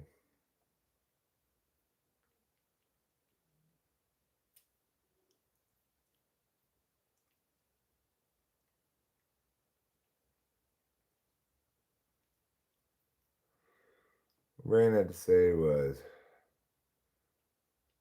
very informative. I appreciate his commentary on the issue. I feel like I understand the question I was trying to work through a lot better with this frame of reference. Yeah, it was a good bit. ESTJs make excellent teachers, motivational speakers, group leaders, sports coaches, etc.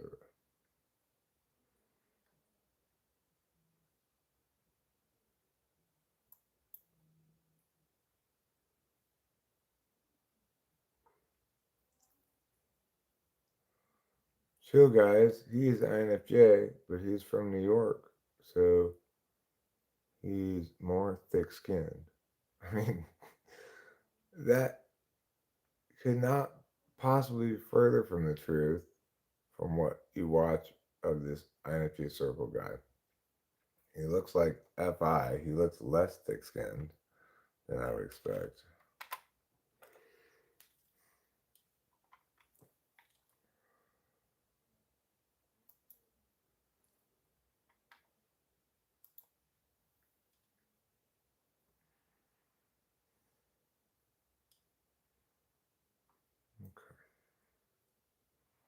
that's all well and good.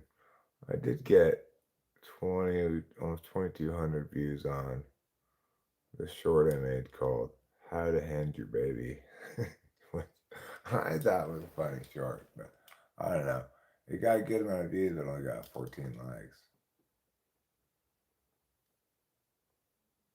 And only 98.3% likes.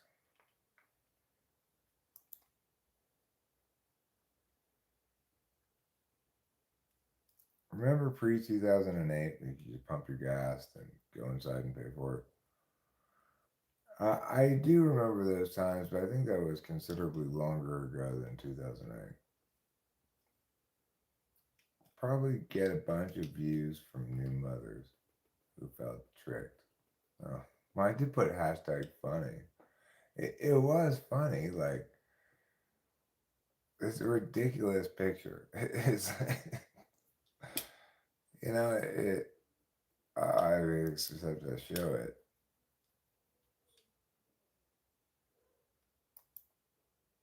For anybody who's not seen it. Hand your baby like this, not like this. Hand your baby like this, not like this. Hand your baby like this, not like this. Hand your baby like this. Like, who would hand their baby like that? This. Hand your baby like this, not. No, don't throw in your baby like this. Oh, thank God they had this sign. I was totally about to do that.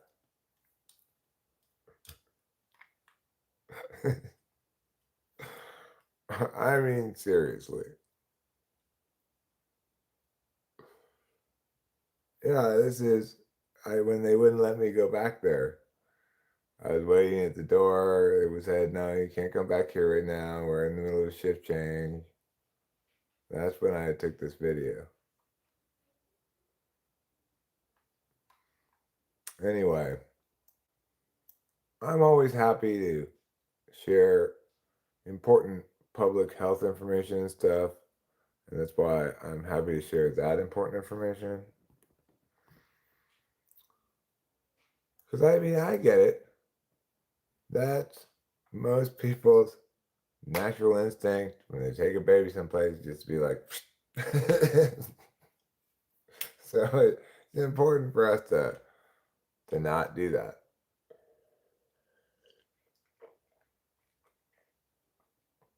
Search horse farts then runs away and check the views.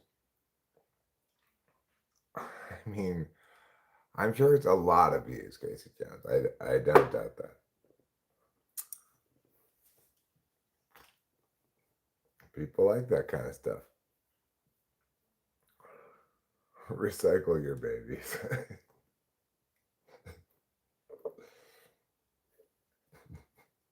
It would be funny if they had a picture of a mom putting the baby into a regular trash can. It says no, and then into a recycling bin, and it says yes.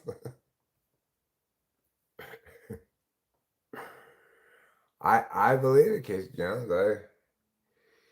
I see some kind of time shorts that go viral or silly stuff like that.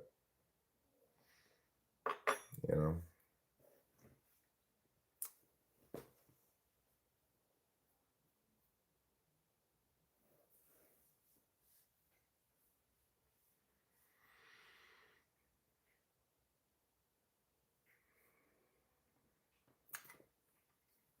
You know, in shorts, there's still a bit of a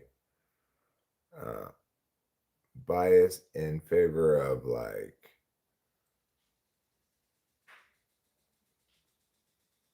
pretty girls dressed skimpily. I guess I must not close the door all the way. It's reminiscent of old YouTube before they like fixed thumb issues and stuff, but maybe that's just me for occasionally clicking on them or something. I don't know.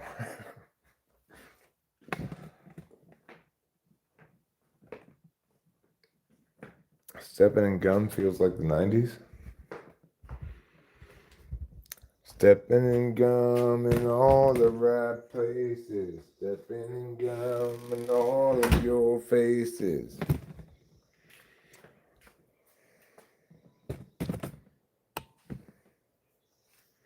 I'm stepping in gum. Don't be dumb. I'm a stepping in gum today. I'm stepping in gum. So don't be dumb. I'm a stepping in gum today.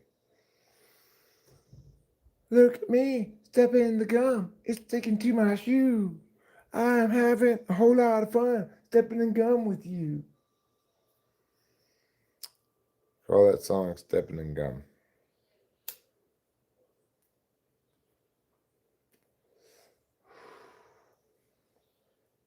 You think you be reppin', son? You ought to be stepping in gum. Everybody politely applauds at the talent show. Thank you, thank you.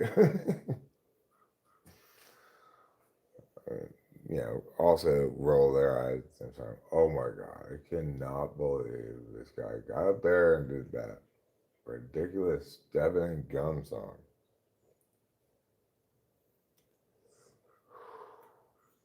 I've been working on it for months. Would you like me to tell you the story of how I came up with this song? No, get down. And that's the story right there of the odyssey of the guy who wrote the Steppin' and Gum song.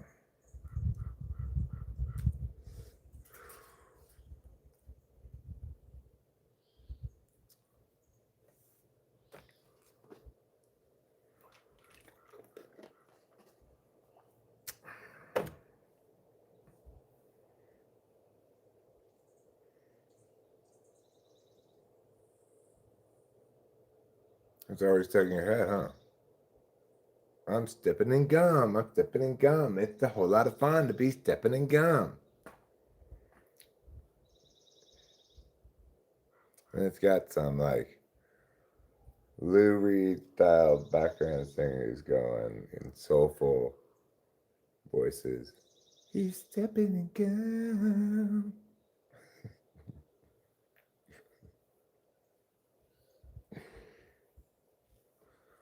And I'll perform it with a stovepipe hat on, but otherwise just dressed normally. As an homage to Abraham Lincoln.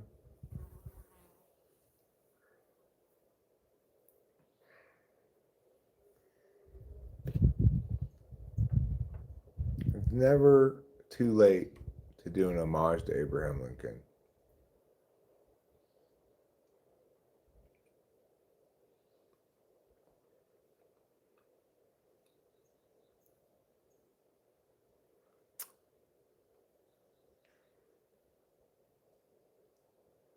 Everyone's all like, oh, you're such a great emancipator, Abraham Lincoln. Emancipating this and that. Everywhere you go, you're like Johnny Emancipate Seed.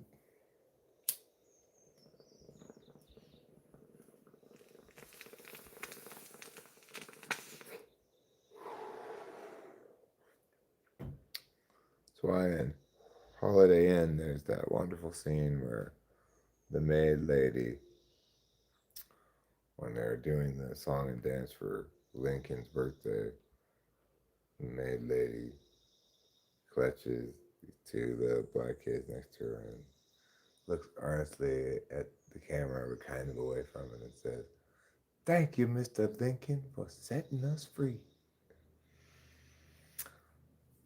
It's it's a classic, that movie,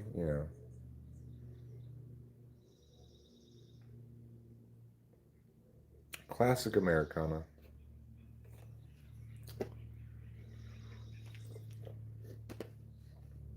And of course, for those who don't know,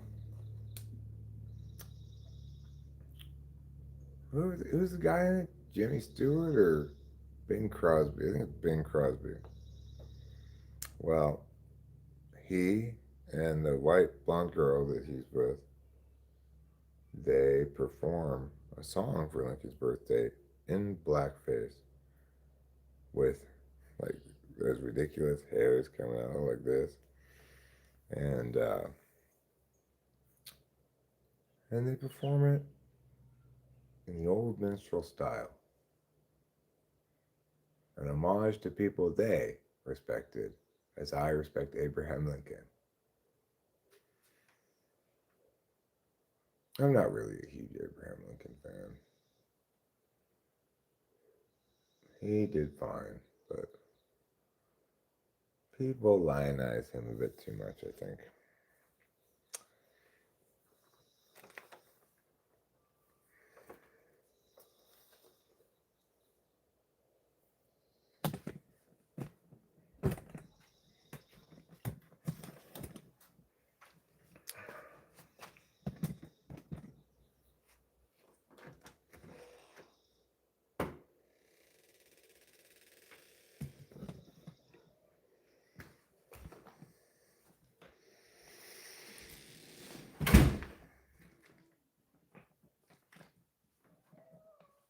Meow. Holy shit, are we still doing the rhyme? That's where I left a century ago. We're doing a variety of things. Really, I'm just kind of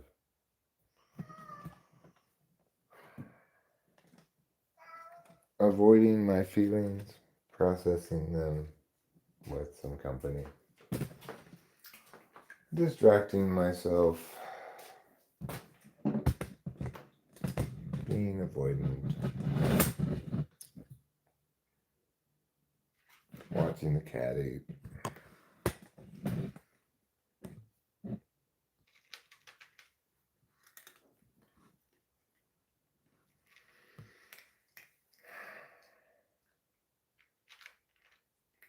Yes, you're a silly boy with very silly ways.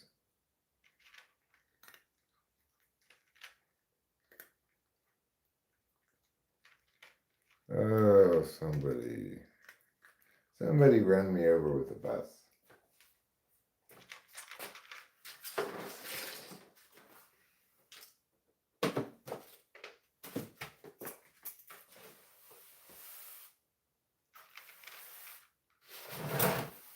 Okay. Everybody yells back, do it yourself. Fair enough.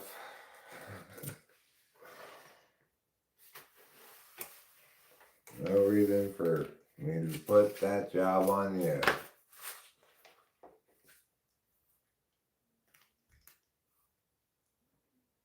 Just like at the end of Breaking Bad.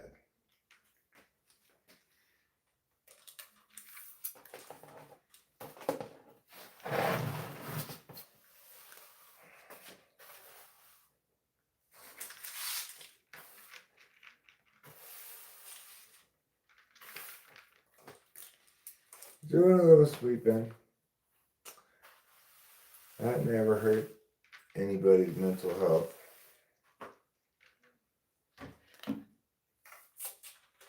A little cleaning up.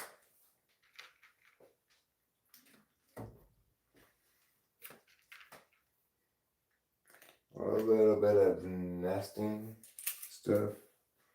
Self-care and SI sense. Well, that's good for me for sure. Because it's my fourth thought function. It makes me feel grounded in something concrete and sensory.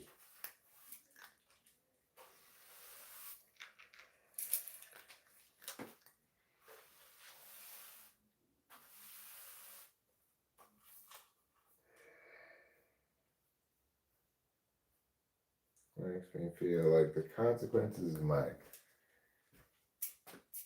irresponsible playing all the time, they're being at least a tiny bit mitigated.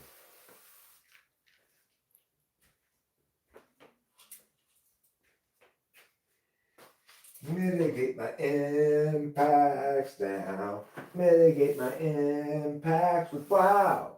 Mitigate my impacts whenever I see you every day.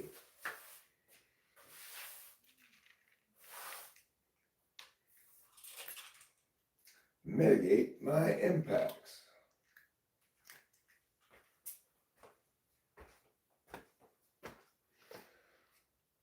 It's a incredibly boring board game where people take turns reducing the amount of points their opponent scores by making the correct yeah but arguments.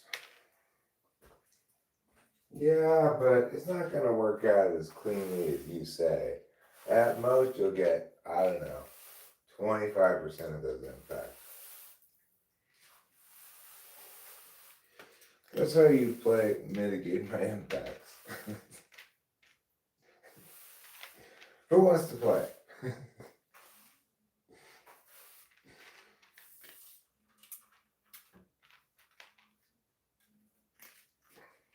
Ooh, I do.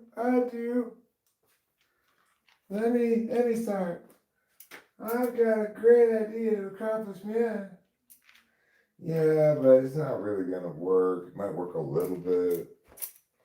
There are all these complicated reasons why.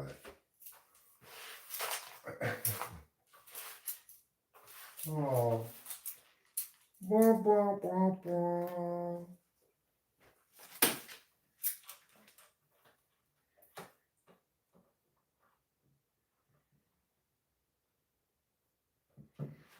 Now, the commercial for the game, this deep voice comes on after they're illustrating the game being played. It said, "You got mitigated."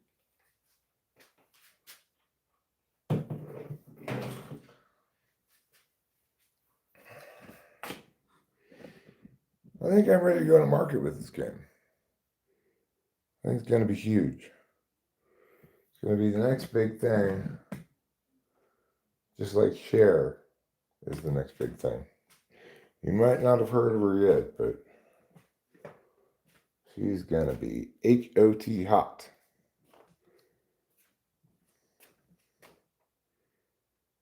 Okay, well, I did like one little thing. It didn't even count as a thing.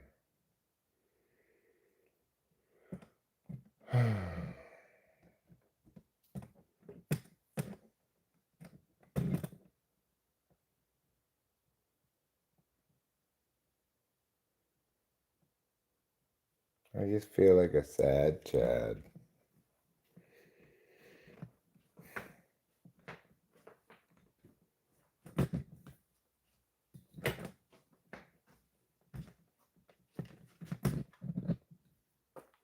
If I were to end the stream, I'd just feel sadder.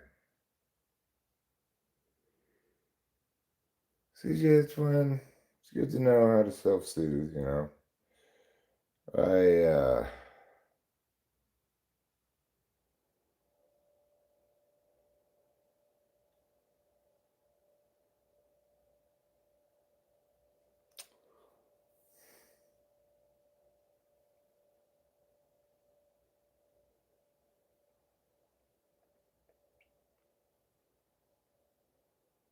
you know,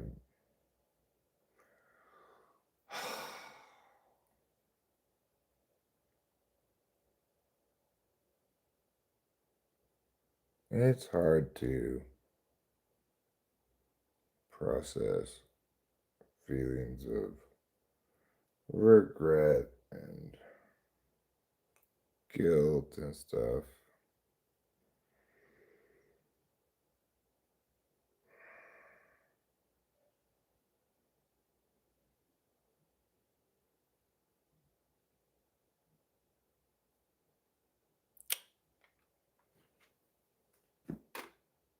It took me a while to understand her position in full. Like for me to understand how like traumatizing that was for her.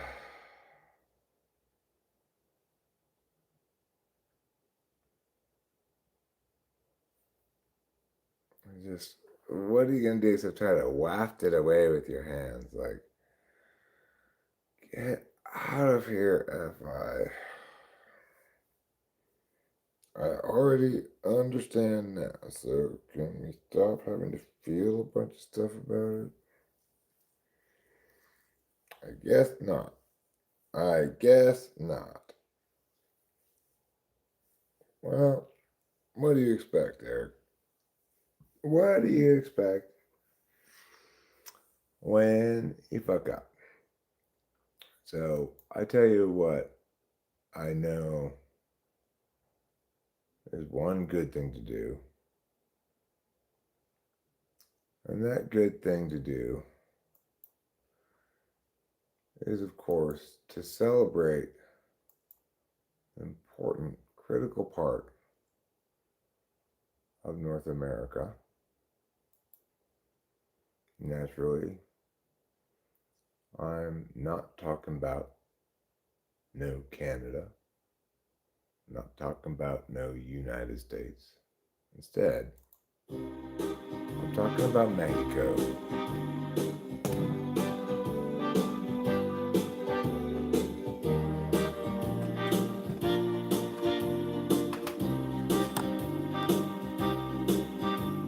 Piñatas, sombreros, 5 pesos each to ride these burros. Tequila and churros. Fiesta time in Michoacan. We'll have some margaritas and some flan. You go back to the condo, I'll be right along. Piñatas, guerreros, 5 pesos each to ride my burros. Tequila and churros. Why, it's a fiesta time in Michoacan. Fiesta time in Michoacan.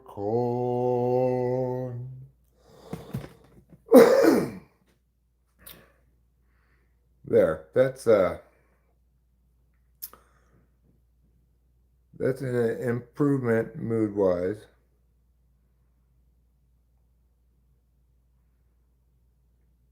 It does have a little dance that goes with it, you're right.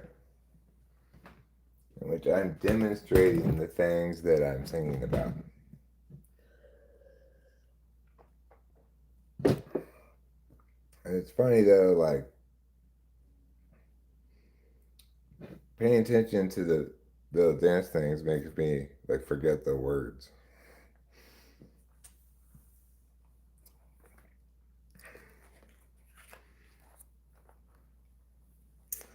That makes me happy. That song makes me happy. I really like it, and it puts me in a good mood to sing it, if only briefly, perhaps.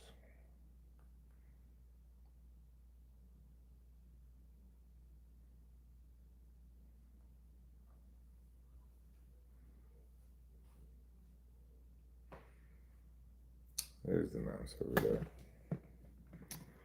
I'm just wandering around aimlessly, smoking, doing a little thing, smoking, maybe doing a little thing. Just chow already.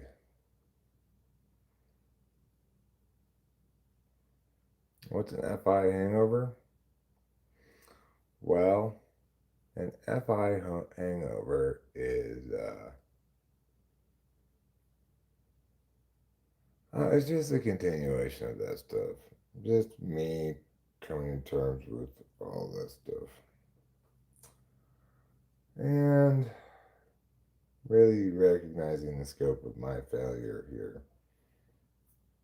Which is not to invalidate the stuff I was saying. It's not cool for Rachel to do that to me. And this time, maybe she had good cause, right? Like, but not, it's not always like that at all. Anyway, but right now I'm more focused on my own culpability than anything else, which makes me sad because, you know,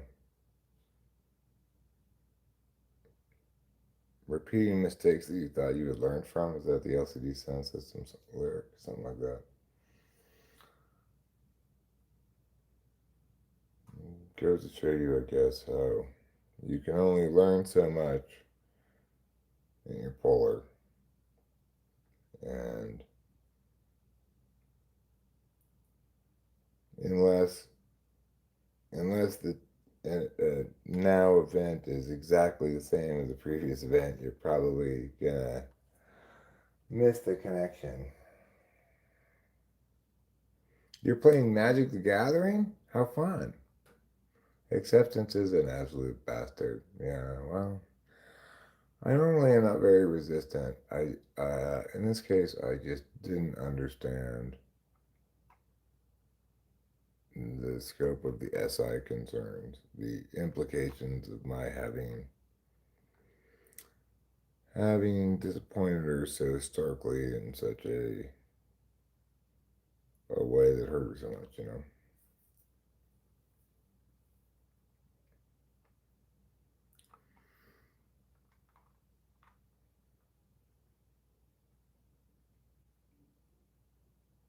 When people are flummoxed by their polar, uh, I don't even know like if there's any answer to like what to do about that.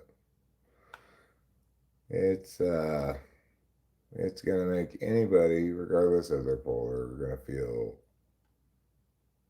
bewildered and helpless, you know. Oh yeah, I know Hippocrates is a key, and my slowness to accept was not really a slowness to accept, but a slowness to understand.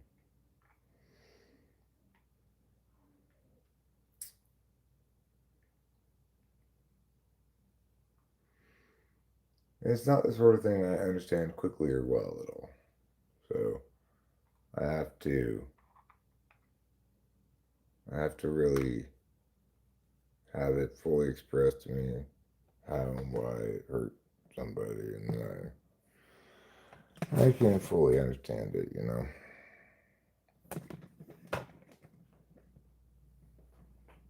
And still feel helpless. Like, well, obviously, I had no idea this was gonna play like this.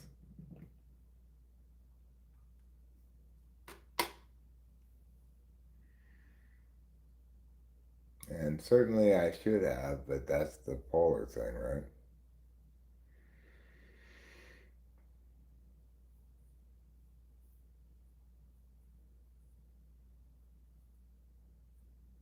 Like, if my problem had been a TE problem,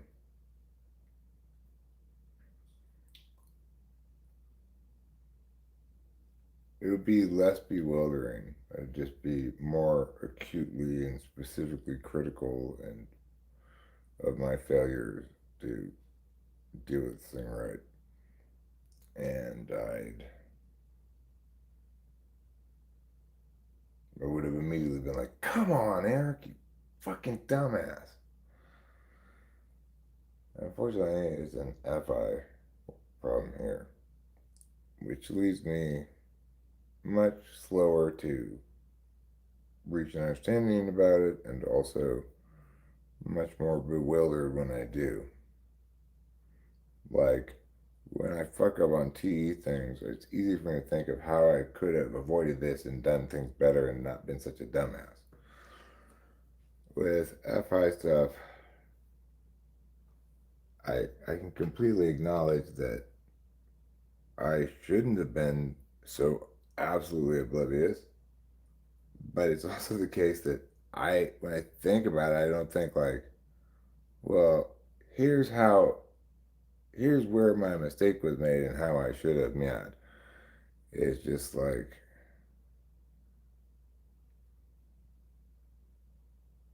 I wasn't in that frame of mind at that moment. I don't know.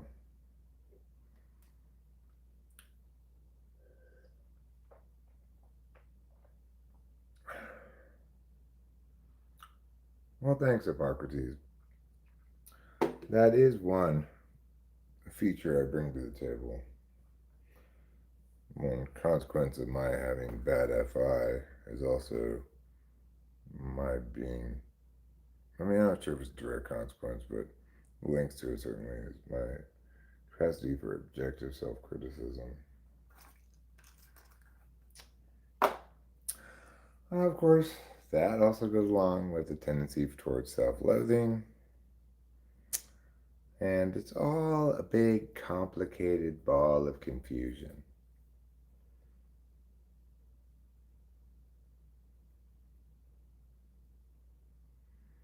Yeah, it's because I didn't go to the inside part of the hospital with her, and then when I did try to go in there, they wouldn't let me go in there because it was a shift change, and then I tried to go back in again, and they said, well, she's about to come out, and then she did come out. So, I should never have left her there in the first place. It, I perceived it as, okay, I got Rachel in the hands of the people who need to be paying attention to her. Let everybody do their work here. But it doesn't really matter how I perceived it because the point is I shouldn't have perceived it like that. And harms are incurred accordingly.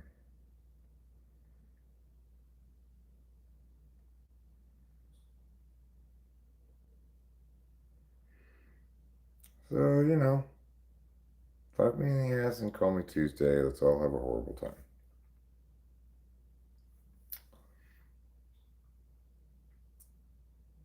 Did they question your state?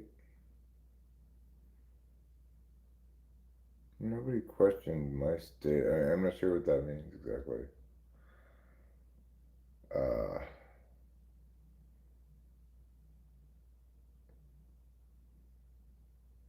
you know, I didn't go behind the door into the emergency room, part of the emergency room with her. I, you know,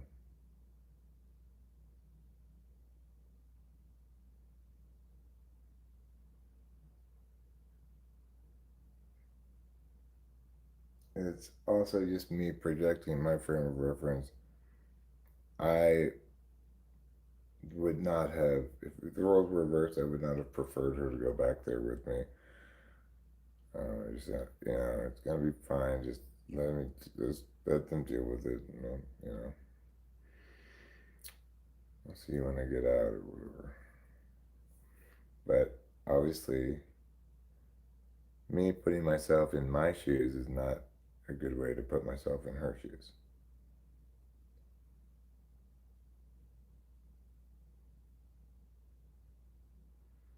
No, it is forgivable. I don't feel bad in proportion to the, commission of wrongdoing in some kind of like willful or universalizable way. I feel bad proportionate to how much it hurt Rachel, you know.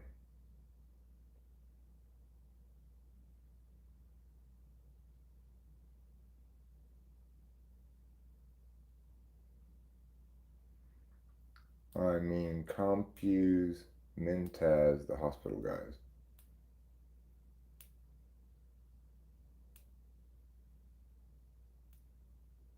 They take a condescending view of me. No, they did a fantastic job. Everybody in the hospital did a great job. Rachel nothing but positive things to say about what they did. I also have nothing but positive things to say because they were able to take her in there, give her an immediate diagnosis, determine the size of the kidney stone, prescribe immediate relief, and then more lasting relief, and then prescribe drugs for us to pick up for the last at least 7 days. Is the best possible outcome health wise for any ER visit. It's entirely ideal. If you have to go to the ER, that's kind of temporary problem that's resolvable through established means, easily diagnosed, and in and out kind of a thing without any required follow ups, right? So on that level, things went perfect, and I guess I was in part focusing on that aspect of things, but you know, the point isn't that I focused on what I thought was important. The point is, I didn't focus on what she thought was important. Did you get something to eat? Then or now?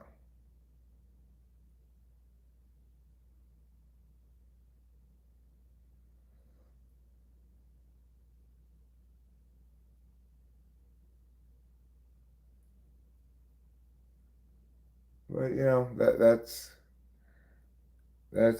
exactly the kind of FI awareness that I may have an understanding of when I'm post morteming something, be able to apply it to successfully explain where my failure was, but that doesn't mean it's gonna be in time to prevent the the disaster. Realistically, it often is not. Hopefully, the disaster is a lot smaller than this. Another thing that Rachel's gotten upset about before is like me walking ahead of her and not waiting for her to just walk right with me. And it's there's a lot of places we walk where, like, I'm thinking about the supermarket, we get out of the car and we can't walk side by side because there's a small sidewalk, there's shopping carts on it and stuff. So I'm just kind of like walking to get into the store, not thinking about figure like, I'll wait for her when I get in there or something, but it bothers her a lot and it's hard for me to keep I might be able to keep that specific thing in mind pretty successfully. I think I do at this point, but it's hard for me to generalize from that and understand for something that's not that but related that in fact this lesson applies to that.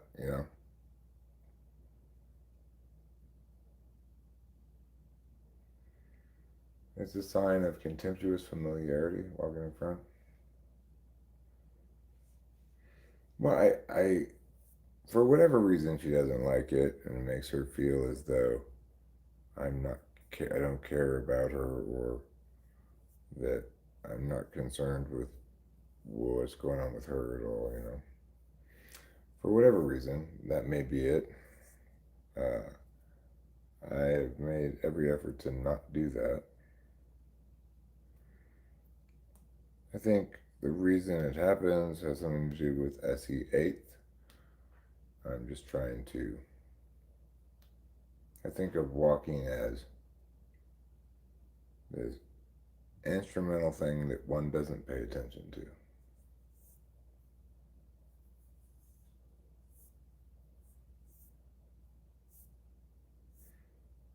So, I brought up that example because it's something that I have done a pretty good job of remedying. And but I brought it up also to illustrate that Just because I could apply that lesson in that very specific kind of thing doesn't mean that I'll apply the larger lesson in something that's not specifically that but comparable.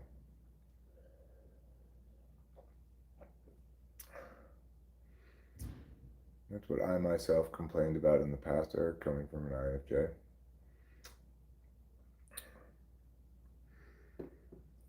Yeah. Uh,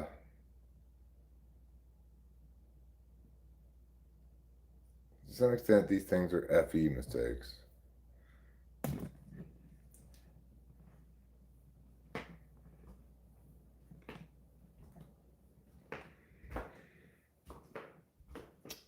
Regardless, I'm not trying to abdicate my responsibility to do a better job. When I'm saying it's hard for me to learn lessons and generalize them, I'm not trying to avoid responsibility to do so.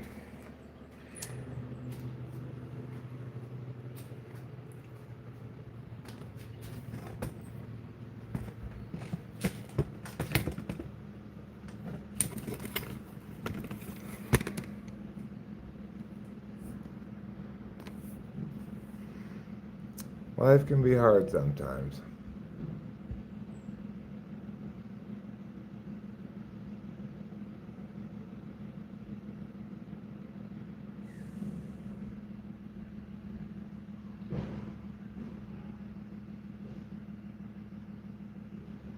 People have feelings, and so do I. That's what makes me say, why, oh, why? Why all these feelings inside of me? Why are they there? What do they see? How do we do this? What are these things? What are they for? What do they bring? Hello, show media. Do you feel that talking about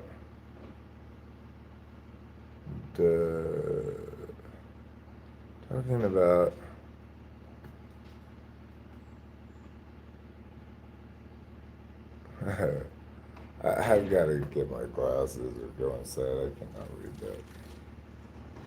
Let me get my glasses.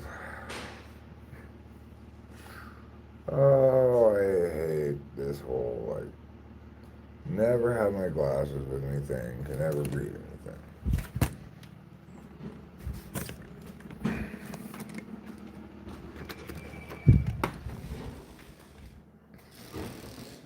Well, there's a simple solution. Keep your glasses with you. I don't know why, but I seem to be unable to do that. They're always like, oh, there's this thing here. Let me put it down.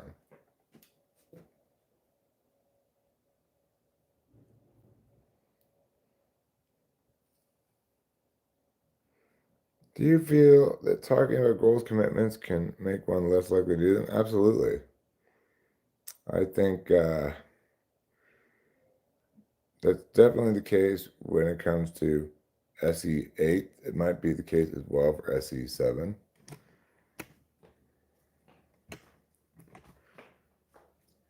You need to find a way to appreciate the little things, otherwise life will be unbearable. I mean, I was having a good time in general.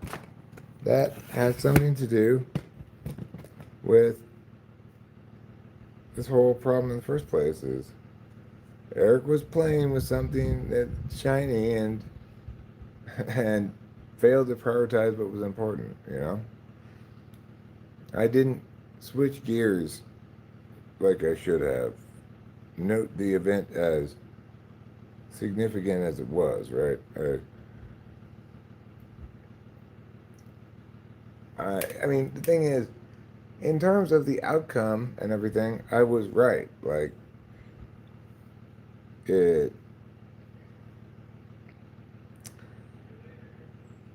I wasn't worried for good reason. I read about it, I understood what was going on, every sign pointed to yeah, we were doing what we needed to treat it, but it doesn't matter.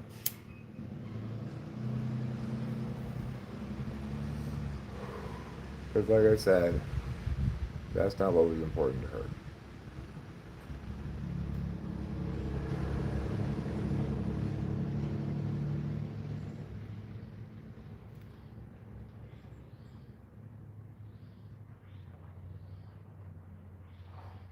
Obviously, it would have been important to her if I had failed on those levels. Like, it wouldn't have been better if I hadn't taken her to the hospital and therefore didn't leave her at the hospital.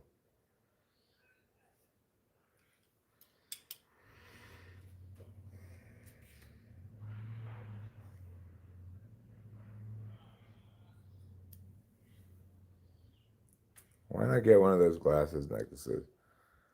Yeah, I have, in fact, made my own one of those and had it on for little bits of time in the past. And it doesn't do any good. The same problem is the same problem all the time. Whether I put them like this, whether they're around a necklace thing, is that when I'm talking and not paying attention to my physical objects SI stuff, which is all the time, I go like this. Oh, there's this loose object that's attached to me, and I just put it down. I don't even think those things. It just happens because I don't like to have this object, this unnecessary object on me. The problem is it's not unnecessary, but it feels that way. Like, what's this annoying thing that I should not have bothering me? Earlier, I had them in my pocket. That was working pretty well. But at some point, I started fidgeting with them, I'm sure, and then I just put them down right there without thinking about it. That's called the Eric Way. Hello, Thomas Zolk. Hello, Thomas Zolk. Greetings from America to Poland. May all your Polish kielbasas be delicious.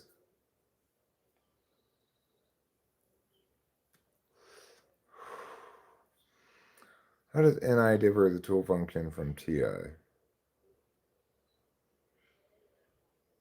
I think Ruben would identify with that, Drayshawn. He's a very T indicating ENFJ. The thing is, NI is a different tool function because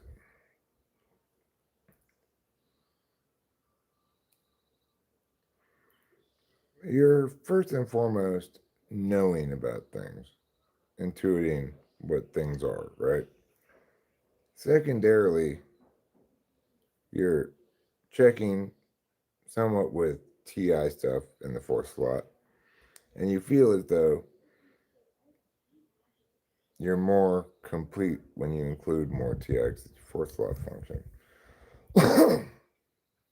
But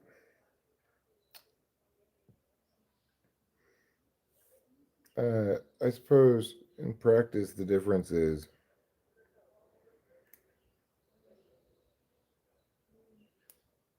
you check what you know. I know what I check.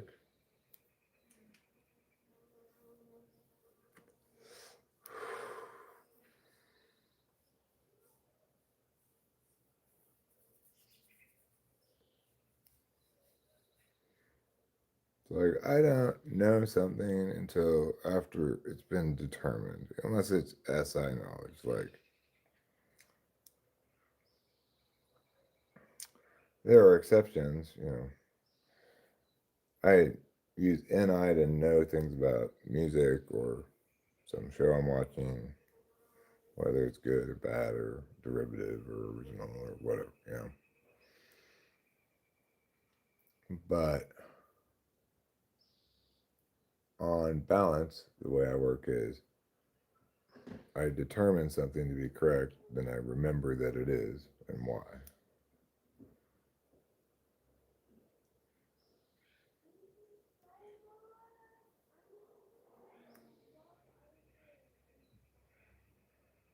Seems like Rachel sent somebody a present.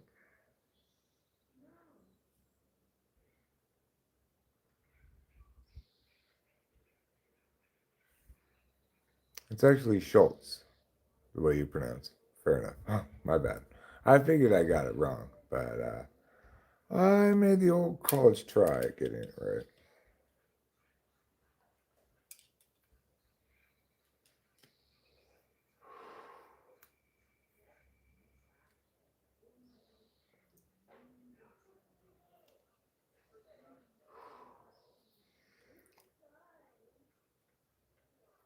The other difference is what's implied by TI4 is also dual fluency and deliberation. So you can make determinations with your feelings or with logic, consciously with logic, but you know, effectively with your feelings, even if it's in some sense unconscious. Uh, Whereas I have double knowing, so the the fluency that I have in intuiting and in knowing from experience, you lack that dual fluency because yours is polar, but I lack your dual fluency in deliberation. And you can see my polar kicking me right in the buttocks today. Obviously, each polar has its problems associated with it.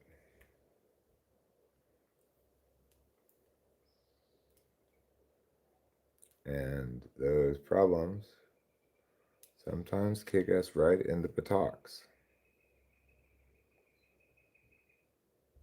Even worse, sometimes they kick us right in the front part, you know, the sensitive areas. There are two of them. Yeah, Rachel seems to be having a good conversation with whomever she's talking to. Seems happy, seems to be laughing and feeling better. And that's a relief, obviously. Now it's my turn to feel bad, I guess.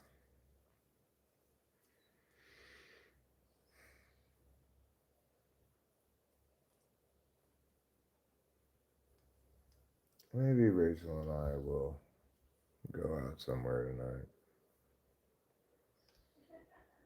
and try to have a pleasant time.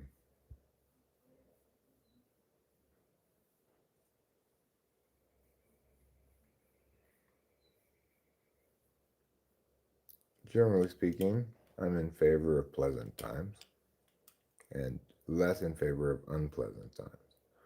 What other topics do you theorize about aside from MBTI? Yeah, fair enough, Deshaun. If for no other reason than it makes for a bad live stream. Well, there are other topics that I know a lot about that I haven't necessarily theorized myself a lot about, like debate stuff. You know, in the debate community, with the various formats of debate, basically every conceivable thing that can be argued and every kind of argument that represents has been accounted for and explained in debate already. There are terms for everything. So I use that knowledge a lot to evaluate other stuff, and uh, and yet that's not me theorizing about stuff. It is true that what I'm saying about typology is somewhat original work of mine, but it too is me just doing a good job of explaining Jung's basic concept, which is a great idea that was poorly explained from the outset. I talk a lot about, and don't want to talk about it right now, but I do tend to talk a lot about evolution and how I think it's bullshit and other people think it's true. And the reason I think it's bullshit is not because I'm a creationist. Anyway, I talk a lot about that, about how evolution's bullshit, and I talk about things like determinism versus free will, and I explain things like why determinism is dumb and how the question would be evaluated if evaluated properly and what their burden of proof would be. And I explain that stuff. I explain my intuitive ideas that I can't really justify about music in particular, but sometimes other forms of art. And I talk about politics. I explain once again what the correct position on things is. Um, that's not so much my theorizing as it is my running the various arguments in favor and against something.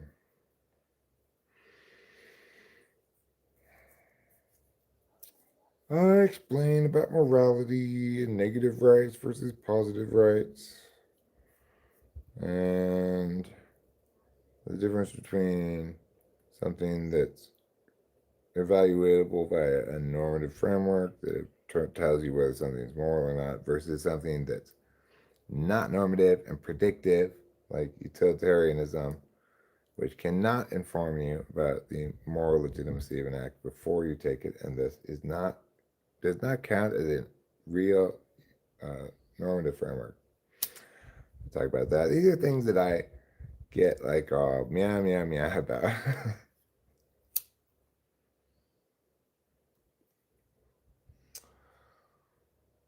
And I meow meow meow about how people should stop being reductive and try to blame some boogeyman group that they made up in their head instead of dealing with stuff directly. Various things that make me mad. Cops have rights. Of course they are.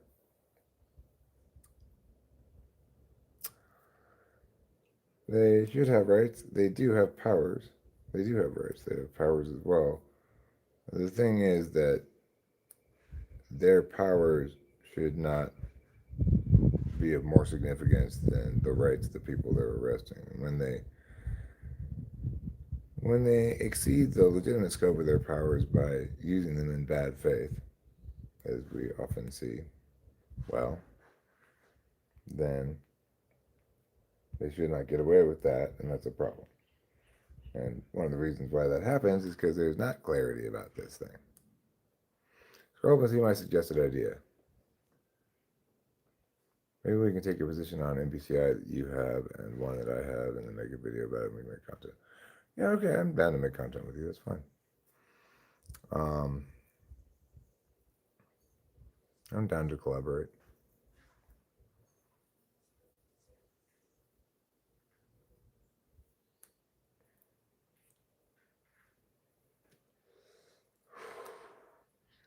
It makes me very sad and upset when cops take this militaristic approach and think of citizens as civilians instead of citizens. There's supposed to be a clear, bright line between military, which you use for war against other people, and police, which you use to enforce laws in your own country. How's it going? Good. It's going good. I'm talking to Kimi. She said that she knows where you're coming from because she had to learn to stay with people at a hospital. Her mom had to tell her, like, hey, Kimi, you can't just leave people. So she sympathizes with you. Well, that's nice to hear. Yeah. I'm glad you're talking to her. You sound like you're feeling better. I am. I'm glad. I'm sorry. I'm sorry. I'm sorry. I'm sorry too, though. I love you. I love you too, darling. Don't be afraid to use both if you're more comfortable. Put that one on the bottom and that one on top. Let me see. This should be good. This is good. This pill was a bit much. Okay. Yeah. So are you still talking to Kevin? Yeah. Oh, okay, cool.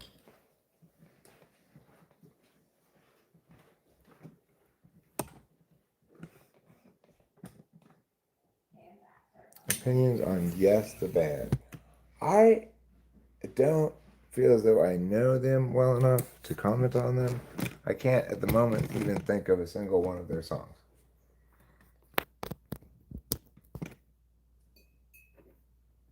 Is there one you recommend to get the gist of them?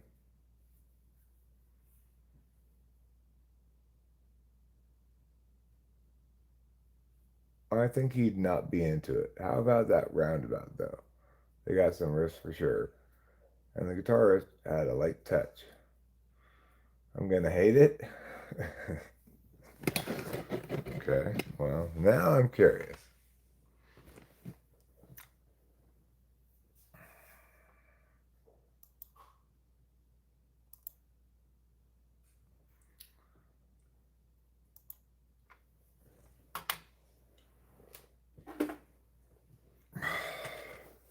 Yes, the band.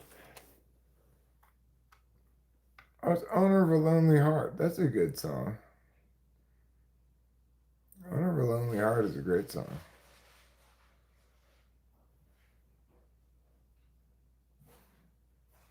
Is it a little long? Yeah. But it's a great song.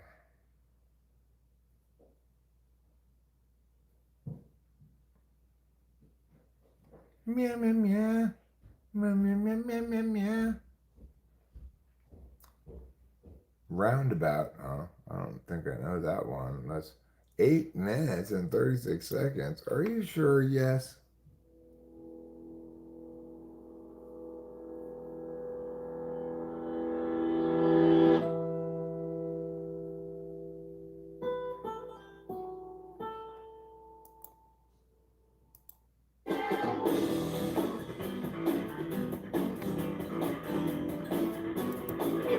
Okay. Yeah, I know that song. Um, they're for their excesses, they're actually not too bad. Like they could be bad that way in a much worse way. This is a chill channel. Hopefully it's as chill as an ice cube inside of a glacier inside of outer space.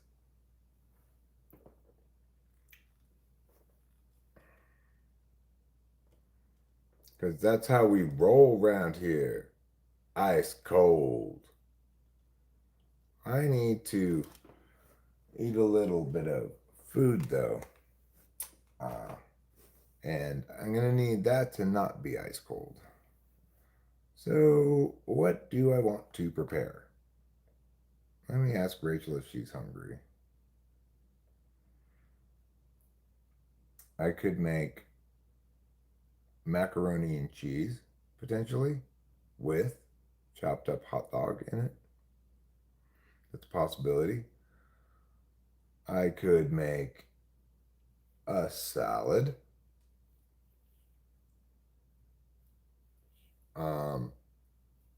You'd order us something. We cannot order food here. There is no Uber Eats or whatever. If there were, it would, you know, a long drive from anywhere. Am I a Christian or other? I'm a Christian. But I'm not an evangelist or anything.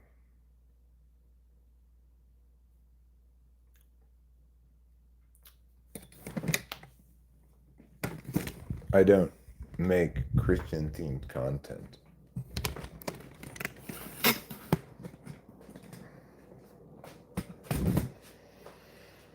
Right, ask Rachel if she's hungry. I'm much better about thinking of her SI than I am about her FI, Hey, Rachel! She's upstairs. Okay. Did you call me? Yeah, are you hungry? Yes, I am. Are you want me to make, like, say, mac and cheese with some hot dogs cut up in it? Yeah, that sounds good. Or you want something else? No, I was gonna suggest All right, cool. I'm on it. No problem.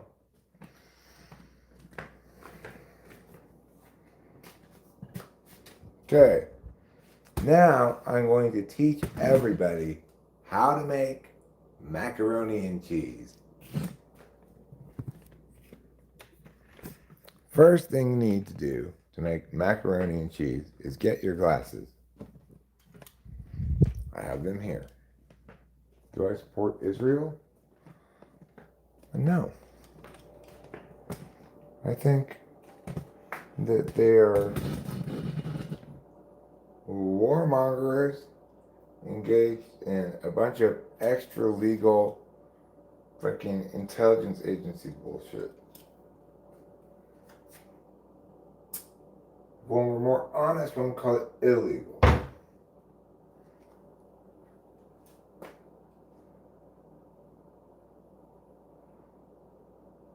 And that's not to say I oppose Israel. I oppose the way they're behaving and have been behaving for a while.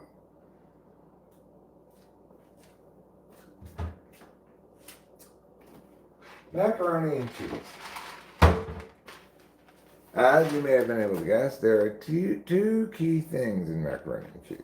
One of them is macaroni, and the other is cheese.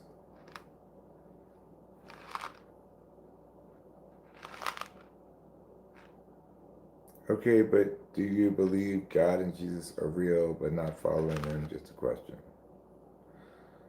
I have a faith-based relationship with God and Jesus. Take that for whatever you wish.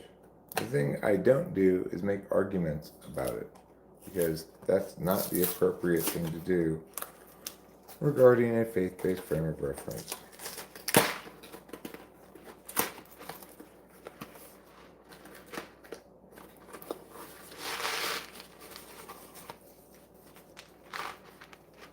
Argumentation is critically important where it ought to be used, and we're woefully ill-advised where it ought not.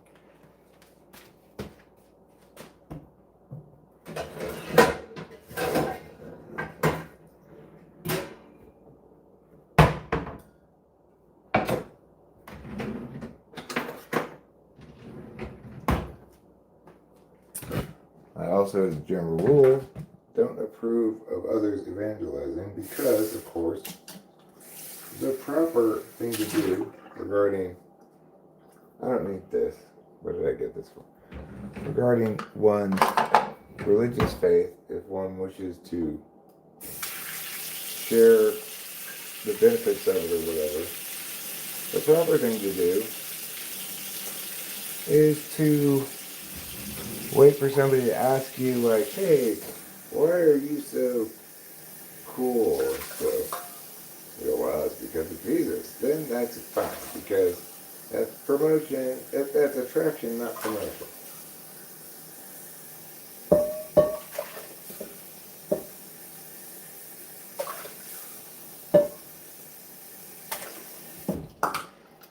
My larger measuring cups, the Pyrex one, well, they're in the dishwasher, so I had to use that cup after all.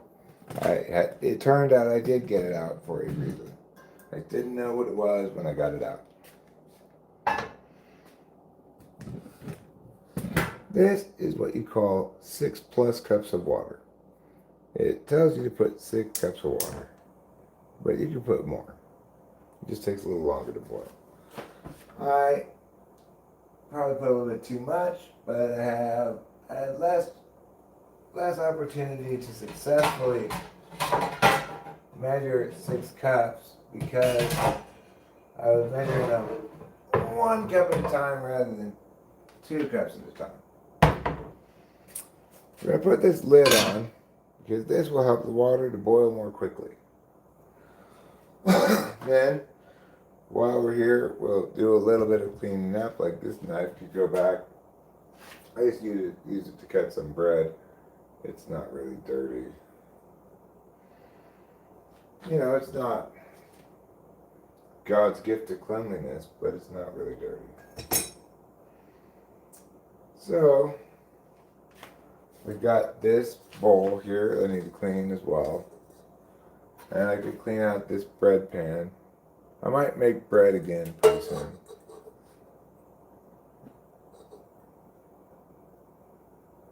Arguing is a carnal trait?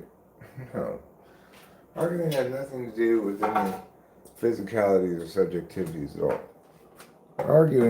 Argumentation, not just disagreeing with somebody, is the science of being correct. But to make arguments about God is to presume that your argumentation somehow subsumes God, which, to the extent that you want to do any kind of definitional work, is obviously contradictory. So, in reality, even though people who are in dispute about some matter often get heated with each other, argumentation is the opposite of that. It's dispassionate. And when done properly, it's called dialectic. And it involves using words to determine what is correct in a defensible way.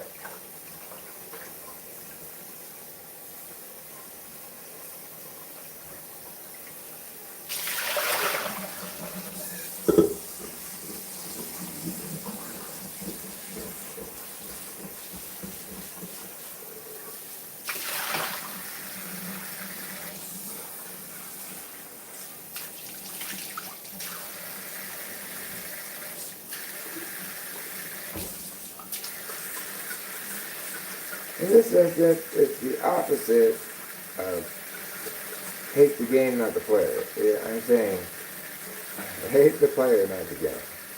Yes, some people, when they play basketball, get all upset and start fouling a bunch and gets all pushy and shovey and stuff. Well, that's not a problem with basketball.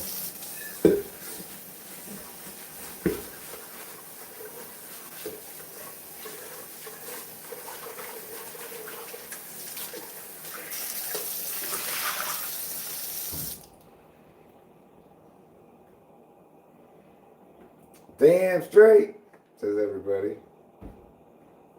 And I'm all like, yeah, it is.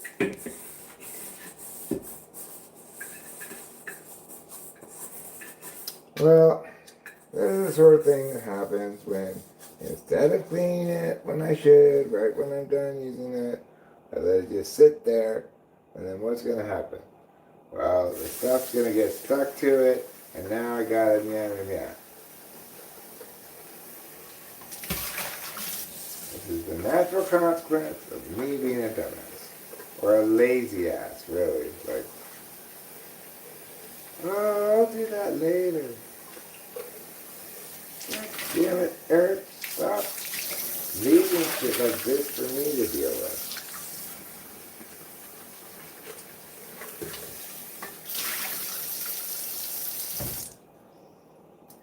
Well, clean now. I guess I can just let it go and let old Eric get away with it again.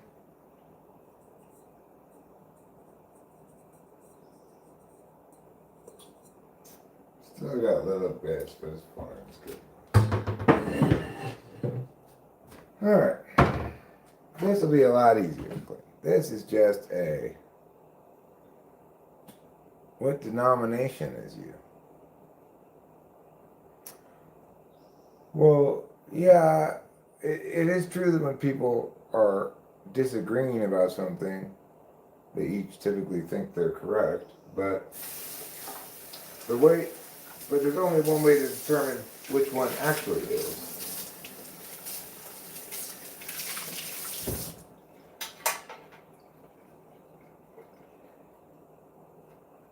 The thing is, I am a retired debate coach. I did competition flow debate for a long time. I coached it. I did it in high school too. So I have a lot of opinions about how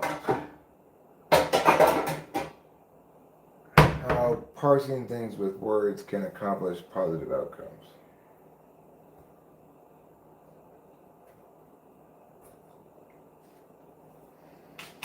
All right, well, we've done a little cleaning up. We are boiling some water here. Okay, well,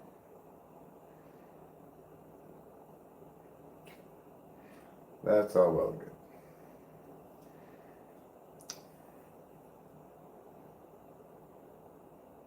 Water's coming to a boil. We've got the macaroni in the box. We've got the cheese right there. We're going to need 2 other ingredients for this. Milk and butter. We need 4 tablespoons of butter and 1/4 cup of milk. 4 tablespoons of butter, for those who don't know, is half a stick of butter. So with this one, I cut it right here. And I get this part to be 4 tablespoons of butter.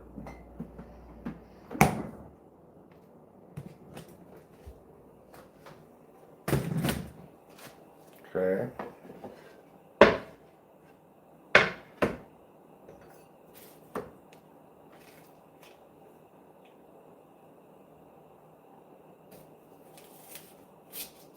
Right. 4 tablespoons of butter, maybe a little bit more, because it never hurts to be a little extra buttery, but a little under buttery, well, yeah, that might be a bit more of a letdown.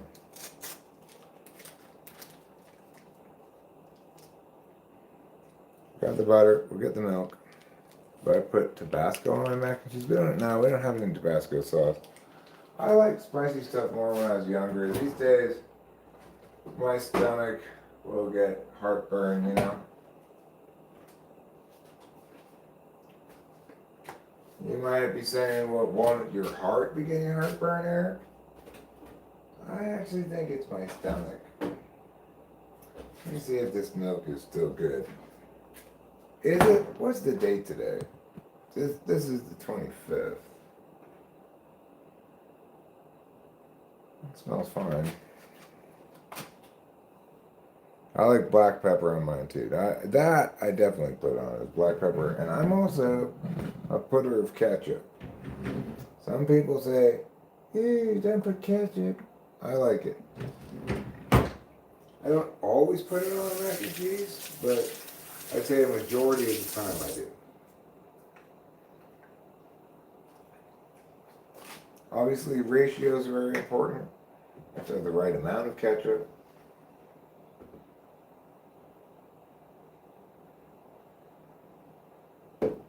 There's the 1/4 cup of milk. We've got everything ready to go here. But we are going to need to, I don't know if Rachel really wants the hot dog in the mac and cheese or not. Like, this sort of thing, I'm very good at attending to her subjectivities. I know what she likes with food, and I know when she might be hungry, and things like that. I'm not great at it. I'm not an SI dom, but I'm proficient at it, and I make an effort to do that. But paying attention to her FI is much more of a challenge for me. It's the difference between weak but conscious and blind. Like ketchup on scrambled eggs, that's pretty good, especially if you got grated cheese on top of them. So the hot dog thing. Are we doing the hot dogs or not?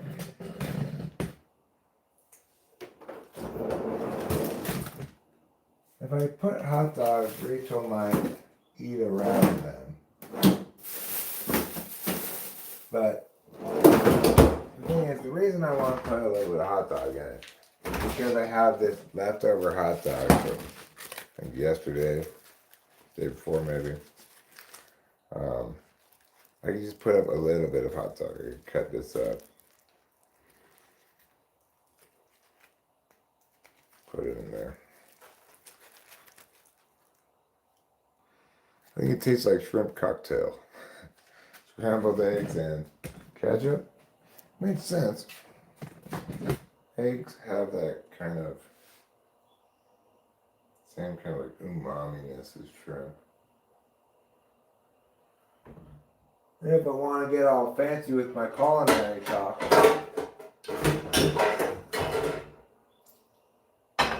Okay. Throw this bun away.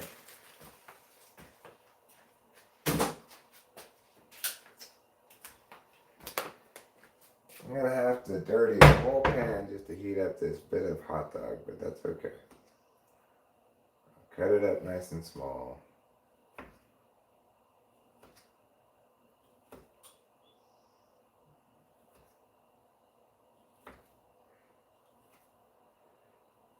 And we're cutting hot dog up, just like this.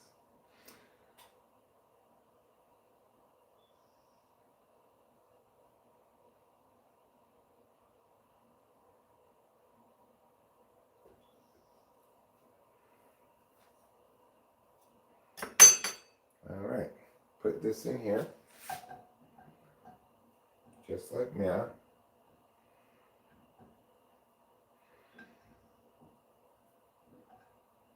All right, now bring you over to watch all the action. And oh yeah, there's a lot of action. Oh, this is boiling. Okay, good. This is boiling, so there's even more action to see.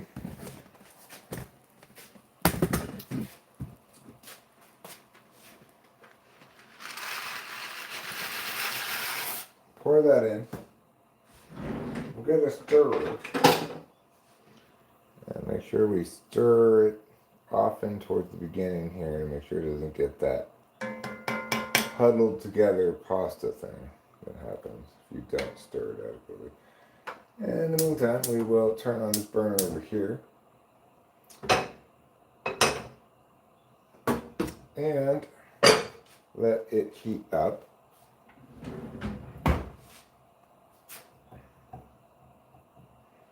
And we'll just kind of, stir these up once it starts to heat up a bit. Stir here. Oh, I forgot to put the timer on.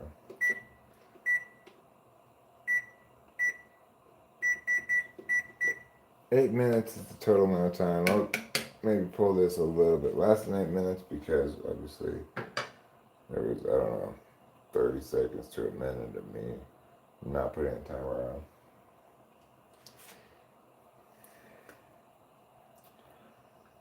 My back hurts. My soul hurts.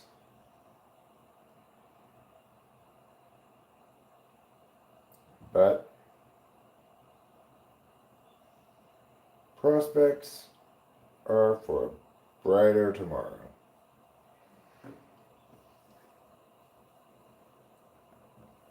It's already a brighter today. Rachel's in a much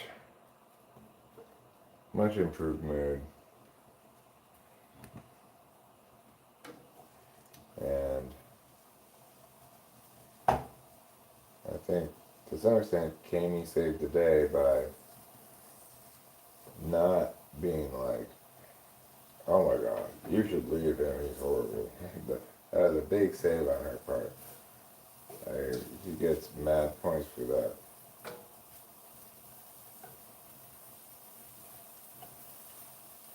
Rachel with that FE tool of hers, what other people have to say about it is going to matter a lot.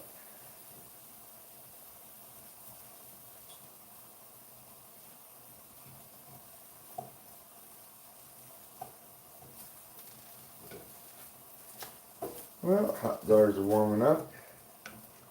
The pasta's cooking down. And everybody's looking for yumptiousness everywhere, all around. This box can go in the trash.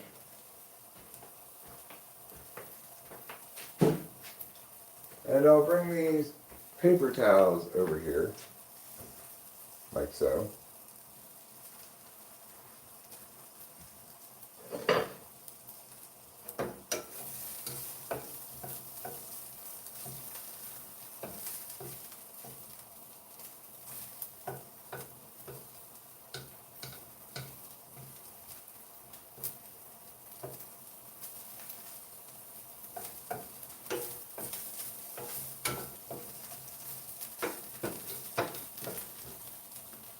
Okay.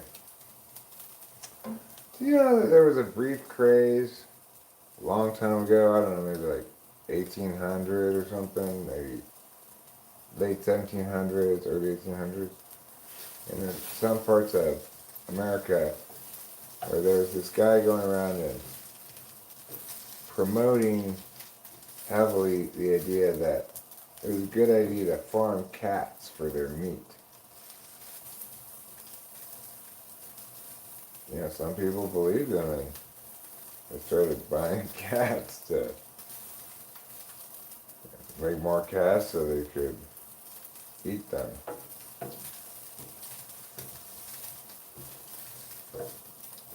Seems strange, but it's a real thing.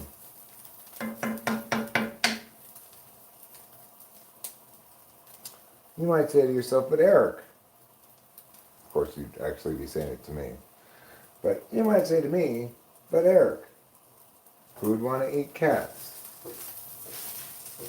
Old-timey people, I guess. Probably the idea was something like, they can feed themselves by catching mice. Or some other ridiculous nonsense.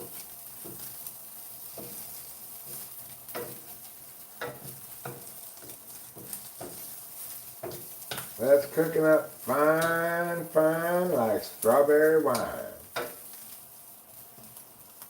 Everybody's excited. Everybody's having a wonderful time.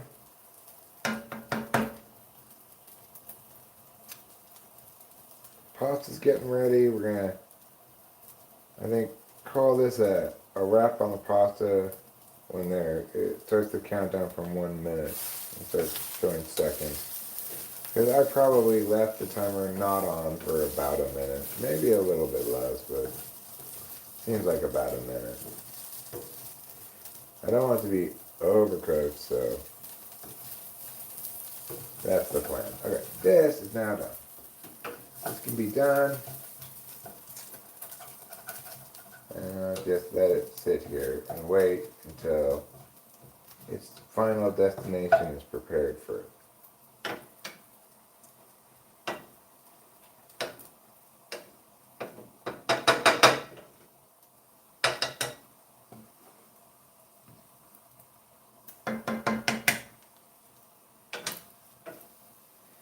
We're just looking for a good life, swinging from the stars. Oh, anybody else know that song? By Claire Rosenkrantz. It's her other song that I found is good, besides Backyard Boy, You Make Me Nervous. Dance with me in my backyard, boy, looking super fine in your corduroys. Meow, meow, meow, meow, meow, meow, meow, meow. It's good. Good stuff. That song's good, and so is the Swinging from the Stars one.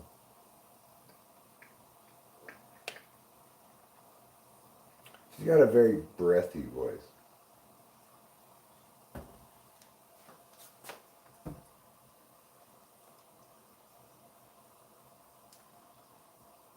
Why is it still so soothing so much? It's not even a real fire on it.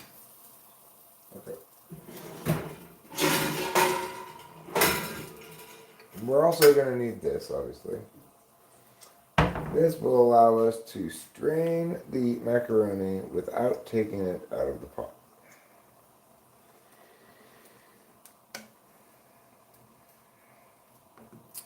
Thereby minimizing fuss and muss.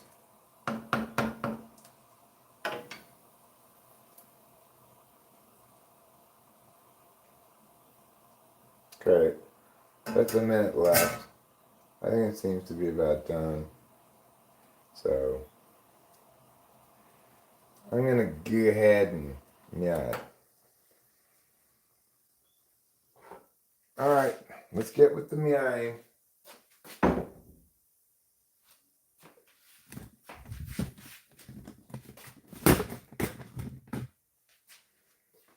Eric, how do you meow it? Well, get this like so, and you just pour out all the water.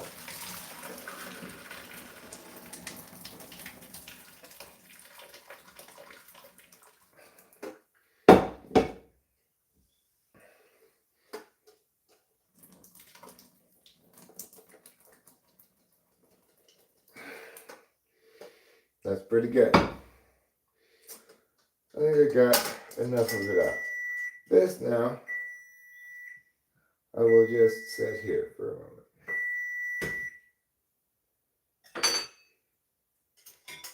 Oh.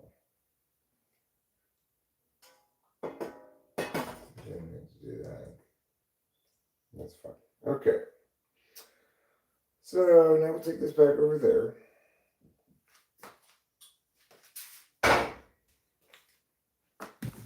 And the first thing we want to add to the macaroni in the pot is this butter. But if we just put this big chunk of butter in, it's going to take forever to melt. So we're going to cut it into smaller pieces.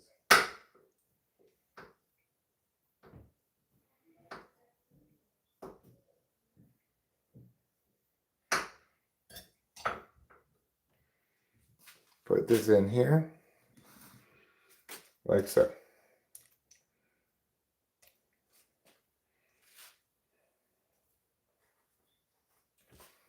Get this stirred, and we'll stir it around.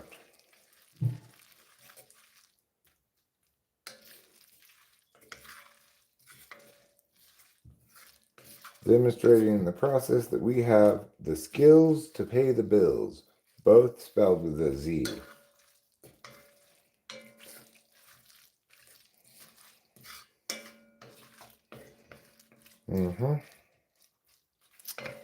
Those big pieces of butter obviously take a little longer, but they're coming around. There we go.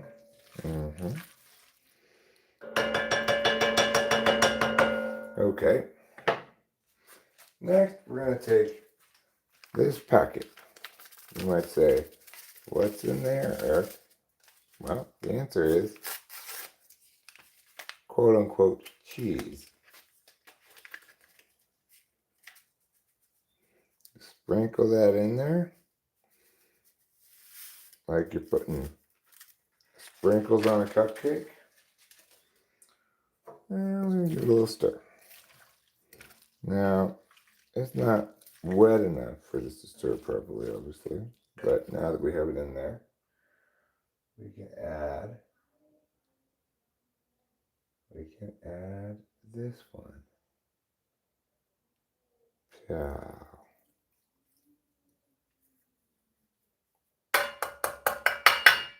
Okay. Now we're going to stir until the orangeness is diffused throughout evenly.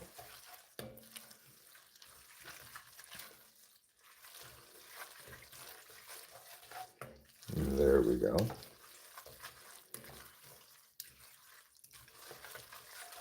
All right. Now we're going to add the next ingredient, pepper.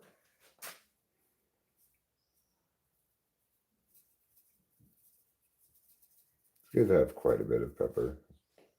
It's hard to over pepper mac and cheese. So that's a good amount of pepper right there.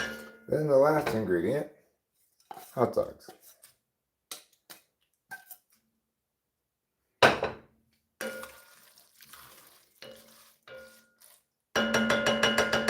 Now serve in 2 bowls. I guess I should say scoop into 2 bowls and serve.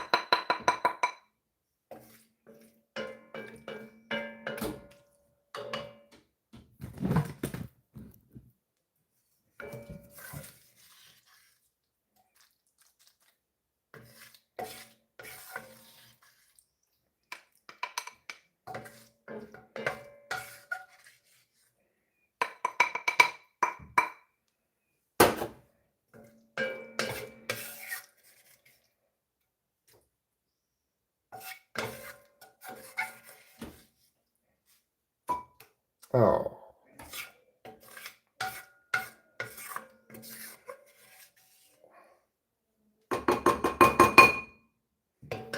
All right, good enough. Make a little mess, of course, before I finished up. Okay. Alright. So let's put this in the trash. Let's put this in the trash. Put the milk back. We'll rinse out the quarter cup, put that back. We'll clean this off. Do these things quickly. Maybe I won't do the long way this time. I will do this one. Do this off, put back. This can go back. This needs to go into the sink. With the bottom. Damn it. Here. Okay. Put the water in there. Rinse this off. Get some of the pasta gluten off of it.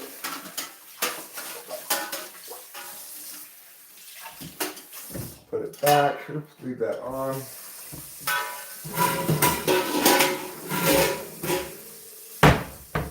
Deal with this part later.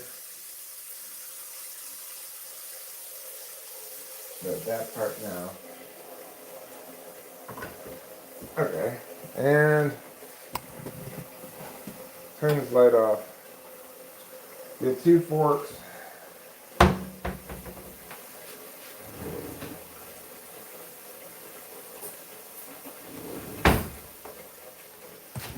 Pew, pew. Put this in the trash.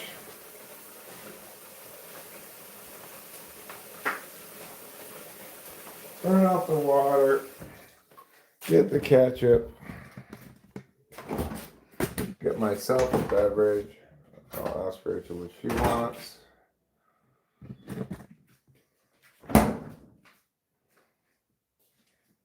Okay. Bring this with me over here. And sit down here. Rachel hers, see if she wants ketchup. Do you think you look like JK? Who's JK?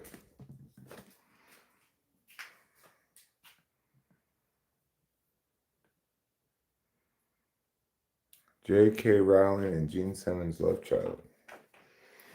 This is a surprising couple.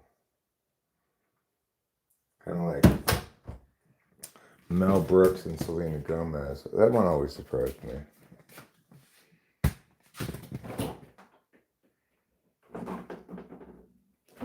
Oh, you guys hadn't heard? The hot goss?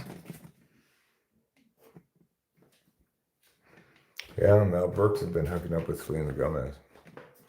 She was like, sorry, Steve Martin and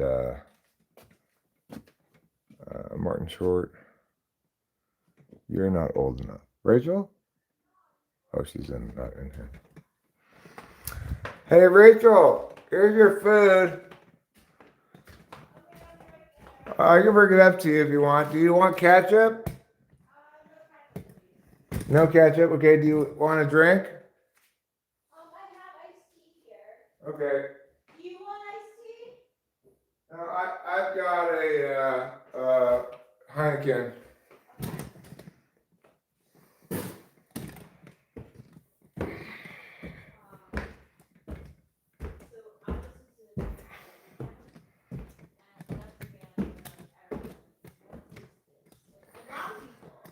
A lot of people actually are like, what the hell is Vampire Weekend? Thank you. Mm-hmm.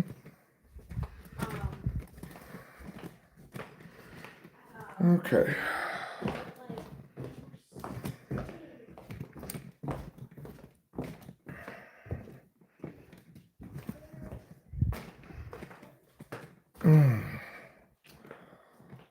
Well, that was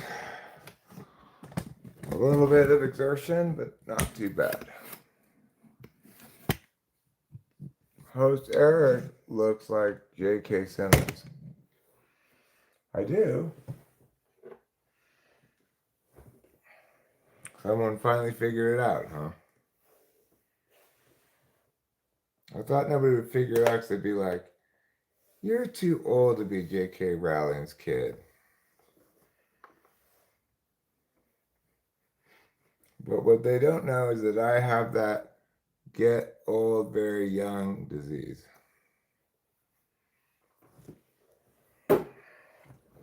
Oh, merciful heavens.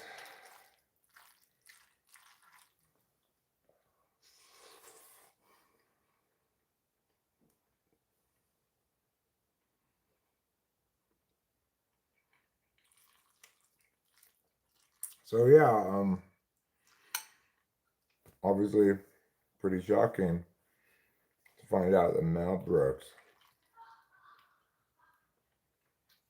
and Selena Gomez have been having a secret affair. She's married, you know.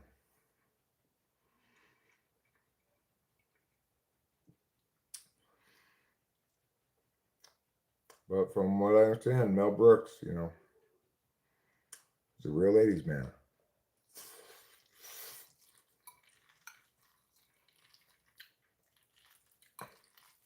They always say the same thing. I just love his eccentric humor.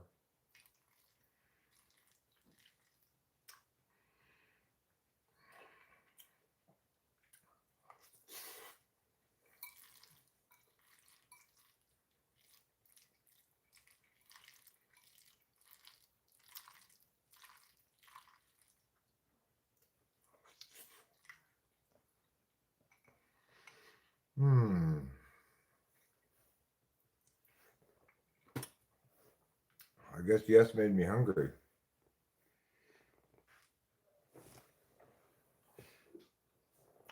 Maybe it made me think, what is yes the answer to? And then I thought, am I hungry? It's like Jeopardy.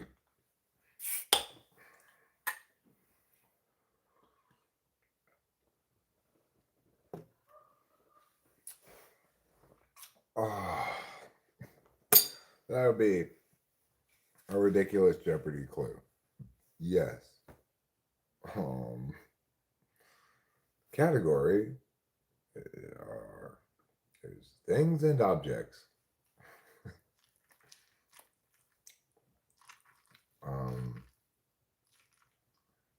Is that thing a cat?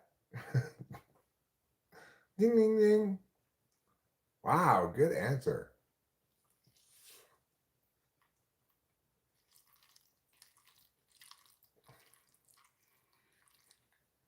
Oh, this is Heineken non-alcoholic beer, Heineken Zero. I don't drink alcohol, but I do drink non-alcoholic beer.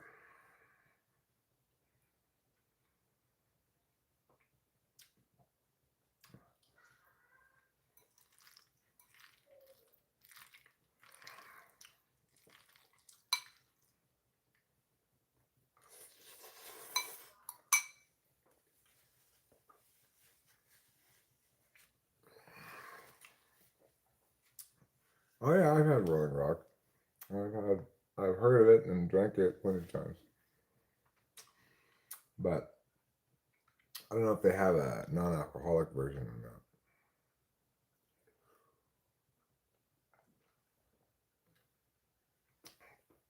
I've never seen one. But I could be just not looking in the right places.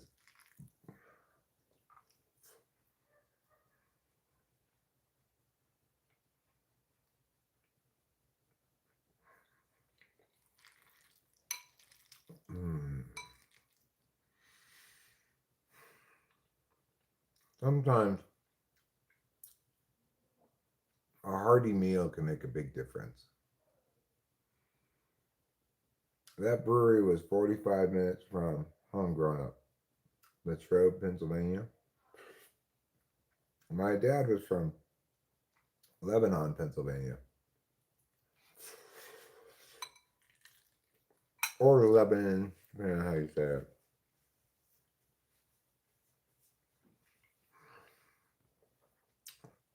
Is Latrobe close to Lebanon?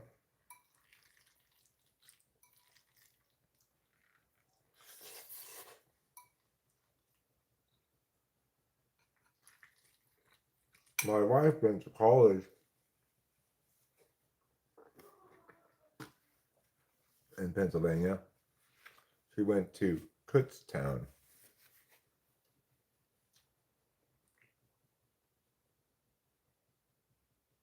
And my father was from the Middle East. You're right. Obviously, I was forgetting about Beirut.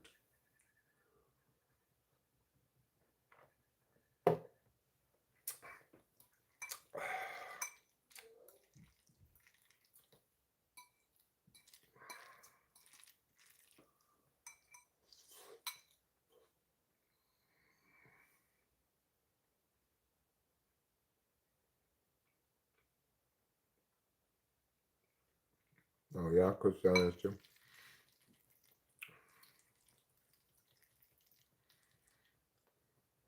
My wife's from Long Island. So, you know, Pennsylvania is not that far away from New York. Yeah, I know what you meant. I thought it was funny.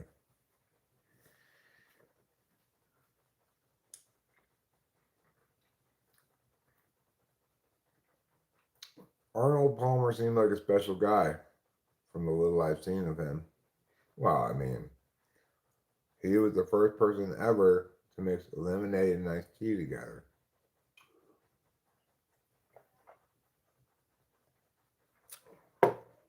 Battles from the French and Indian War took place close to Latrobe, huh? Well,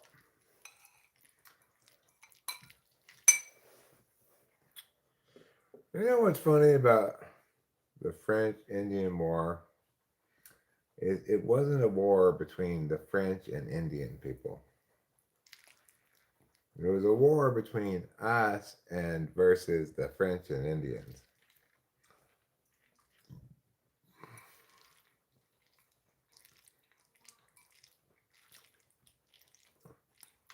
If we hadn't won that war right now, we'd all be saying how and monsieur.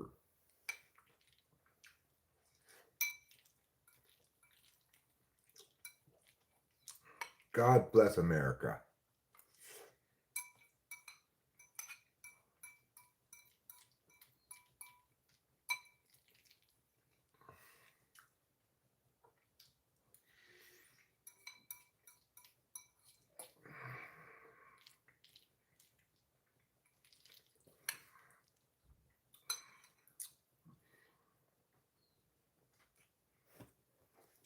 Rolling Rock for grounds where steeplechase races took place. Explains the picture on front of the bottle. Oh, steeplechase, huh? I think they have that for both horses and people, right? Do they call, isn't that what they call the people race where you jump over the thing and there's a water thing you have to jump over into?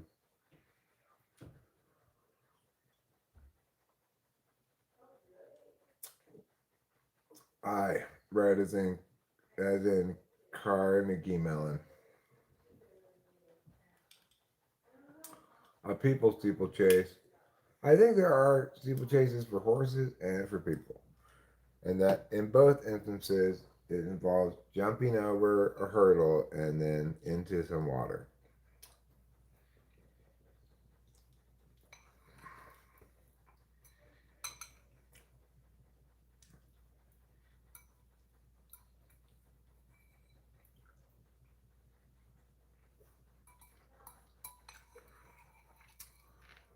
People like to include a little bit of water in their sports. I think it'd be cool if we adjusted the rules of baseball a little bit so that whenever an outfielder catches a fly ball, at the moment he's catching it, like employees of the stadium dump buckets of water on him. Just to add a little bit more drama to the whole thing.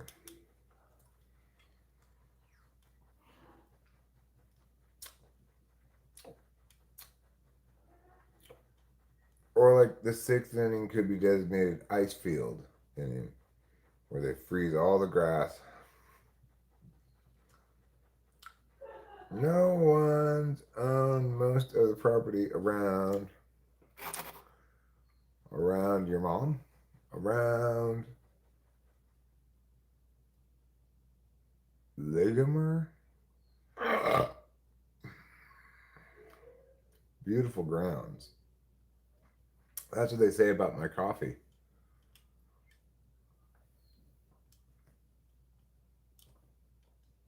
Don't worry about it, Luke. I totally get it. I can often decipher things and often I can't, but regardless, I would choose to engage in the more convenient way as well. In fact, that's why I'm live streaming. It's the most convenient way of all. I don't have to type anything.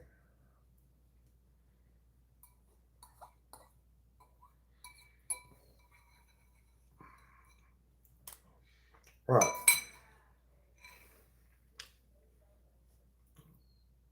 This earns a grade of S for satisfactory. The highest rating anybody can get.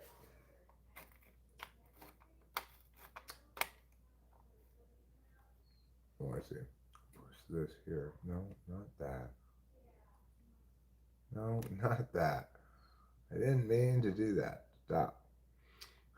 This one. There.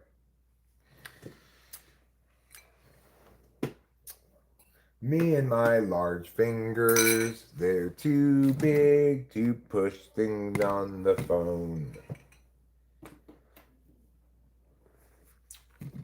Okay. Put this in the sink. We're going to put the ketchup away. And then I think we'll go pull a couple bowls. Well, then you must be a gentleman and a confidant. Thank you. Well, you're welcome. And I will declare you a gentleman, a scholar, and of course a reader of fine literature. Because that's how we gentlemen interact with one another in a very civilized fashion. Oops. I'm sorry for being so vulgar and barbaric. Now, where are these? Yes, here they are. Let's go have one of these, and let's look in the car and see how many more we have, if we have any more. I may have to go to Boot Jack today to get more cigarettes. That's possible.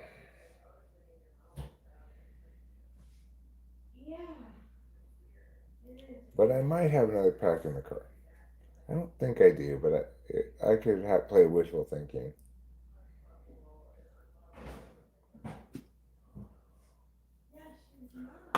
It's a game I like to play sometimes.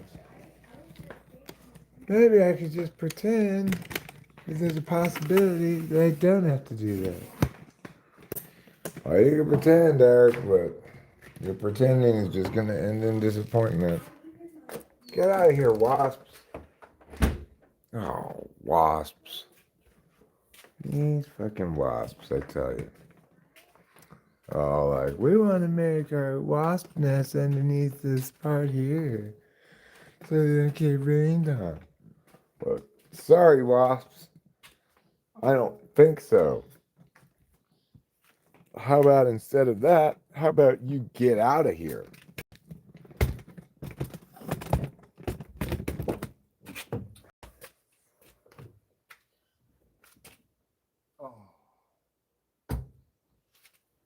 Womp bum, bum, bum.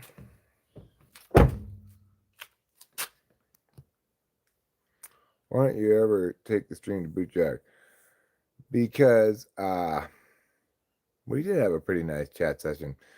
Because there's no bars. It's like between here and Triangle Road, basically, the bars are absent or spotty at best, maybe like one bar some of the time. I just can't possibly. Yeah, I would, Luke. I'd believe that.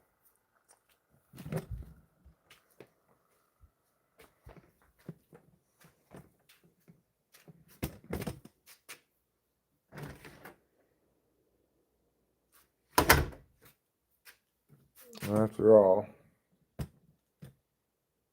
you do have that whole evangelism thing going on. And you do reiterate things that I've already corrected you on before, so not surprising.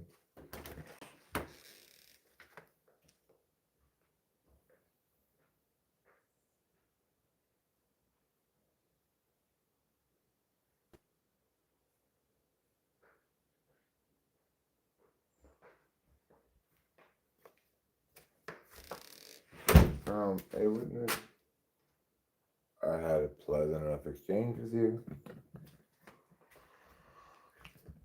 Do I have a lot of faith in you having actually learned anything or changed your ways? No.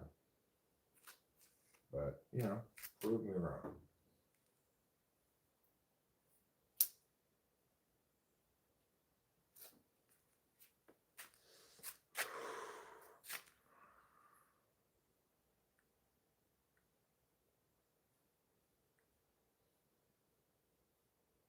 I can't see that little teeny circle.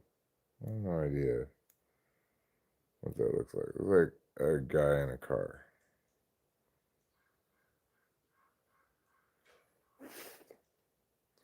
Beyond that, who can say?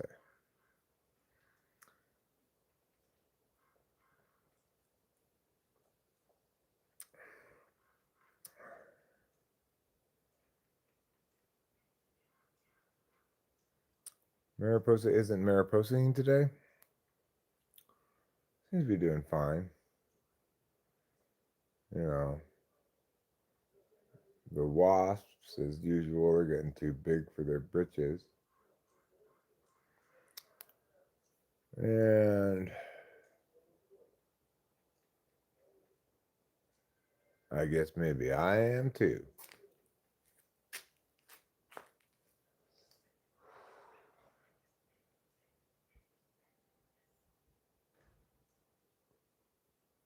We've got all kinds of these little caterpillars all over the house. I don't mind them being on the house, but not the wasps. The wasps, and all right, you too, Luke.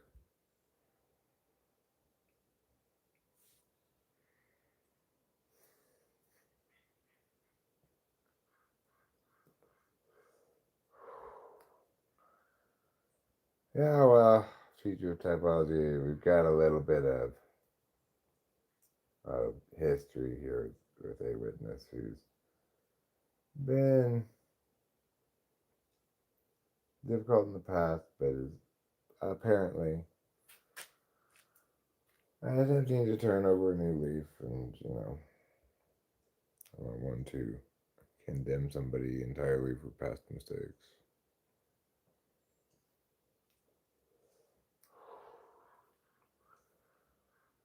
Whether I should believe this or not, I don't know.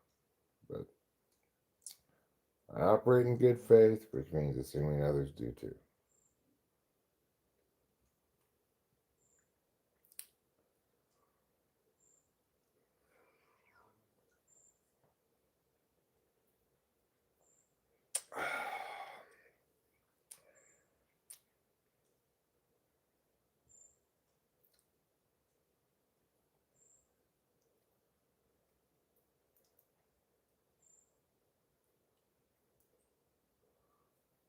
I suppose it would probably be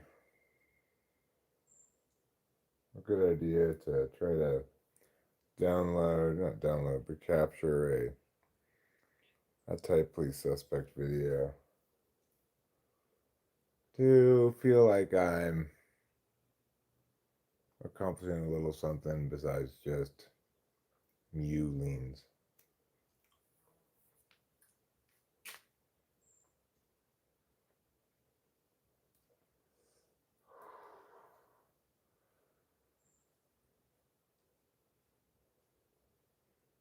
I could do more household chores, and it's not that I don't need to do that, but that would feel like a little bit like procrastination, which is where you procrastinate by doing a task other than one that's significant. I certainly can be guilty of that. I'm also tired. I don't know if I could go to sleep right now, but I know I probably should.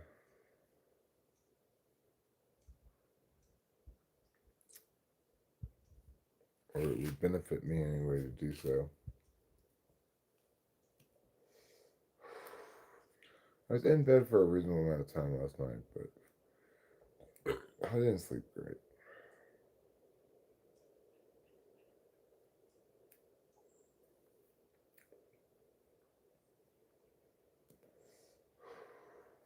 I often don't. It's frustrating, obviously, because the fourth lot of SI, I've got to be. Ideally, those things run smoothly on their own without challenges, because that's such a necessary precondition to me functioning smoothly. All right. Well, I guess I'll wrap it up.